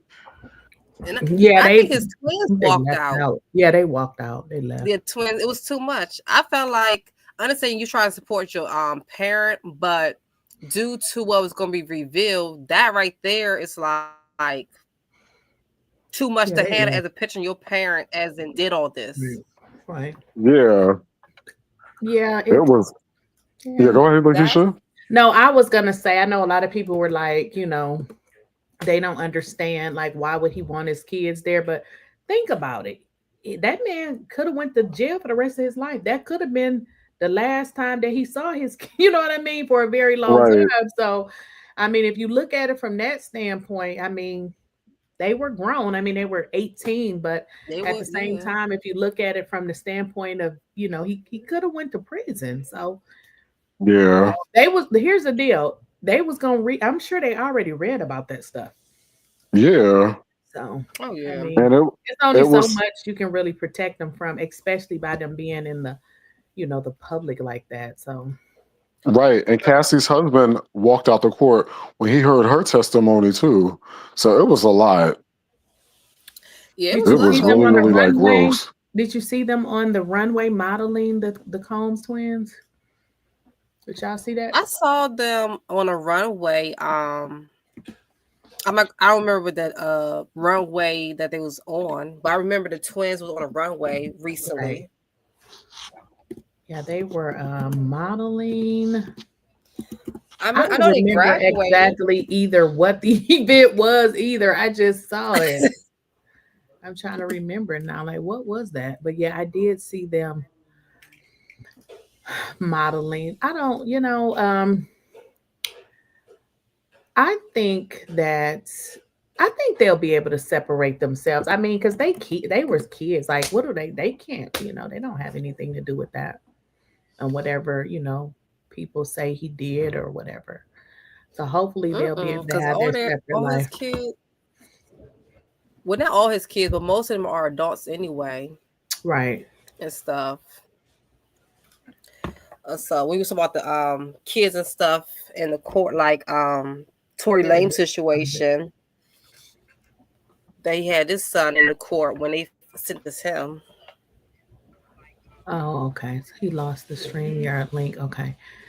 I'm gonna show you guys the I be seeing everything on social media. To be honest, that's where I get a lot of my news, but I'm gonna show y'all the On social media.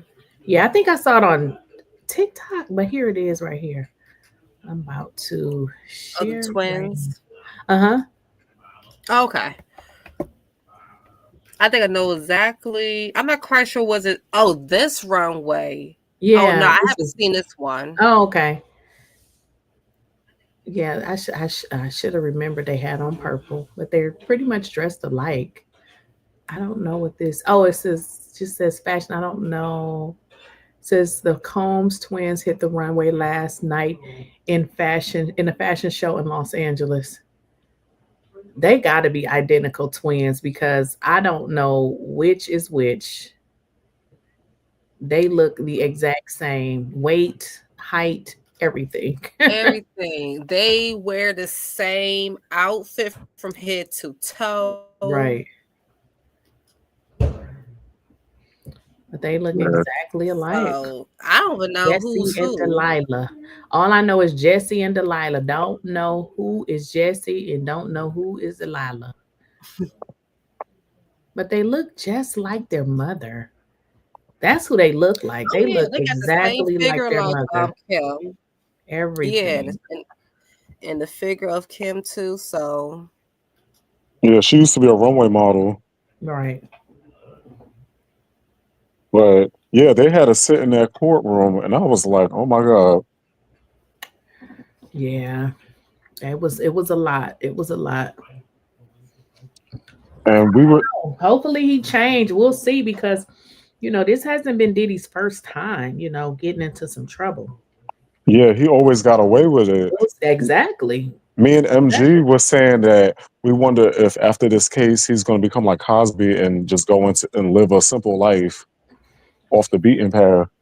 We'll see. Shit, I thought he would have did that with the first case, but in this case, so he might. He's getting older and stuff, so it's kind of like hopefully this case right here have him to stop and chill out.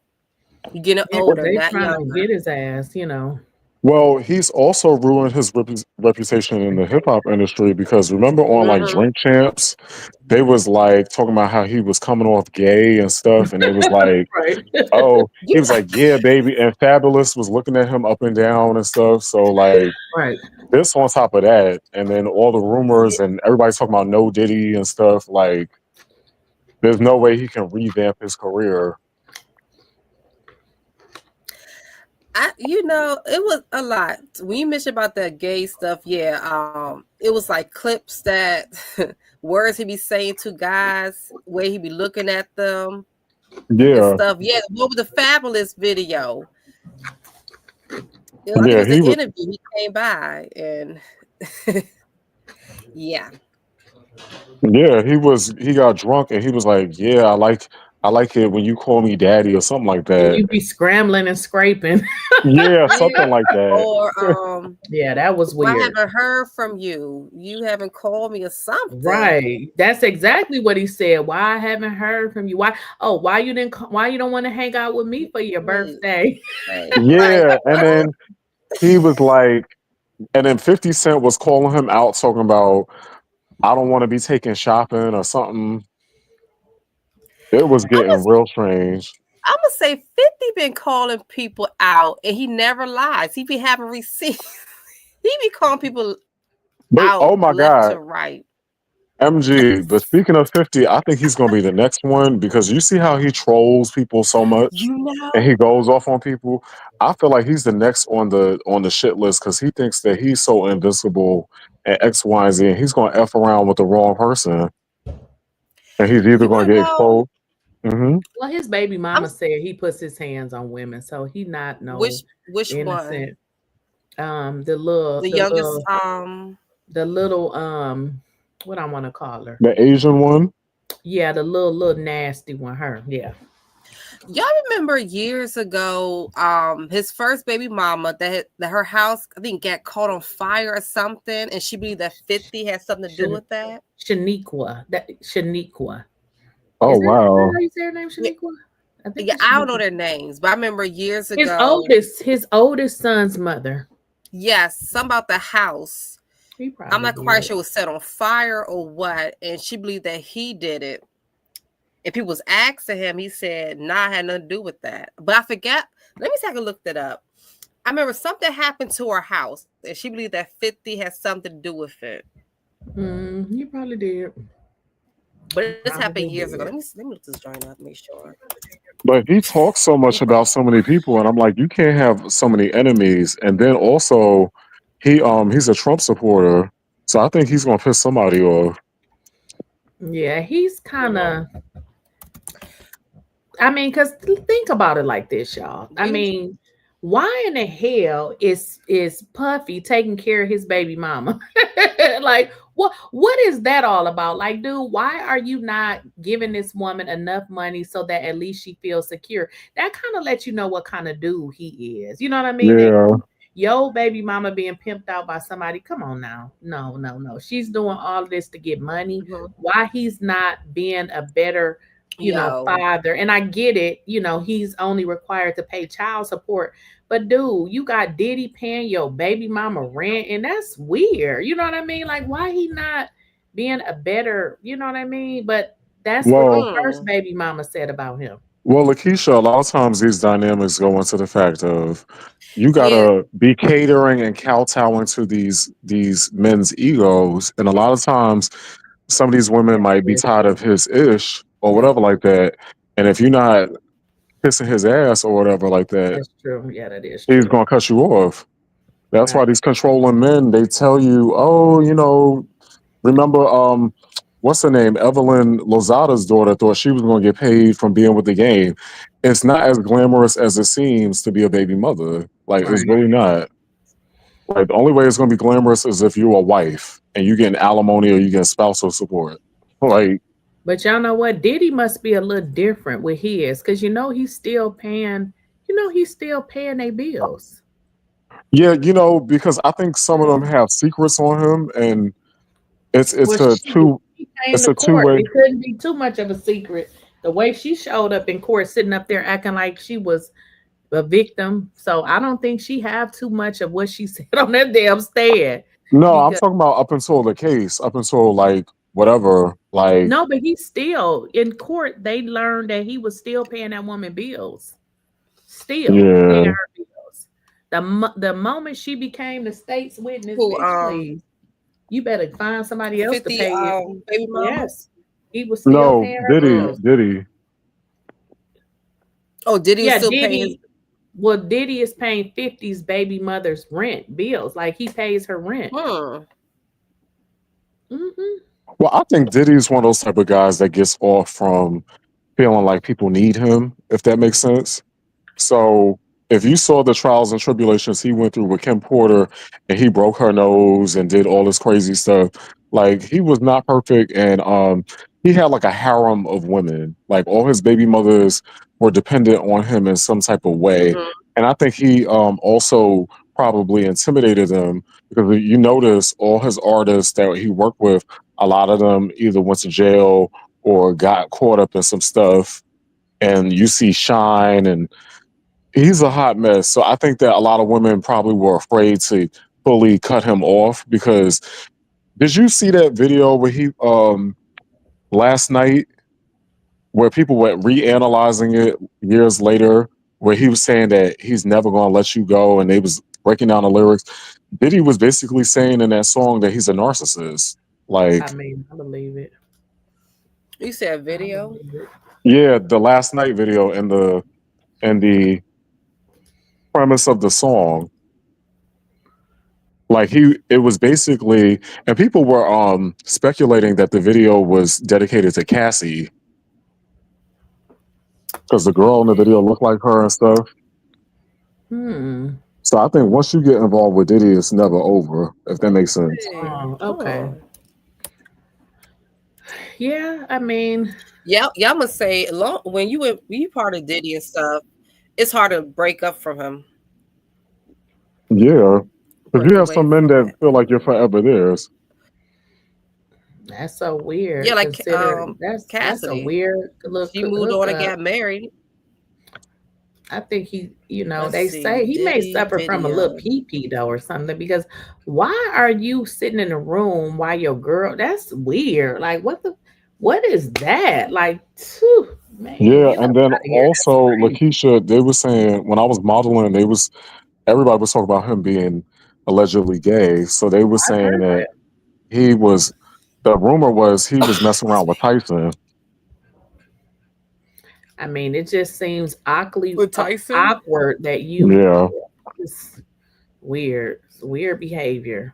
So maybe he did have a small PP because he was like you said, he was being a cuckold and paying escorts to sleep. It was a mess. It was weird because T.I. and Tiny was doing allegedly some weird stuff, but Diddy took the cake. No, Diddy I took the remember cake that. because I believe the stuff we were hearing about T.I. and Tiny that they all engaged, but you sitting in a corner watching. Yeah. That's just a whole nother weird. Why is you in the corner watching? That's too and much. then drugging people up allegedly, or making them take a whole bunch of substances so they can F for days. Like it's a lot. That's some weird. That's good. That is weird. Sit back and watch and drug people, allegedly drug people. Yeah, and then do you remember when they was talking about how Kim Porter and Cassie overlapped at one point? Like it was a lot. I'm sure they all overlap. I mean, well, this is the thing that what I don't understand about women. You would think the older they get, the smarter. It's like the older, the dumber they get. Diddy has did interviews where he said that what he said was he ain't never finna be with one woman. He said pretty much the time that you spend with him, he gonna buy you stuff, give you a lot of gifts. But he said in interviews he is not finna be with one woman. He said that. So it's like, how do you get with somebody and act like you didn't already know this? Like he has said that. Like, come on now. Like they act like they don't get it. But I think it's a double-edged sword. I think once you mess with Diddy, he's never gonna leave you alone. Right, but he's never said that you were gonna be the only one either. So you get it in your mind because you messing with him that you number one. And I think like at some point you know you gotta blame yourself. Like, come on now, you can't be this dumb. Like the man has did interviews where he literally said, and then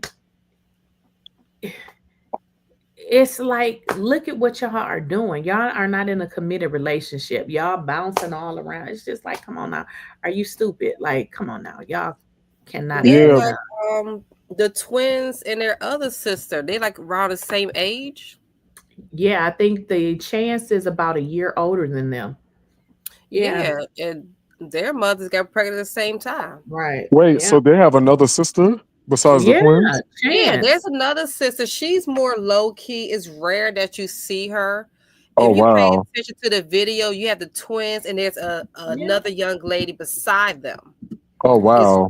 She's that's their she's sister. light Yeah, skinned. Her mother is Pumpkin. Oh, I've never seen her before. You yeah. have. You probably just You didn't pay probably attention. recognize. You I'm about probably to thought show it you a was a best picture. friend. Yeah, you probably saw her and just probably never even. I mean, I know you saw her. I mean, you saw her before. You see, you Oh, probably thought it was a Right best here. friend or a cousin. See her? But See that one in the middle? but yeah, both the moms got pregnant at the same time. oh wow. See Mm-hmm. it? You Yeah. see? Wait a minute. Let's Yeah, see he how they. was laying it low and spreading it wide. He has a lot of kids. But one of the kids is not his. They saying, well, Yeah, allegedly. Quincy. Quincy's Yeah. 𝐿_Shor's child. No, there's another one. I can't think of his name, but they believe that, well, allegedly that child Who is you the talking about bodyguard. Justin? Is it? I don't know his name. The light skinned one? The light skinned one. No, that is his child. It's just he looks like Misa. Okay. That is his child. The only one that's not his is Quincy. Quincy's Okay. 𝐿_Shor's son. But they all are his kids, but it's just that one child looks like Misa Hilton. Okay, you see now. You see the one in the middle with the. Okay, the twins have on black and white, like they're kind of dressed alike. But then you Yeah. see the one in the middle. That is the other sister. That's the other sister. Yeah.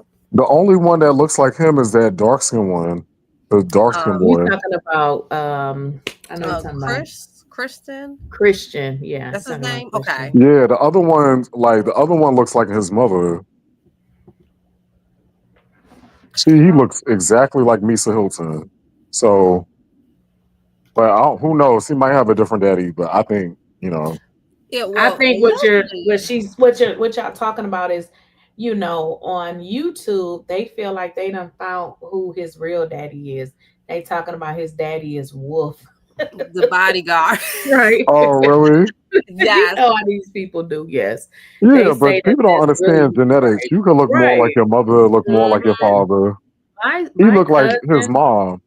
my cousin father is mixed. My auntie is light skinned. My cousin is dark skinned.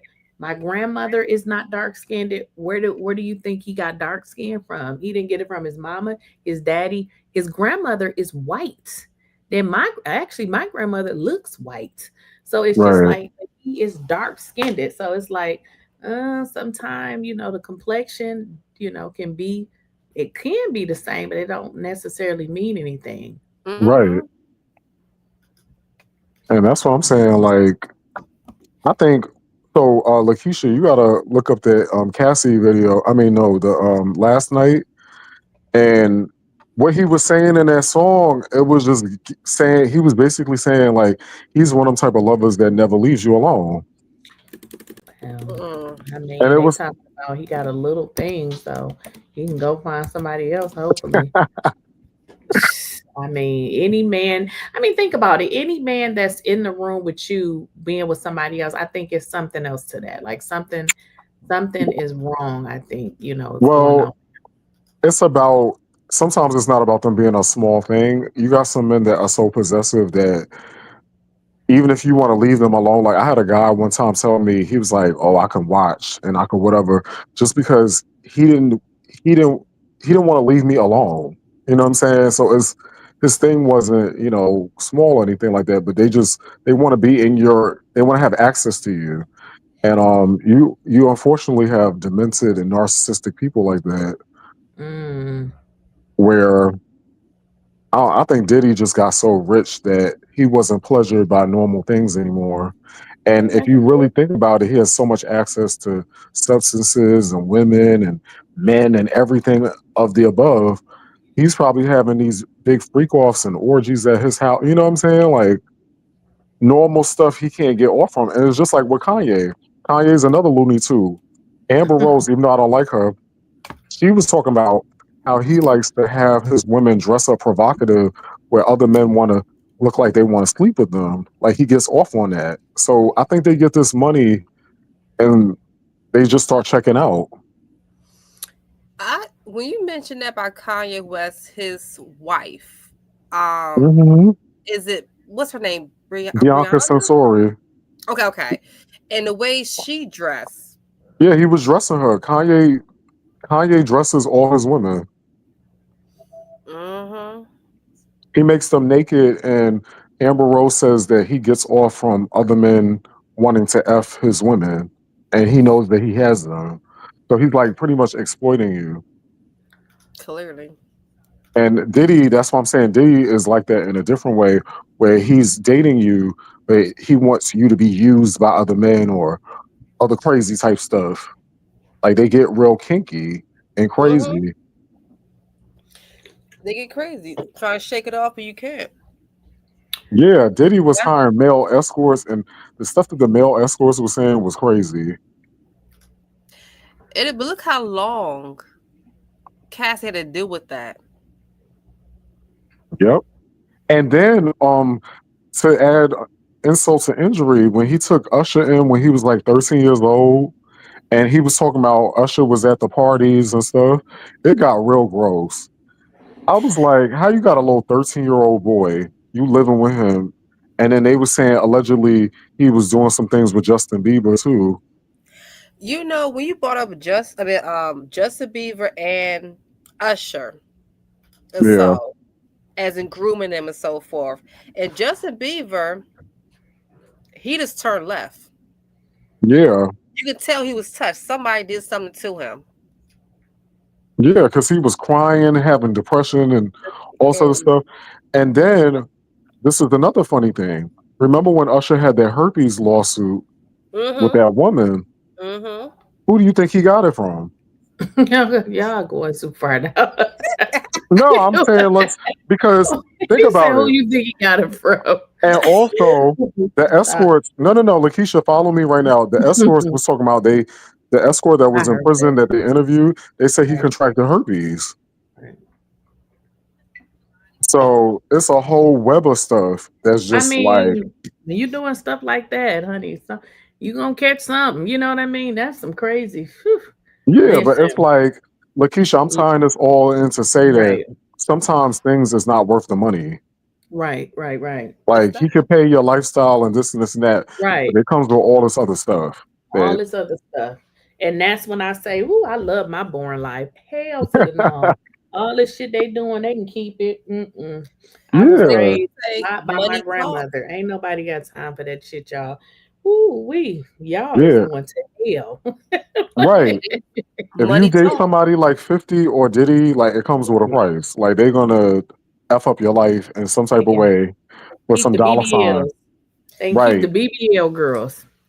I think the word fame people love. It's like a drug. Everybody want to be famous. Some people do. Like some, you know, with fame come being in the spotlight. I like my low key life. You know what I mean? Like some people want to be seen. I like my low key life. I just, some people, and I think that comes from people who've never felt noticed.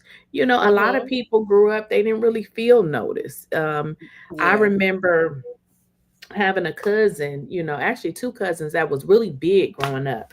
You normally a lot of times you'll gain weight as you get older, but some people was bigger as a child. I noticed as they lost weight, they start doing shit that other people was like, girl, we don't do that no more. That was like way back in the days. But because they were big back then, they didn't get a chance to do a lot of the stuff that we did. So it's like now they lose weight and they just like, girl, you're a little bit too old to be dressing like that. Like what is that? So it's like now they revert back to the stuff that we've already did. So they call it a second adolescence.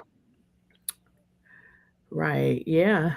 Yeah, some people like the spotlight, like Porsha. Porsha is an attention seeker. Did y'all see that? It was a thing she did that. Let me see if I can find it. Seeking attention. Where is it at? Yeah, I'm gonna say Porsha's definitely a person like attention. Oh yeah, most definitely. She had to be in the spotlight.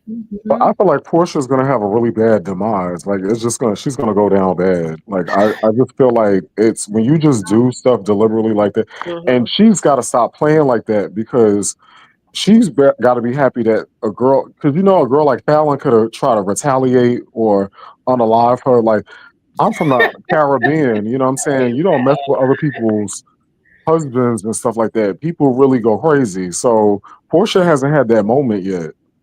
Yeah, Fowler was actually did an interview with this YouTuber. Yeah. She did a I gotta few. find that video. It Mm-hmm. was 2 years ago. Who's that YouTuber name? Is it Tisha or Tish Tales? She did an interview with her. Let me see if I can find it. But yeah, Porsha, I feel like she hasn't got knocked upside the head yet. Not knocked upside the head. Yeah, because everybody, Nah. Porsha just gives me one of them type of people that life has not hit her in a way where she's learned. You know what I'm saying? Like, you can't be So stealing people's husbands and doing this all is this the other thing. stuff. I don't think that. I think, there's some people who don't learn. There's people that'll do the same thing over and over again. Right. Or maybe it'll have a little difference to it, but it's essentially the same thing over and over again, and they never learn. For instance, Porsha had a first marriage. She walked away with nothing. But here's the deal. She should have walked away. You wasn't with that man for no extended amount of time. You know what I mean? Right. But and I think like with the second one, she wanted to feel vindicated because even in court, she said, in my first marriage, I got nothing.